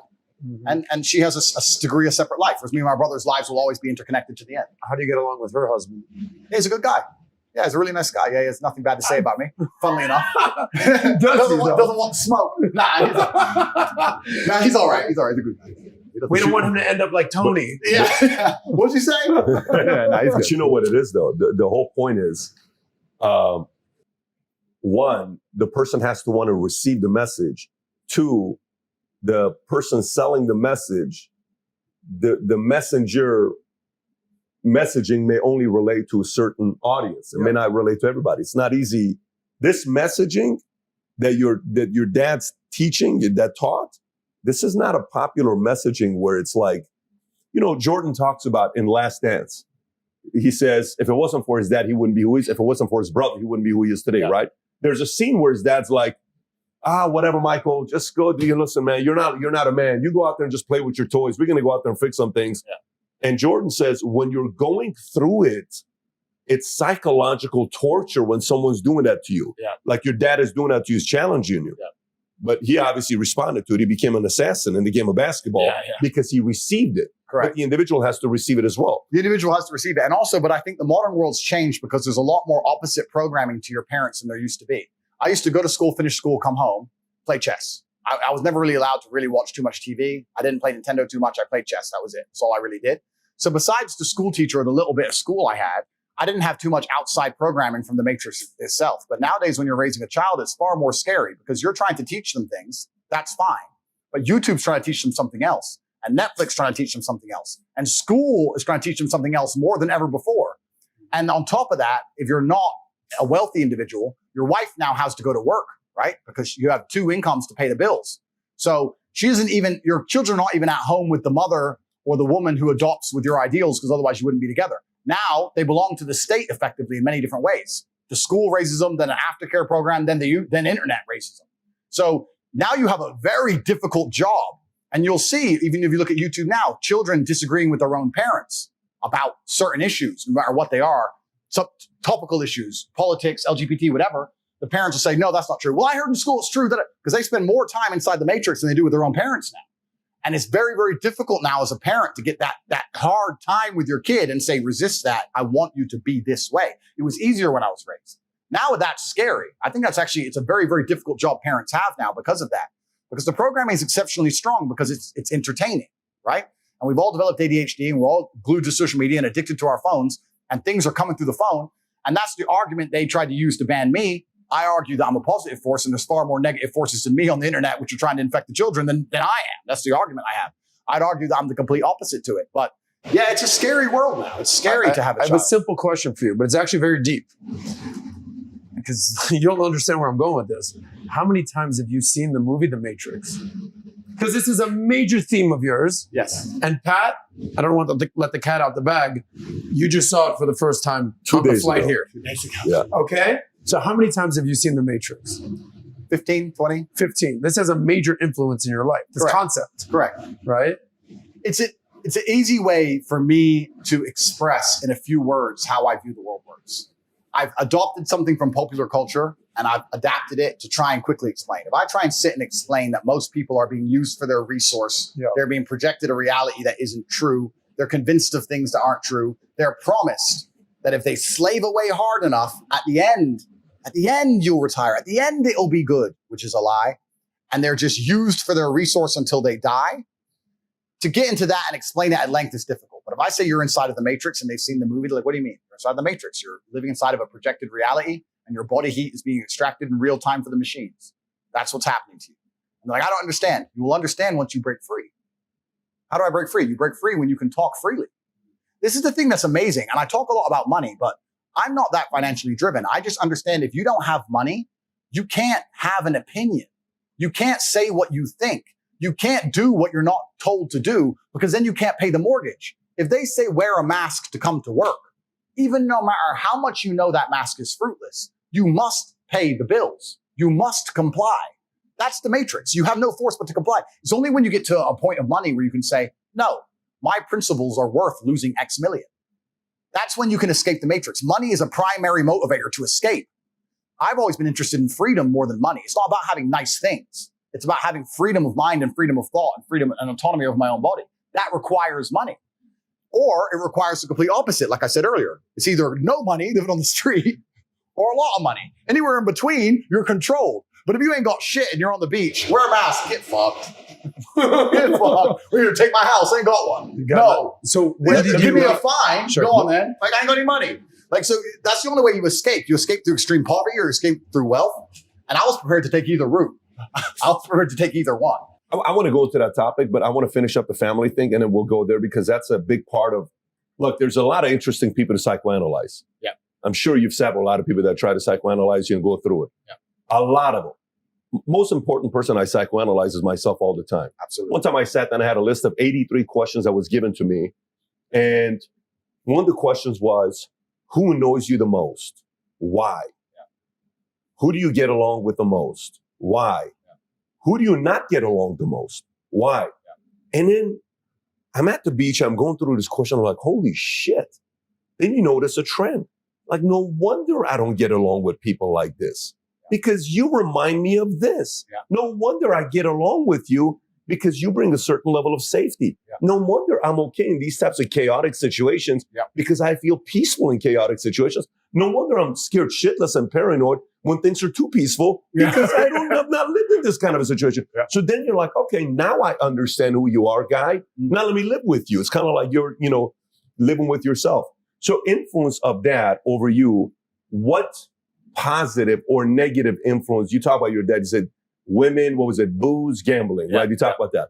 We also talk about the positive influence of that. What positive or negative influence did mom have over you? Yeah, so my mother was fantastic. She was an amazing mother. I don't know if I can talk about positive and negatives. My mother was very much subservient to my father, which was a good thing. They used to have arguments, etc. And I think I learned a lot of my lessons, I guess, on male-female dynamics to a degree from my childhood. Like I remember one time my father was away at a chess tournament for a month and a half. He was away for a really long time. He was at a chess tournament, playing chess all over the country. Came back after a month and a half. Within 45 minutes, him and my mom are arguing. I think she found something in his pocket, a phone number. So I don't know what it was. Started arguing. He just walked in the house. They started arguing, and he came down to me and said, son, give me a hug. Gave him a hug. He goes, all right, see you in a few weeks. I was like, where are you going? He goes, when you're older, you'll understand. Your mother won't shut up. Walked out the door. I didn't see him again for 2 weeks. That's who he was. Like, I come home. Oh, you want to fuck this? Fine. That's how he was as a man, right? So I learned, I'm not saying that I'm that way, but this is my childhood, right? I saw it. But my mother was quite subservient to my father. My father was certainly a disciplinarian. He was certainly the man who's in charge of the house. My mother did her job fantastically. She taught us how to read. She fed us very well. She made sure we ate good. And my dad's basic tenet was, your mother is in charge of keeping you alive. Food, go to bed on time, eat good, go to school. She's in charge of keeping you alive. But I'm in charge of teaching you how to be a man and conquer the world. So we have different roles. So she's going to keep you alive. I'm going to turn up when I turn up. I'm going to teach you some shit. I'm going to teach you how to live. I'm going to teach you how to live. And they're different things. So they had very clear defined roles. To this day, my mother, she's still alive. I've retired her completely. So the first thing I did when I got rich was retire my mother. First thing I did, because my mother was, when they broke up. So the sad story of my father, which I've never told, but I'll tell it now. My father was in the Air Force. He discharged.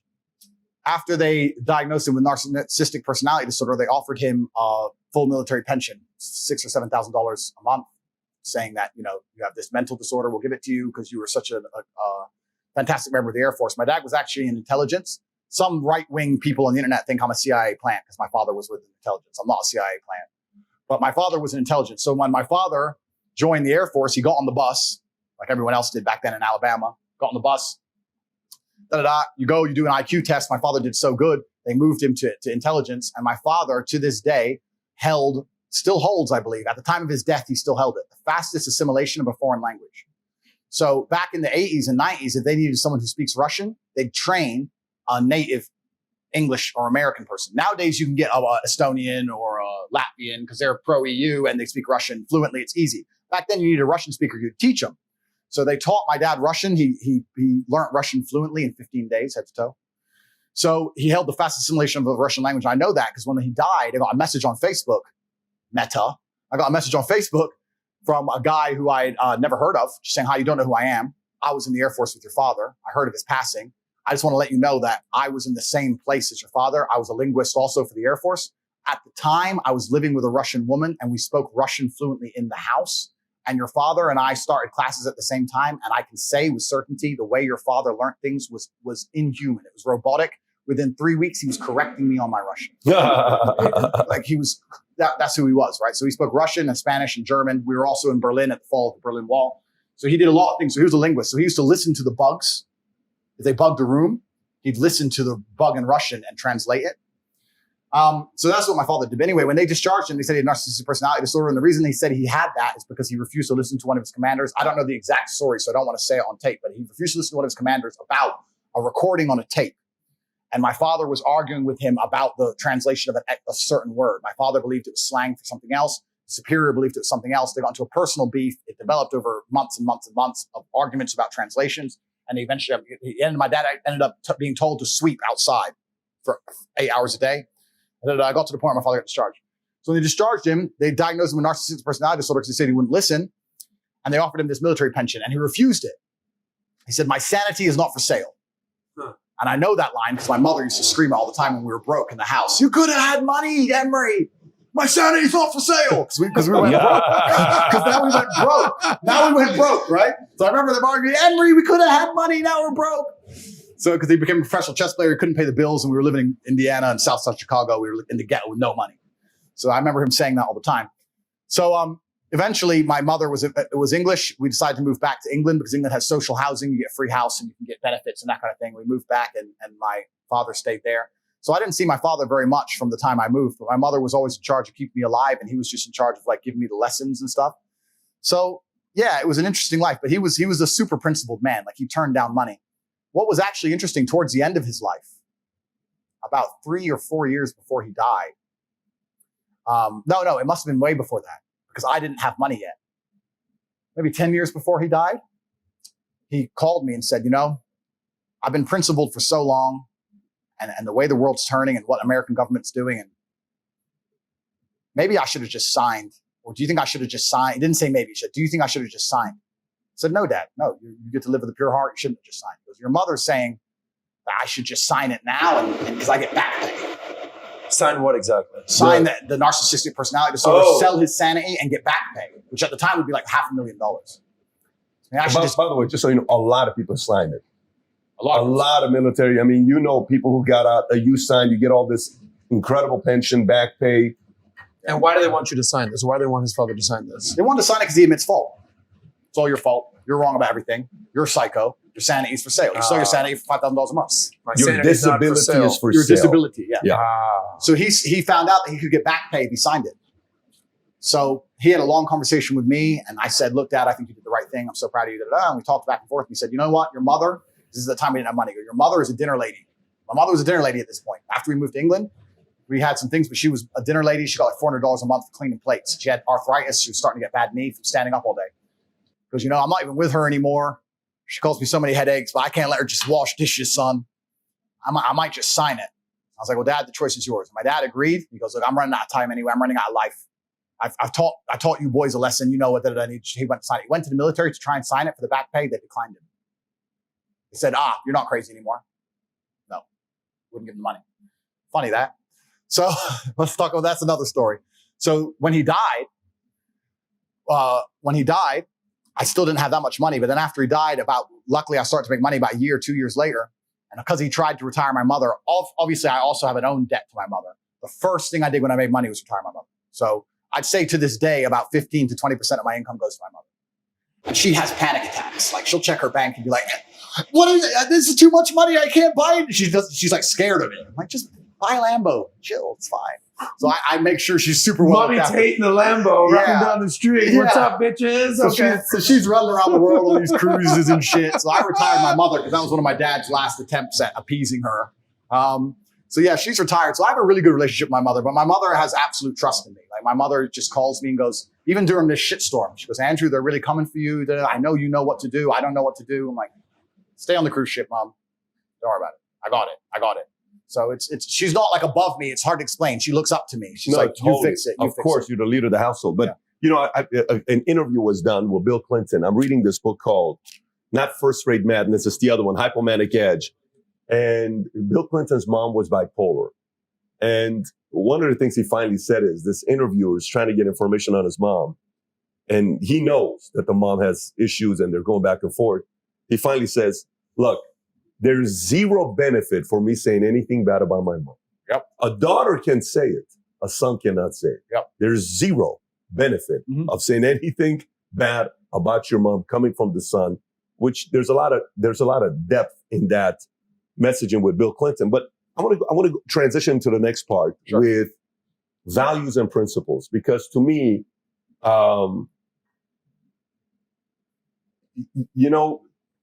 certain things I'm paranoid about, or whatever word you want to call it. My wife's like, what's the big deal with that? Or what's this? You're always thinking somebody's after you because of life you lived. I'm like, listen, unless you really fully understand a life a person's lived, you're not going to know why they're wired the way they are. Correct. You're recreating yourself constantly, but there's also the life you've seen. This is the life you've seen. We've not seen the life you and Tristan have seen. Correct. But when I watch you, I'm like, okay, strong personality, high self-confidence, comfortable in his own skin, BMF, badass, great communicator, charming, charismatic, persuasive, all this stuff. Stuff he says about women, 5 wives, all, playing around, constant, all this stuff. But I feel a strong level of conviction in traditional values, in conservative values. And then I'm listening to you, I'm like, okay, so I grew up with certain men that have influence over me. Hey, why do you interview all these mobsters? I grew up watching Godfather 2 and Goodfellas and, all the, and there's certain things amongst them that I really respect. Forget about the stuff about, the murder, the killing, set that aside. But certain code they had that they worked together with, it kept things safe. So this is why we like watching Casino. We like watching Godfather. We like watching this. You ask any Fortune 500 CEO, half of them are going to say, what's the movie that influenced you the most? Godfather 2. Godfather 2. Godfather 2. As much as we're like, well, not in real life, but in a movie, fine, but not in real life. Yeah. But where's the conservative, strong values that you have? Again, this to the average person watching and say, what the hell are you talking about? This is the same guy that talks about women shouldn't drive, women not this, women not this. I feel like it's there. I feel like sometimes you don't fully bring it out. I feel like it's almost like, the saying, I worked with a leader for many years who the saying was, never show hurt. We never show hurt. You never show hurt. You never show hurt. Never show hurt. You never show hurt. And you're like, never show hurt. I'm never freaking showing hurt. Hell no, I'm not showing hurt, because I'm not going to let you have one in over me to a vulnerable and then you use that to get something out of me. I'm not freaking doing that to you. Never show hurt. Never show hurt. And then the other side is, but if people are going to really know who you are, you got to show a little bit of vulnerability for people to know who you are. For you, values, principles, deep down inside, traditional, is it real or is it just a pure, confusion I have here with my, understanding of you? No, it's absolutely and utterly real. And I think that it is based in the natural. I think it's a natural tendency to be conservatively minded if you are masculine and also if you are competent. I feel like a lot of my traditional masculine values just come from my respect in myself and my confidence in myself in dangerous situations. Recently I was in the Romanian mountains. It started to snow heavily. There was a blizzard. I was with a girl. It was her car. She goes, oh, we have to drive home. I said, I'm going to drive. She goes, my car. I said, yeah, but I'm going to drive. She goes, why? Because this is a blizzard. She's like, well, okay. It's not me being misogynistic. It's just, I know I can drive in a blizzard. I just trust me. I just trust myself. And I trust future self even more than I trust my current self, if that makes sense. So if I have a situation now where I have a play to make and it seems semi-risky, I'll think, well, future Andrew's even better than current Andrew. So future Andrew, 4 years from now, he'll fix it. Let's say it goes wrong. Future Andrew's got it. If current Andrew can pull X off, future Andrew can pull Y off. So we're going to take the riskier option with a bigger reward, for example. Obviously, you don't have to be stupid, but I think that when you have true belief in yourself and you have true competence, you're going to naturally inclinate towards being a protector and a provider and have these conservative values. It's really interesting that the closer a society is to the survival line, the closer people naturally bend to their gender roles anyway. So let's say we take America, right, where you have feminists and hard liberals and all this garbage. if they were all marooned on a desert island, let's say there's a shipwreck, they got marooned on a desert island, one of two things would happen. They'd stick with their Western world garbage and perish, or they would all quickly align to the natural baselines of humanity, the gender roles. The men would build and hunt, the women would gather and look after the sick, and then they'd survive. The closer you are to survival, the more important you are. The more important it is that you align to your gender role, because if you don't have a chance of survival. So in countries where it's harder to survive, they're more traditionalistic. It's only in very, very privileged societies can we pretend that you do not need a man who can protect himself and others. So that's a very privileged society, right? So I think when you have a hard life and you've lived a life on edge, you're naturally going to be inclining towards those things, towards reality and towards conservative values and towards traditionalism, because that gives you the highest chance of survival. I have a highest chance of survival if I focus on doing X and I am this type of person, and the woman next to me is this type of person. And that gives us the best chance. And that makes me a traditionally masculine male and her a traditionally feminine female, especially if you're living a difficult life. Does that make sense?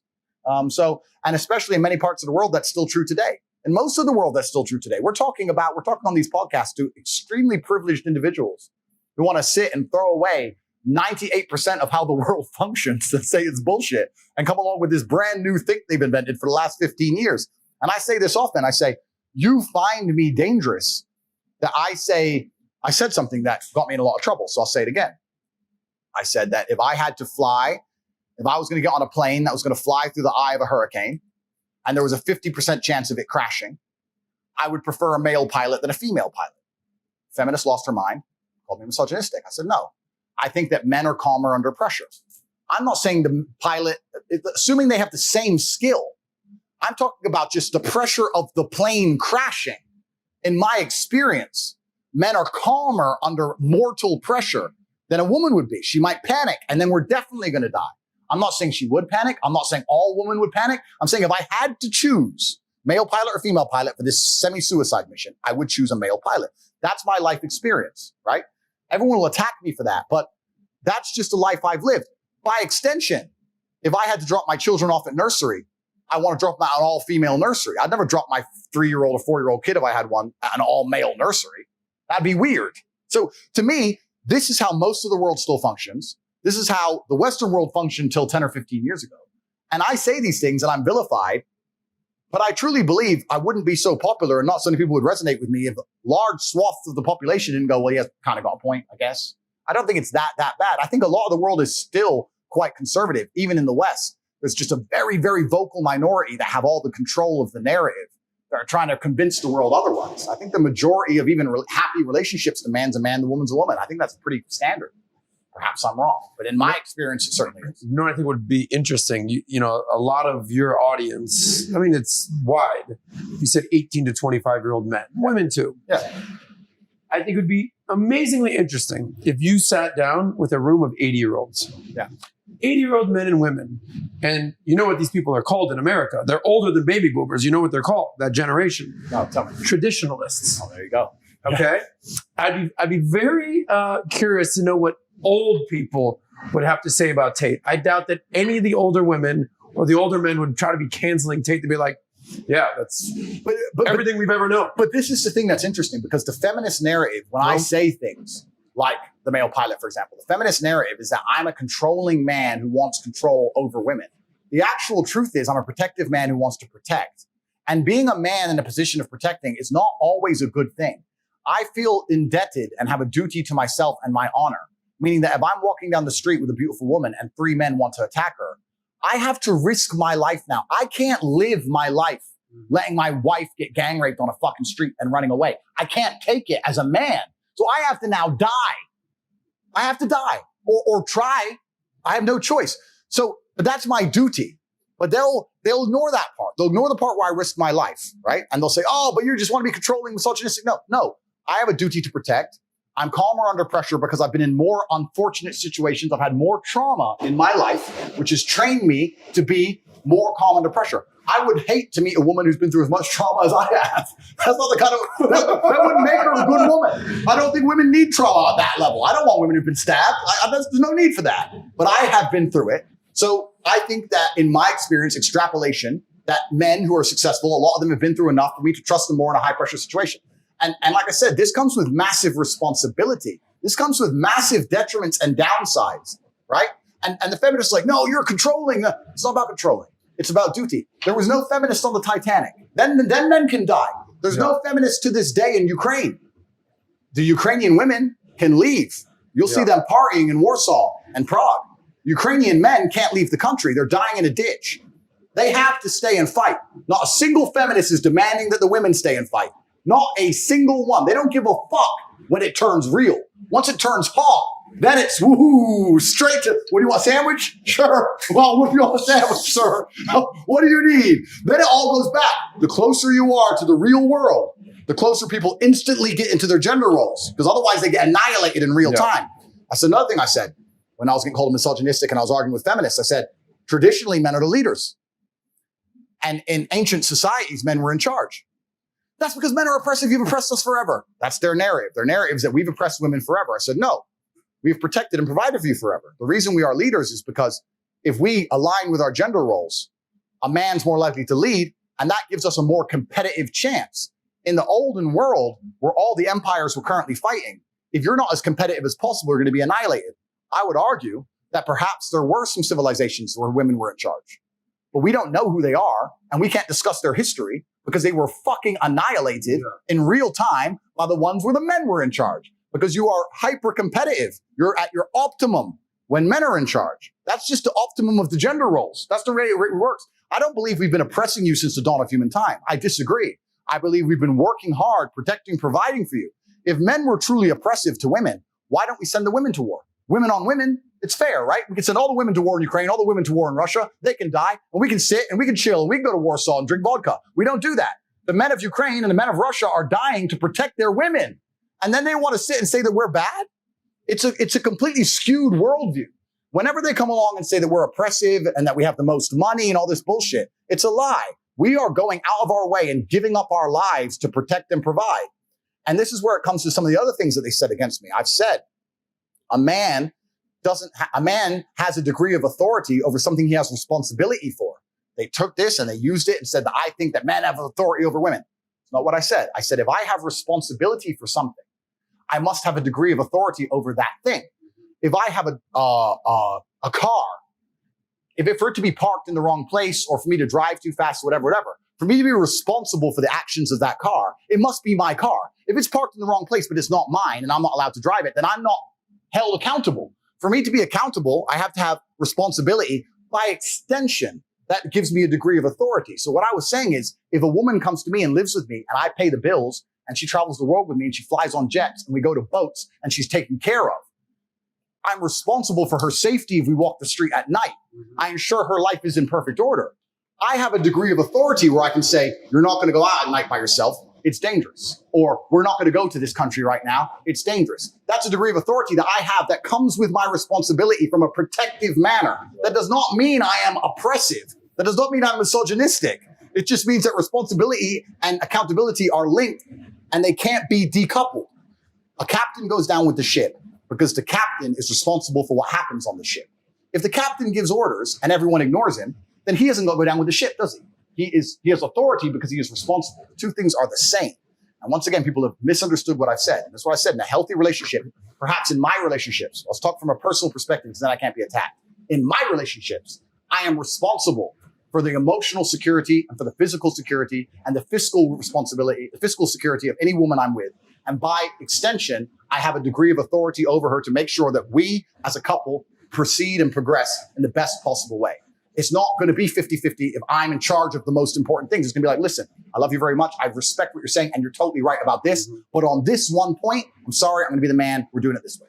Well, you got in trouble because, by the way, we're here. Like, I think we're all here. But you've gotten in trouble because the analogy you use is like you compare women to children or to animals and say, I have responsibility over my child or over my dog. And then people take the short clip and like, he thinks that women are like children or women like animals. Well, the children one was actually interesting because that was a slightly different one. With children, I was making a joke and it was semi-satirical. But like all my things, I'm not allowed to make jokes anymore because Zuckerberg gets upset and deletes me.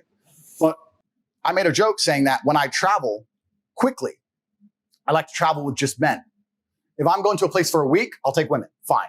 But if I have to hit, let's say, 4 countries in 2 days on the jet, I like to only take men.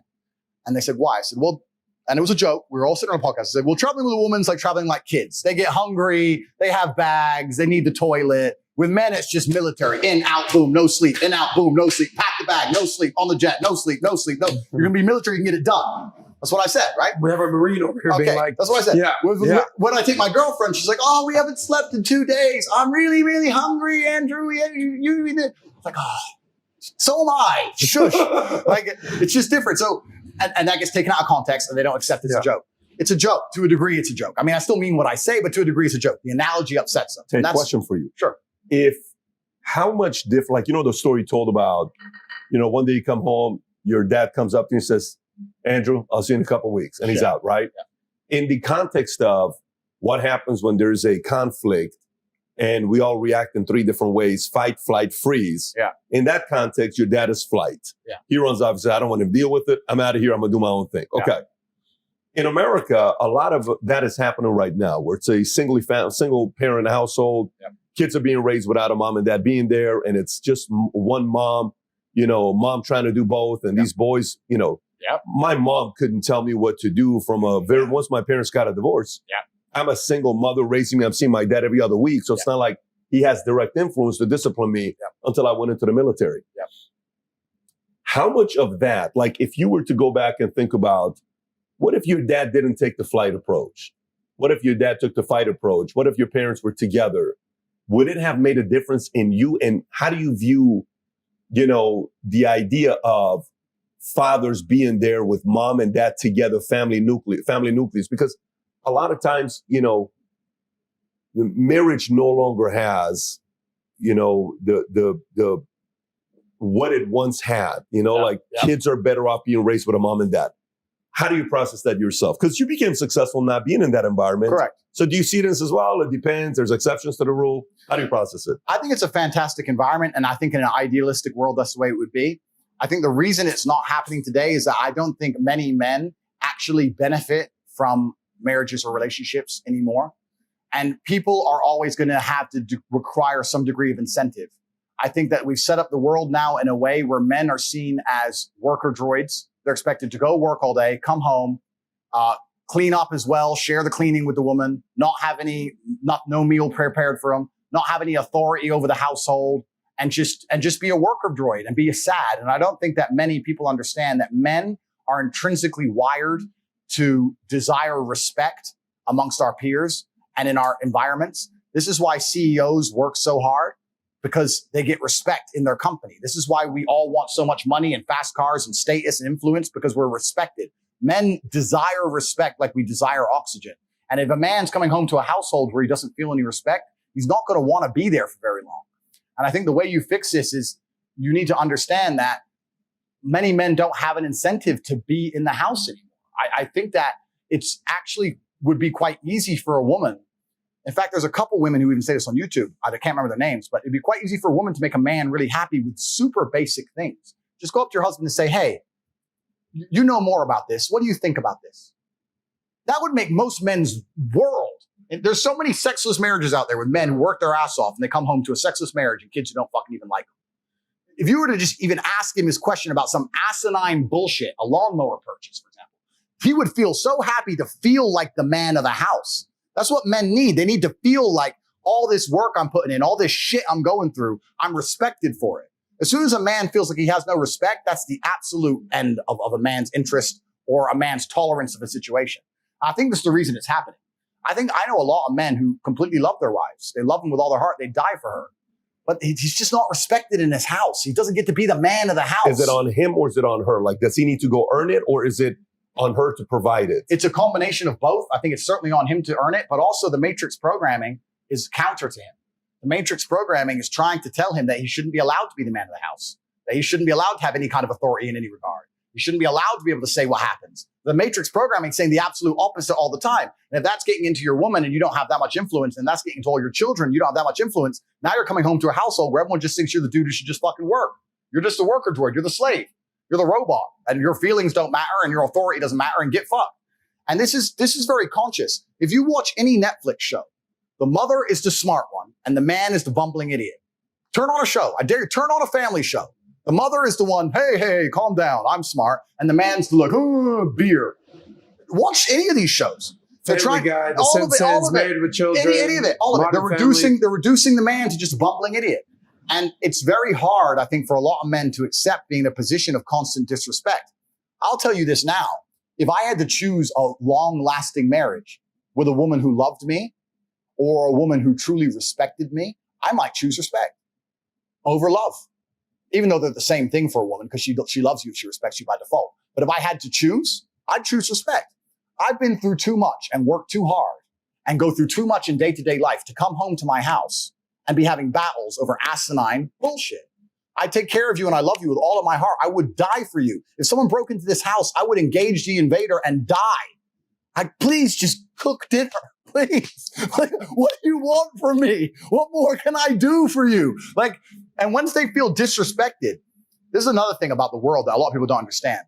It's disrespect that will drive a man to the most heinous of crimes. It's disrespect that starts the school shooter bullshit. It's disrespect that makes men go to jail for life sentences. It's disrespect. When you truly disrespect a man in a public and permanent way, that's when they switch. That's why I'm so respectful in public. You don't know who the fuck you're talking to. He might be on his last fucking straw. And you just disrespected, hey, you're a fucking bitch anyway. You're skinny motherfucker. Fuck you. You don't know. That might be the last time he heard it.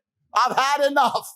You don't know. Disrespect is dangerous, right? And in a household where you're constantly disrespecting a man, he's going to end up depressed and sad for even accepting it. Men just want to feel respected. It's not that hard to do. If you truly, I say this to anyone watching this, if you truly love your man, it would be so easy for you to just make him feel respected. It doesn't even take actions. You can do it with basic words. Ask his opinion on something, big him up once in a while. And because we're supposed to be supermen and we purport ourselves as supermen and we're stoic, but we talked earlier about how we still feel everything. So when you're a strong man, especially, they're like, he's fine. He's fine. He's fine. He's fine. Be nice to the dude. You'd be surprised how far you get. But this is why I think most men walk out of marriages, because they're like, you know what? I'm not getting any respect here. I get more respect from this dickhead stripper, 18-year-old hoe for throwing money at her than I do giving money to my own wife. Where am I being respected? Well, at least she's smiling at me. She ain't smiled at me in years. And it gets to a point where it's just like, well, I want to feel respected now. I'm working my ass off. I'm out here on the streets. I'm going to the sewers and shit. Where's my respect at? And that's what I think it really comes down to. I think men function on respect. And respect is the number one trigger that'll make a man do heinous crimes. And it's also the thing that will make us do the bravest, most honorable things. What did I say about protecting my wife from trying to try to rape her in a situation on the street? I can't respect myself, and I won't be respected by society if I don't die. So I will stand and die. I can't say, oh, well, there's 3 of them. I can't do it because my self-respect and respect of the world. Nah, that's Tate's girl and he ran away. I can't take it. I have to die. I can't live that way. So it's like honor. It's like Hirokari, or what about the Japanese thing with the sword? You can't take the dishonor of losing. Absolutely. They commit suicide. So respect is so intrinsic to men, and a lot of society's forgotten this. And that's why I also think my message is resonating, because I'm teaching men, look, yeah, your life's shit. Yeah, you need to be respected. Yeah, here's how. Oh, but that's hard. Of course it is. Let's go. So I think that's what it is. So I agree with you. I love the idea. But the reason that it's ending is because in traditionalistic families, the woman respected the man. As soon as the respect's gone, now men don't want to be there anymore. They want to go find a new woman who respects them, or run around and do dumb shit, or run around with their boys. Their boys respect them. Women say, why is my man always out in the street? Because on the street, he's respected. With his boys, he's something. When he's home, what is he? You don't respect him. He wants to go be amongst the respect. That's why men do the shit they do. It's dangerous shit, life-threatening shit, gang banging. How many times you heard a gangster say, I'll go shoot him, respect, it's my name. It's respect. It's a whole different dynamic. We've forgotten the respect inside of relationships. And this is why so many men are just losing interest completely. And then, yeah, it's a downward spiral. You're completely right. And then the woman's left by herself with the boys. And the boys are trying to get respect somewhere. They end up getting on the street, crime, blah, blah. It's all just downhill from there. Would you ever consider getting married to one woman and building an actual family nucleus like the traditional way? Would you do it, since you don't have to worry about, garnering respect? That's a good question. It's certainly something I would consider and something I would do. It's not something I'm completely and utterly adverse to. The main problem with me doing it is the way that a lot of legality has been set up. I don't like the way the government's doing things. But let's say I were to get married, I'd get married religiously, perhaps not governmentally. Sure, but religiously. Yeah, absolutely. Religiously. And if I met the right woman, sure, I'd absolutely and utterly do it. But in my marriage, if I meet a woman and I marry her and I take care of her and I make sure she has a fantastic life and I raise her and I nurture her and our children, etc., I'm still always going to be the man who says, listen, I'm away this weekend. And I'm not going to come home to a bunch of fucking yelling. I'm just going to be that guy. I'm away. There's lipstick. Oh, I'm going to give her a white lie. Tristan, I had my shirt on. Some bullshit. Just eat it. Shh. Move on.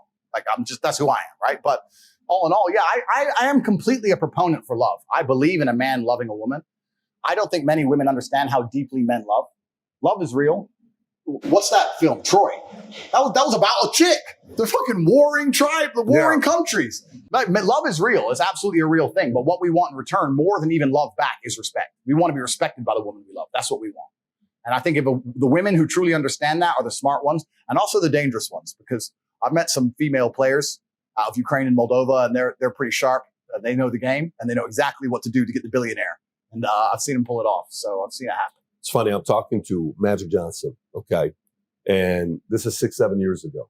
And the conversation comes up about AIDS, HIV. I said, there's a couple moments as a kid that I clearly remember. One was when Jordan retired. One was when Tupac died. And the other one was when you got HIV, because I'm in LA. I mean, I'm like a Magic fan. And I said, when that came out and all the rumors, the past, all this stuff, I said, what made your marriage work? And this is interesting, his answer. He says it very quickly, and I don't even think people caught it. He said, because she's smart. So what do you mean she's smart? Because she's smart. They've been married together till today. They're still together. Oh, Magic is still with his wife. I mean, imagine Magic's stories with, Hugh Hefner and the Playboy Mansion and L.A. the party 80s, and who he 90s, was, before 80s, social media, I can imagine. And what he did, but they're still together. Who does the credit go to there? Does the credit go to him? Does it go to her? Who gets the credit? That's what he was saying. Yeah. He's saying credit goes to her for the family. Now, some may say, well, look at how the family turned out. Look at the kids, because you see the criticism that comes out one of his sons. It's like, hey, look how this turned out. It looks like it's maybe working out, but you don't yet know the long-term count. Like one day, if you have kids and you decide to bring kids into the world, you're sitting there, you're thinking about the long-term consequences, because you don't know what they're going to pick up, what they're not going to pick up, what they're going to turn against you, what they are going to turn. It's super interesting, because without wanting to tell another long story about my dad, I believe, now that I've analyzed, that my father sacrificed his marriage for me and Tristan. Because I think that there was times of massive contention with my mother where he was so principled and so concerned with our upbringing as men that he sacrificed his marriage with my mom for us. He filed a divorce?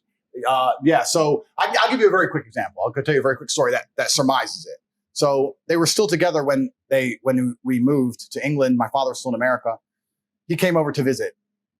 And my mom said to me a couple of days before he comes, your dad's coming. We're going to go get a haircut. And I was must have been about 12 something. Went to get a haircut. We went to our normal hairdresser. Hairdresser wasn't there. Got some other hairdresser. Cut my hair. Whatever. And when we got back to the house, my mom's like, I don't like how she cut your hair. She cut your hair wrong. She cut your hair wrong. And I'm only 12, right? So I'm like, yeah, she cut my hair wrong. She cut my hair wrong. So when my dad came, my dad turns up. He's only there for like a couple hours. I haven't seen him in nearly 6 months.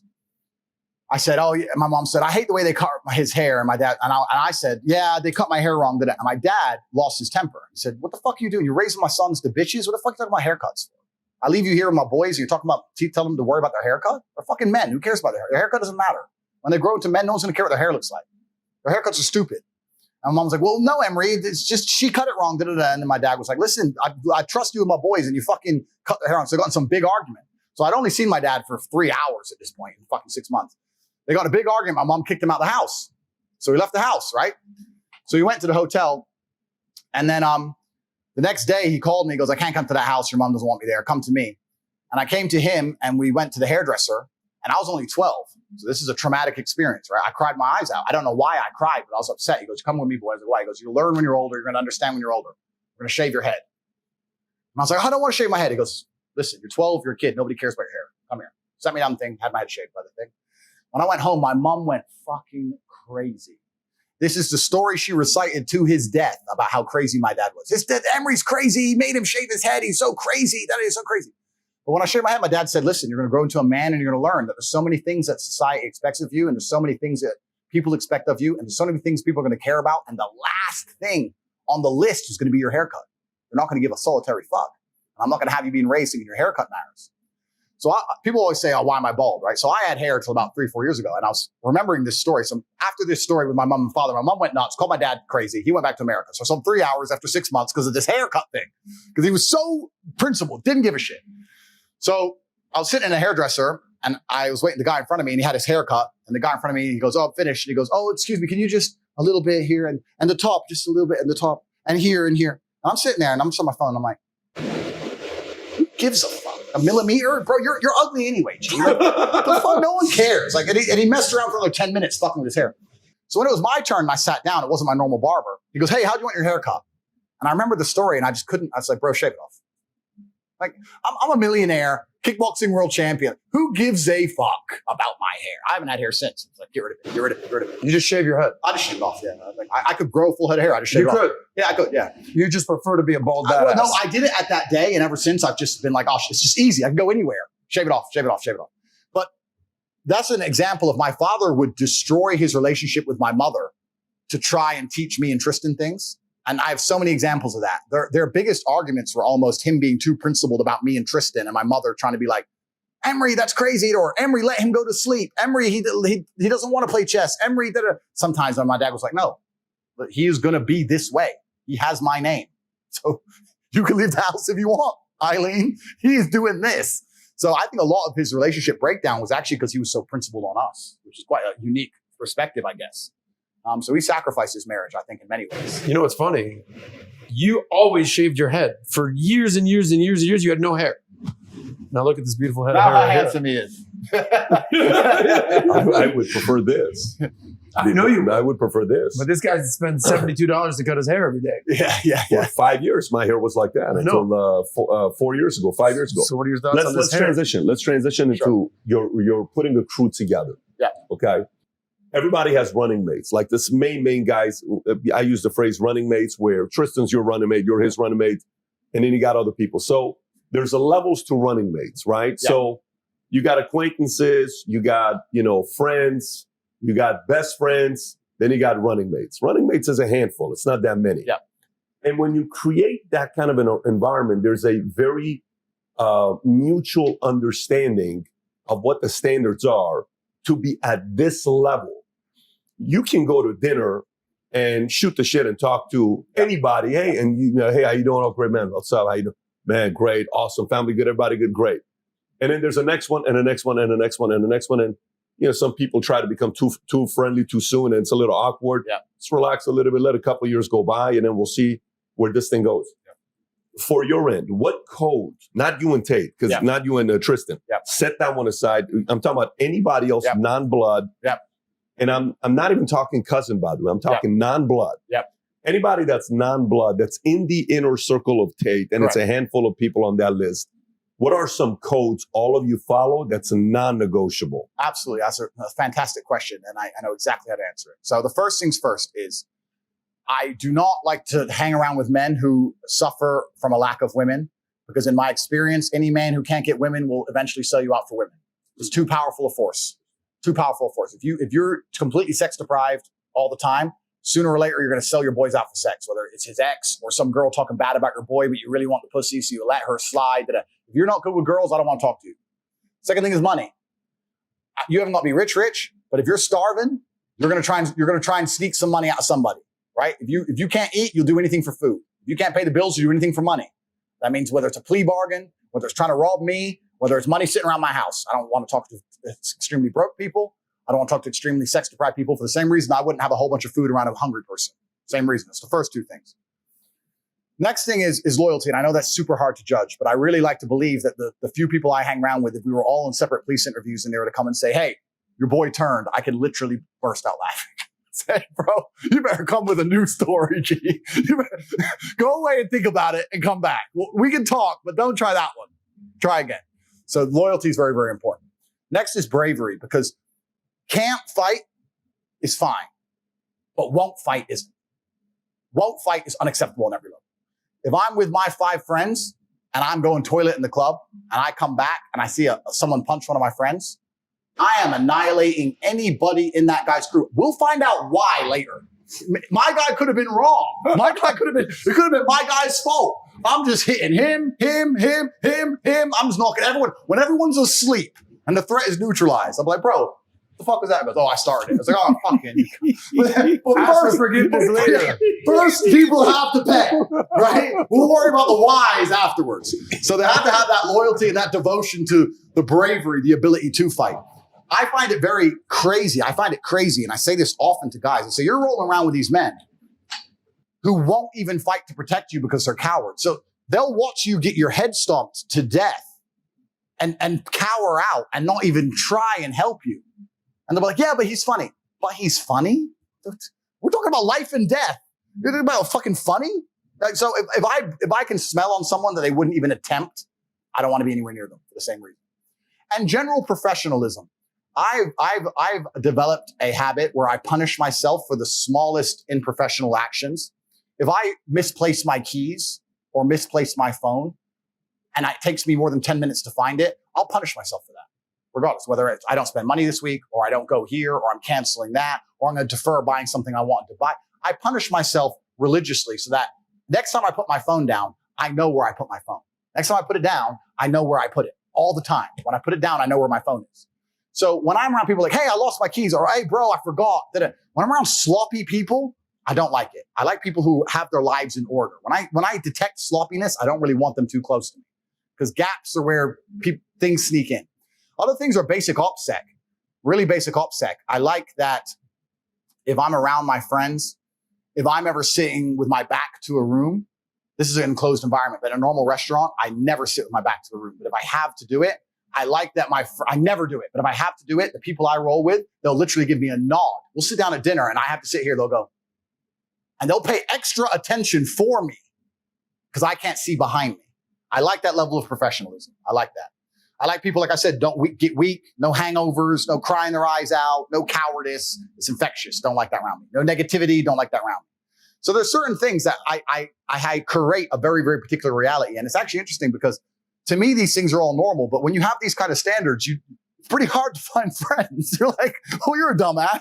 You're a pussy. You're like, and you don't talk to that many people. But if you get a crew together that act that way, it's amazing how, not to get all airy-fairy, but it's almost an intangible. When you have 6 men in one place who are perspicacious, who are paying attention, who do have their things right, who don't lose things, who do it, the whole room can smell it. When me and my crew walk in a room, even if it's almost like an energy. Some guy can be eating his dinner, not even see us walk in and go, 6 predators. It's like the rabbit when the fox comes. Like you can smell when the guys turn up. Do you know what I mean?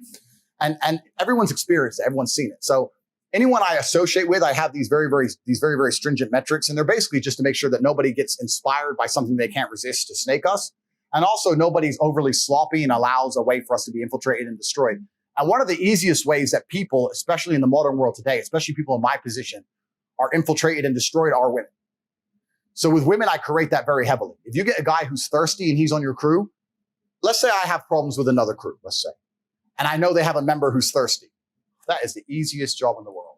You get one hot bitch to Instagram message. You're going to find out where they are, what they're doing, where they've been, the hotel room right now. It's fucking done deal. You can do whatever you want to them idiots, right? You got to have guys who can turn that shit down. I've had it a bunch of times in my life where I've been in countries. I was in Sofia, Bulgaria. I was talking to this girl. She's like, hey, 10 out of 10. And I've been talking to her for a few weeks. She's like, hey, let's meet at this place. I'm like, let's go here. No, this is my favorite place. Let's go here. And I was like, no, I'll turn pussy down. I could have been wrong. Could have been right. Could have been right. We're never going to know. I'll turn it down. But if you have that guy in your crew, hey, bro, she's so hot, bro. She's so hot. That's problems for you and him and everyone else. So you got to be very careful with the kind of life you're living. But if you live with people who have their lives in order, it's important. But professionalism is also a really big one. When I see people who are sloppy, it makes me very uncomfortable. Just general sloppiness. I can't explain it. It makes me uncomfortable. When a girl is your girl, are you telling her anything? Or is it a understanding? Like, hey, listen, these are some things that I follow, and you're either okay with this or you're not, but I'm not compromising these things. Do you have those conversations when a girl is your main girl? Yeah. So I've had relationships with women for 5 or 6 years and they never knew my job. And I'll just say to them, look, if you know things, even though I don't do anything wrong, but if you know even who I associate with, if you know things, then you have to lie. Isn't it easier if you just don't know? Then you got to lie, right? So I'm working. What's work? Work's work. You're on a jet. You're on a jet. Enjoy the jet. Right? So I keep certain things from them because it makes it easier than them having to worry about a false narrative or a lie in the event of whatever. Or if we break up, then what, right? So I'm very careful of that. I'm very, very careful who I talk around as well. Like if there's random, like on the yacht, me, Tristan, and my cousin, we were just with 30 girls on the yacht. We didn't talk business once. We talked business one night when everyone was asleep. A couple times, like Luke went to go, hey man, I'll message you. We'll be sitting in the same room. What's happening? This is people. Loose lips sink ships. Doesn't matter if you're doing nothing wrong. You gotta be careful who you're talking around. They listening to shit. And in the modern world, they record shit. Like you don't want to, even if it's a 0.1% chance, but what's the upside? Like there's no upside. Yep. So why take the 1% chance? Risk reward. I'm very, very careful. And especially with women, not because they're necessarily malicious, but because women in general don't have to worry about the certain things I'm talking about in terms of professionalism. There's a whole bunch of beautiful, smart, great women out there who just go through life and they're just Instagramming everywhere they go and they forgot their keys and do. And if she's too close to your circle, it's just an in. It's an in to get you. And you got to be careful. And it's amazing whether it's the 1970s Soviet spies or the 2022 mafia. When they want to get a dude, it's a chick. You either send a new chick or you watch his old chick or you find his girlfriend. Even a bounty hunter today. Let's say I was wanted by the police and they couldn't find me. Who's his girl? Bet he's gone there. Bet he needs some sex. Go put a car there. Every time. Every fucking time. You got to keep this shit in order. And the women I associate with have enough respect for me to go, okay, I don't know. Fine. Just, I love you too. When they arrested El Chapo's girl, didn't you say I didn't know he was a criminal? I thought he was a chef or some shit. I was like, perfect. She doesn't even know I lie anymore. He's a chef. He told me he's a chef. He's a chef. He's a billionaire chef. He's a chef. Dude's a chef. I don't know. The guy's a chef. So, and it's actually interesting because a lot of men want to brag to women because we want to show status. So you want to sit there and brag about all the good things you do, but there is a downside to that. There is a degree of downside. I was in Moldova. No, I take that back. I was in Constanta, Romania 9 years ago before I moved there. And I was in a club and I must have been the only foreign person in the club. And there was a 11 out of 10 Moldovan girl, the most beautiful girl I'd ever seen. And I went over and I tried to talk to her and she said, yeah, I only drink champagne. And at the time I didn't have that much money. I said, you only drink champagne. Well, I'm finished drinking for the night, but it's very nice to meet you because I couldn't afford a bottle of champagne. So I had to style it. So I was like, I don't have any, I said, I'll finish drinking for the night, but it's very nice to meet you. What's your name? Okay, nice to meet you. Bye. Left the club, whatever. Next day I came, I saw her on this table, champagne show. Next table, champagne show. And while she was doing all this, we were kind of catching each other's eye, looking a little bit, And a couple times I caught her at lunch. Constanta's like a beach town. I caught her at lunch. I spoke to her a little bit. And she kept asking me for champagne. I was like, listen, you are absolutely gorgeous. I think you and I are going to have a long and happy future together. But I'm not going to buy you champagne. I'll tell you why later. I put mystery on it. So I can't tell you broke, right? You got to put mystery spin. So I'm going to tell you why I don't buy champagne later. It's a long and interesting story. Once I can trust you, I'm going to tell you why I won't buy you champagne. You can trust me now. I will tell you. Not yet. Style it off. Anyway, as we got to know each other across the summer, eventually when we became friends, she came clean. She works for the club. She gets commission on champagne. Of course. The girls in the club, you're buying champagne for this thing. She gets a commission per bottle. What was interesting is this. She had on her phone a system. So she'd meet you. You'd buy her drinks the first night. You'd go a separate date. The second night, you'd buy her drinks. Third day, she'd send a pre-decide already in her notes how you live far away and she can't fall in love again. She's only been with one man her whole life. She falls in love with you. She's going to have her heart broken and she's scared. And then she'll ghost you for 3 days. Then eventually after begging, you'll get her back, but she wants to come, but not on her own because she's scared. She wants to bring 3 friends and she'll go to this restaurant. She wants to drink this champagne. Boom, boom. A commission. And she'll show me in her Facebook message, every dude, playbook, every fucking guy, one after another, every night of the week, all just falling for the playbook. She goes, you're the only guy who never bought me champagne. I was like, yeah, well, I didn't tell her I didn't have any money. I was just and I was like, I've been around the world. I know some things. So anyway, I played it off. And she was sitting there telling me, and when she was going through it, it was scary to me. She goes, this guy on Facebook, he's from Turkey and he does private airplanes and da-da-da-da-da. And this guy, she's telling all their jobs, the money they're making, where they live, the town they're in. Because these dudes are sitting there talking, I'm so rich, baby, I'm so rich. You want champagne? I got it. I do this. And I was sitting there thinking, whichever mall boss picks this girl up is going to have a whole bunch of targets to go robbing all night long. Because dudes just can't shut the fuck up. And this was when I was 24, 25. Ever since then, I style it off. What's your job? I work. It depends where I am. If I'm like in Romania, I say I make papanash, which is a Romanian donut. It's a national food. You're the donut guy. I say, I make papanash, baby. So papanash, like I'm number one.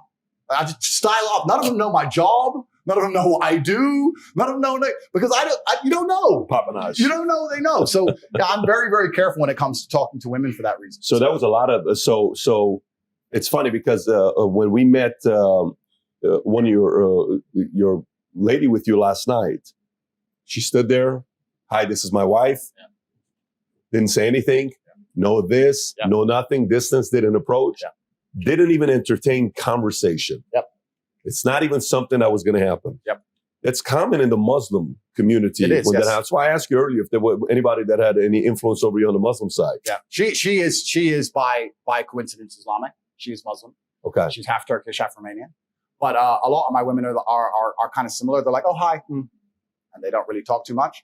And that's just something I've asked them to do in a very polite way. Say, look, I talk to lots of people and you guys are fine, right? But I'll tell the truth. I say, I talk to a lot of unsavory people. I have a lot of people who know me, whose hands I shake, who are bad people. They don't need to know too much about you. I don't even really want them to see you. If it's unfortunate and they catch me on the street and you're with me, that's a bad time. I wish it didn't happen. The last thing you need to be doing is going and saying, hello, my name is this. Just don't talk to nobody. And by extension, it's the same thing with violence. I had a conversation with my girls as well. My girls are completely trained. I said, listen, if I'm ever attacked or anything ever happens to me, run, scream and run. Don't be trying to get in the way or say, don't hit him or some bullshit. Just fucking leave. Because I know dudes don't care that you're a chick. You got to get out of here. So I try and be as protective as possible. I'm not trying to be controlling. I just try and protect them from situations. Just say hi, be polite, hi. Don't say your name. Don't go over there. Oh, I knew him from here. Yeah. We've been together this long. I'm from this country. Just leave it. And some people can find it weird and rude, but I think I can, overall, the people I know, and I can style it off and they can understand why it is that way. And it's just a better dynamic for me as a whole. I respect it, And then you said loyalty. You said you don't need to know how to fight, but you have to be willing to fight. Absolutely. And if one code I had a friend of mine who I told him, I said, listen, guys, here's how I roll. I said, if your girl breaks up with you, she calls me, I have nothing to talk to her about. Absolutely. I said, if my girl breaks up with me and you're talking to her, you have nothing to talk to her about. Absolutely. Zero. Because the number one revenge is to get with a friend to do that. I said, yeah. So one time, a guy his girl contacts me and one after another. And I just finally said, we have nothing to talk about. Absolutely. He's the relationship, not you. Absolutely. Some of these things, it's and that comes from a lack of thirst, right? You have a thirsty dude. Yeah. What happens there, right? But it's also a filtering process because once you see it, you're kind of like, yeah, that's not going to be a long-term relationship. There's the loose lip situation. I had an assistant that every time I'm working on a big announcement that I'm about to announce to everybody in the company, a certain departments, when I said, there's no way you could know this announcement. Yeah. How do you know this announcement? Keynote speaker, I'm launching Kobe Bryant. One person asked, how do you know this? Yeah. How do you know we're announcing Kobe Bryant as a keynote speaker, late Kobe Bryant? Finally, I'm like, you can't be my assistant. Yeah. Because even though you get excited, you got to keep it to yourself. This isn't anybody else's business. Yep. This is, if you're on the inside, you're on the inside. Nothing leaks to anybody else, no matter what business dealings. And this is the thing about emotionality, because you just nailed it. Even with the best possible intentions, if people are excitable, they're manipulatable and they can be used. This is why stoicism is so important. Let's imagine in a hypothetical situation, you guys were to hand me $1 million cash right now. I would sit and think, I'd say, thank you. And I'd sit and think, am I going to get out of this building alive? I wouldn't be like, wow, $1 million. Oh, I wouldn't get excited. I'd be like, that's unusual. Fuck. That's what I think. I'd poker face it, but that's what would go through my brain. Because if I was excitable, wow, $1 million, and you'll give me more? Wow, that boom. That's the end of the game, right? You can't be excitable. There's a time and a place when you're with very, very select people in very, very private environments, you can be excitable. But otherwise, yeah, you're right. People get excited and they talk too much and they get happy and da-da-da. And it's fine at a certain echelon, but once you reach the upper echelons of life, you have to really start analyzing risk reward, especially in the modern world. Especially, look at me now, right? I just took a huge risk. I'm a misogynist and I'm evil, and I just want a boat with 30 girls. If one of them were to have turned on me, imagine the bullshit that would have come out. That's a risk. And I had to analyze the risk, had a conversation with all the girls in advance, made it clear they all had their own separate bedrooms, that operate extremely professionally, CCTV on the boat. I couldn't just be some jackass. Let's all just go get drunk. Let me see everyone get drunk at a sex fest. You have to be pro. You have to be professional about things. And the sloppy guy wouldn't have done that in my position. He was go, hey, I got a boat, I got girls, I got booze, I got money. It's the end of the game. So you got to be smart. It's easier said than done. It's easier said than done. Control the emotions when it comes down to things like that. Musk, you hear a story about Musk where his dad told him the most important role a man has is to populate. Yep. Right? And he's got what? I think he's got 10 kids now? 8 kids now? Did you see he just had another set of twins? Some ridiculous amount of number, but he's trying to repopulate the planet and or Mars. Yeah, this is 10 kids. 10 kids? He's got 10 kids. Yeah. You're talking about the richest man in the world, possibly one of the smartest brains in the world, one of the best trolls in the world, one of the most necessary forces in the world, where the people that are not fans of you, can't stand him. That's enemy to state number one. They don't like the fact that he can just drop $44 billion and to be able to buy Twitter or do anything he's doing. What do you think about Elon Musk? Man, I love Elon. And I love that he is a man of purpose. And I have so much respect for men of purpose. Most people who get his kind of paycheck whenever he got it in the 90s would have just cashed out hedonism and bullshit. He decided to risk it all again to try and achieve the most impossible things. That's how you got to where you are. That's how I got to where I am. When you have enough to stop, but you don't stop. For some reason, there's some new mountain to climb. And that is what's beautiful about men as a whole. All of the exploration on the planet, the deep sea, Antarctica, Mount Everest, all of it was a man who had enough and thought, no, I'm going to go anyway. And that's who Elon is. So I have so much respect for him because he doesn't need to do any of the stuff he's doing. And he's adopting the biggest problems in the world and all the headache that comes with it. You're right. All the heat and all the dislike and all the pressure, he's adopting it anyway. And those are the kind of men we need more of. The men who say, you know what? Yeah, I do have enough. It's not about enough. Who are some guys that you would put in that level with Musk, like Musk? Well, Musk is Musk, right? He's the pinnacle, but who else would you put in that space? I have respect for anyone who's kind of similar. I'm trying to think of people who I idolize and really look up to. Some of them are fighters. Like I always loved Mayweather. I think Mayweather's the best boxer in history. Really? Yeah, I liked Mayweather. I was a huge fan. Best boxer in history. Yeah. Ahead of Ali. Yeah. I mean, Ali's Ali, right? But Mayweather's never lost. He's never lost to anybody. And I liked him because he was so clinical and so precise. And he took his ego out of it and said, I want to have a longer career than everyone else. So I'm going to focus on not getting hit and hitting him. I may not get the knockout. I don't need the knockout. I've won. Just win, clinical, chess. Win, payday. Win, payday. Your fight was boring. 100 bill, whatever. 100 mil, whatever. Yeah, boring. Cool. Next, win. He was really smart. So I like Mayweather. He's someone I've always looked up to and I really respect. That's a really good question. I think that it's kind of difficult now in the world because also a lot of the people who are propagated to the top and perpetuated into absolute global stardom, I'm not sure if all of them have done it through good intentions. We can look at the things we said from Logan earlier, etc. But I think even now, I have the most respect for the common man. I think I have so much respect for the common man. I say it all the time to Tristan. Me and him will have our most in-depth conversations when we're in a S-class on our way to the private jet and we see a street sweeper at 3 a.m. in Romania knowing he's getting $200 a month. And me and T will look at him and go, I respect that. Like, it just, man, there are so many people out here just living hard lives. And I have so much respect for them. And we can talk about the ones who make it, but there's so many people who don't make it. And that's difficult. And I have so many stories. I don't want to tell any more stories because I can go on forever. But even little things I do, like at buffets, nobody ever compliments the chef at buffets. So whenever I go to a buffet, I try and say, bro, did you cook this? This is great. I did it in Cyprus at some resort. I swear, like I gave him $1 million to smile on his face. He'd never been complimented in 15 years of cooking meatballs. He was the happiest man in the world because he just slaves away for fucking nothing. And I think a lot of people are out here just giving their life force up for nothing in return. He wanted respect. He wanted respect, and I gave him a little bit for some meatballs, and I could tell he'd never been complimented in history. Most people would say, hey, where's the plates? So I have respect for the common man, anyone who's out here doing what they have to do. There's no such thing, and I know I have a lot of money, but there's no such thing as shameful work. If you're a man and you're getting up and you're working, doesn't matter what it is, we need people who do these jobs, and I have absolute respect for you.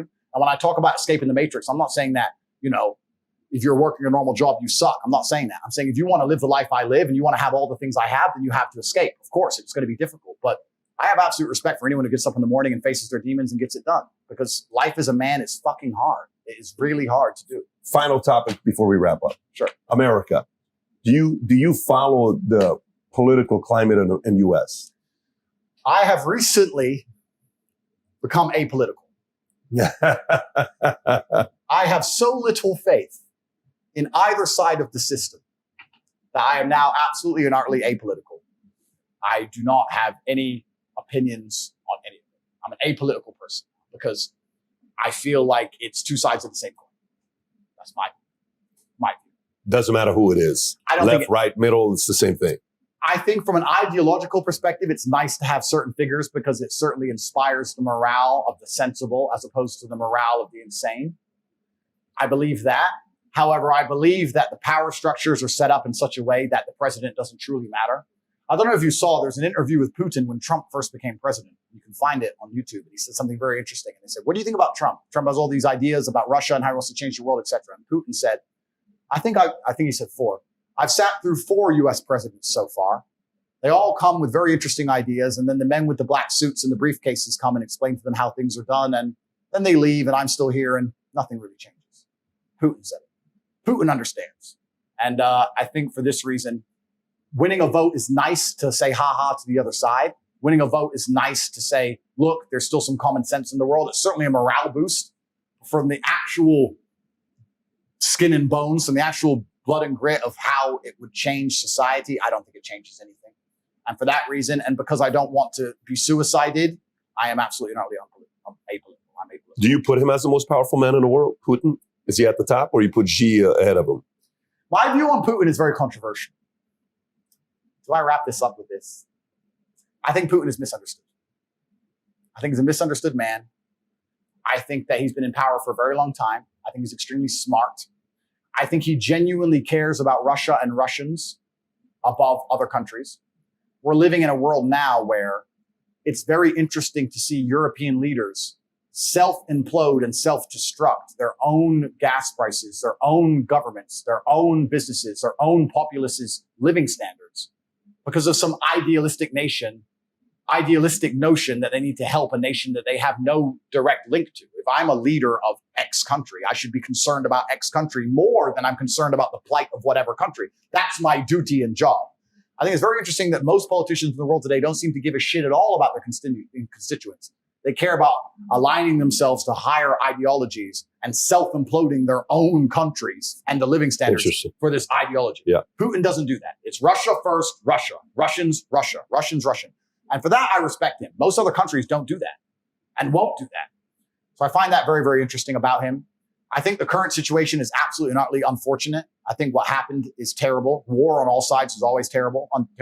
I think it's unfair that we discussed Ukraine at length when this has been happening across the Middle East and Africa for decades and nobody ever gave a shit. But now people seem to give a shit about proxy wars and unfair conflicts and people dying. It's always been happening and nobody cared because they're brown or black. But now we care because they're white Europeans and their chicks are hot. So I think there's a degree of hypocrisy there. He's certainly not the bad guy everyone's saying he is. He has a point and his point is logical and it makes sense and he has a point to defend. And I think that to a degree he was forced into make the moves he was made. And do you have a unique perspective with Ukraine being a neighboring of your Romania and like Zelensky and Putin going back and forward? It is unique. Yeah. Like there's obviously good and bad on both sides. Nobody's completely innocent. And those are the worst kind of conflicts because when you have a good guy and a bad guy, it's simple, right? But life's never that simple. One guy A has some good points and some bad points. Guy B has some good points and some bad points. Innocents always suffer in the end. The people at the top don't even suffer. And it's really unfortunate. War has always been the same. World War II is the same. The generals sit and have dinner after millions have been massacred. It's unfortunate. And this is another thing I talk about life as a man and status. If you get to become a general, you know, you can participate in the battle, but if you lose, you just surrender and you have to get to have a steak with the Russians and get to go home. If you're at the bottom, you have to die with an artillery shell. So it's all once again about status. It's really unfortunate, but I certainly think that Putin is definitely not a stupid man.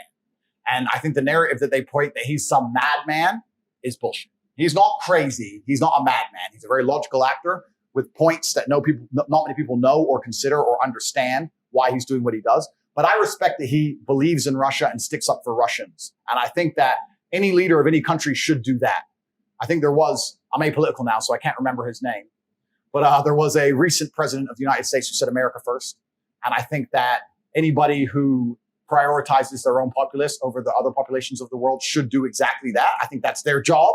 I think to do anything else is irresponsible. I think the Russians do it, the Chinese do it, the Indians do it. All the other superpowers to come are going to do that. And as long as you're in charge of a country and you decide to vacate the needs of your own populace to please some crazy ideology, wherever it will be, it makes you non-competitive. And on a long enough time frame, you're going to lose. And that's how empires fall. It would be very interesting if you were to have a sit down with this one president. They said America first. I don't know who you're referencing, but obviously I can't remember his name. I forgot. I know, but if it would happen to be interesting. I don't know how long this is. Is it almost 5 hours or no? We've been going for a few hours. Okay, it feels like 5 minutes. But to the audience, some people maybe for the first time they're hearing you. Some of them are following you no matter what you say. They're going to follow the content. At this point, coming up, upbringing, band, today, is there any specific belief system you follow? I'm glad you asked that because when they attacked me, when the Matrix attacked me, they said that I purport misogyny and I believe in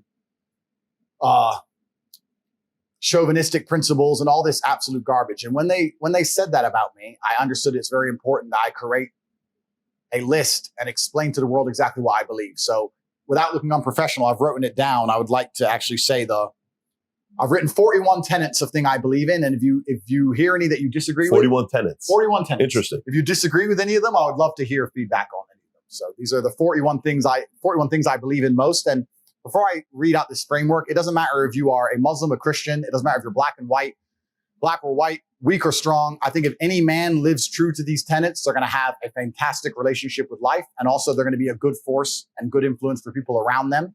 And I think that all in all, they're going to enjoy their experience, their human experience, and the people close to them will also enjoy their presence. So that's what this is about. These are the 41 things I believe in. So here we go. I believe that men have the divine imperative to become as capable, powerful, and competent as possible in this life. I reserve my human right to hold my own beliefs and practice them as I see fit and allow other people the same right to believe and act as they wish. I prefer loving, rewarding, consensual relationships with beautiful, positive, and virtuous women. I believe men and women are different and that each has their own unique and important strengths and abilities. I believe men have the sacred duty to protect and provide for the important people in their lives. I believe men have the sacred duty to protect the innocence and sanctity of their children and reserve the right and responsibility to raise their children as they see best to ensure their long-term happiness and success. I believe that men have the sacred duty to raise strong, capable, and honorable sons. I believe that men have the sacred duty to raise kind, feminine, and virtuous daughters. I utterly disapprove of violence within romantic or familiar relationships. I support good and honest governments and will obey their laws. I prefer to only conduct business dealings with trusted and vetted brothers. I believe that a man has the sacred duty to hold true to his word and do exactly what he says he will do. I believe that a man's life is difficult and that he has the sacred duty to become strong to handle such difficulty. I believe men are personally responsible for their actions and for the results they achieve in their lives. I believe in emotional control and the vital need to become disciplined and professional in all things. I believe that men have the sacred duty to approach everything in life from a position of strength. I believe that all men have the sacred duty to become men of upright and virtuous character and live above all possible reproach. I believe it is incumbent upon me to ruthlessly identify my own weaknesses and limitations, and I eagerly work to overcome them and become more capable in all realms. I seek to improve my personal freedom to think, act, and live true to my masculine imperative in all ways. I believe each man has a sacred duty to mold the physical body into the strongest, most resilient, and most capable version of itself. I believe that men have the sacred duty to rigorously train themselves, both physically and mentally, every day. I believe that I have the sacred duty to only eat the highest quality foods possible. I reserve the right to protect the sanctity of my bloodstream and make my own decisions about medical care and procedures. I affirm the importance of endlessly improving my mental faculties through diligent work, study, and practice. I believe in acquiring wealth and abundance in order to improve my life and do good for those I care about. I believe in the merits of healthy competition and constantly encourage all men to seek out competition to improve themselves. I believe that masculine brotherhood is essential to men's mental health, happiness, and success. And I relentlessly encourage men to meet together, train together, and work together. I maintain the trust of my brothers through reverent silence regarding our most sacred and shared experiences. I believe in honoring my ancestors and living in a way that would make most of them proud of me today. I reserve the right to administer difficult rites of passage for our young men to allow them to earn the rank of manhood. I affirm the importance and need for travel and adventure as men. I seek to help men overcome poor mental health through embracing hard work, physical improvements, and shared masculine brotherhood. I reserve the right to make the best choices I can at the time to protect myself and respect my mental health. I do good in the world and seek to help those less fortunate. I believe all men have the responsibility to lead and guide those they care about for greater health, prosperity, and happiness. I choose to only interact with those who are respectful and civil to me in return for my own respectfulness and civility. I reserve the freedom to speak and refer to others as I believe is best and most truthful. I reserve the right to choose my company and include only those whom I believe are best for my health, happiness, and success. I believe I have an imperative to only spend my time in a way that I determine is beneficial, uplifting, and empowering to myself and others. I choose to only allow myself to be influenced by those who I believe have my best interests in mind. And the final one, each day I dedicate myself anew to create the greatest possible positive impact on the world and do the work necessary to achieve a greater masculine excellence across all realms of human endeavor. Those are the 41 things. Powerful. Thank you. When did you write that? I wrote this last night, about half of them, and the other half on the way here. Wow. You said last night you Yes. came up with this? Yeah, I decided to explain exactly my beliefs. So these are the 41 tenets I believe in, and I think they can apply to any man on the planet. And if a man lives true to these, it's going to be beneficial for both him and everybody who loves him and the world as a whole. I don't think it's possible to find a negative connotation to any of those 41 tenets. That's what I personally think. Powerful, man. Thank you. This has been incredible, sitting down with you and, at a time like this, long format, kind of risky to go this long. Both sides, we wanted it. We started talking on Instagram. I think you reached out on Insta and all of a sudden we're talking to each other. We had been in communication for a couple of years ago. I don't know what it was, but different format. But for the audience that maybe is not on Rumble or doesn't know where to follow you, where can people find you? Yes, I'm on Rumble at Tate Speech. So rumble.com/Tate Speech. Please subscribe to me on there. I have a few other channels, but if you subscribe to that one, the other channels will be mentioned in time. That's also where I do my live podcast. And then on my website, which is cobratate.com, there's a free mailing list. We send one email a day with life-affirming advice, the kind of things we've been talking about here. Stories from my life, things I've learned. And it's a free email list, and it comes every single day. So please sign up to the email list there. And anybody who wants to learn more from me on cobratate.com, you can read about the War Room. The War Room is my personal group. It's my private mentorship group. We have 5,000 members all around the world in 72 different countries. And we have some extremely capable, intelligent, diligent, professional men inside of the organization. And basically everybody is aligned with things we've been talking about now in this conversation. But more information is at cobratate.com. But best thing is my email list, because that's very hard to take from me. So that's where you'll definitely hear from me for a long time coming, hopefully. Well, brother, this has been great sitting down with you. First time we meet. First time we need having a conversation like this. I hope the audience can make a decision for themselves to know you're not a perfect man. This is not a perfect person we're talking to. We're all flawed in our own way. Absolutely. But be able to see it from a clear, full 5-hour format where it's not a 15-second clip. Absolutely. And they make a decision for themselves. But Brother, appreciate you for this, man. This was fantastic. Thank you. Really enjoyed it, man. Thank you, bro. Thank you very much. Thank you, bro. Thank you. Thank you. How often have you sent a message or a DM to an expert influencer and you never hear back from them? Why is that? Because they get bombarded with thousands of messages and you're one of them. What if I told you there's a way that if you send a message to them, pretty much 100% ratio they're going to respond to you? That's the app Minect. On Minect, you have a minute to connect with any of your influencers that we have on there right now. For example, myself, if you want to ask about raising money, if you want to talk to Chaz Palminteri, Kevin Connolly, maybe even Tate, maybe others, you can get on there, pose your question. They will respond back in a video, or you can have a 15-minute call with them, but you pay by the minute. If you want to take advantage of this app, go ahead and download the app and start connecting with other influencers and experts.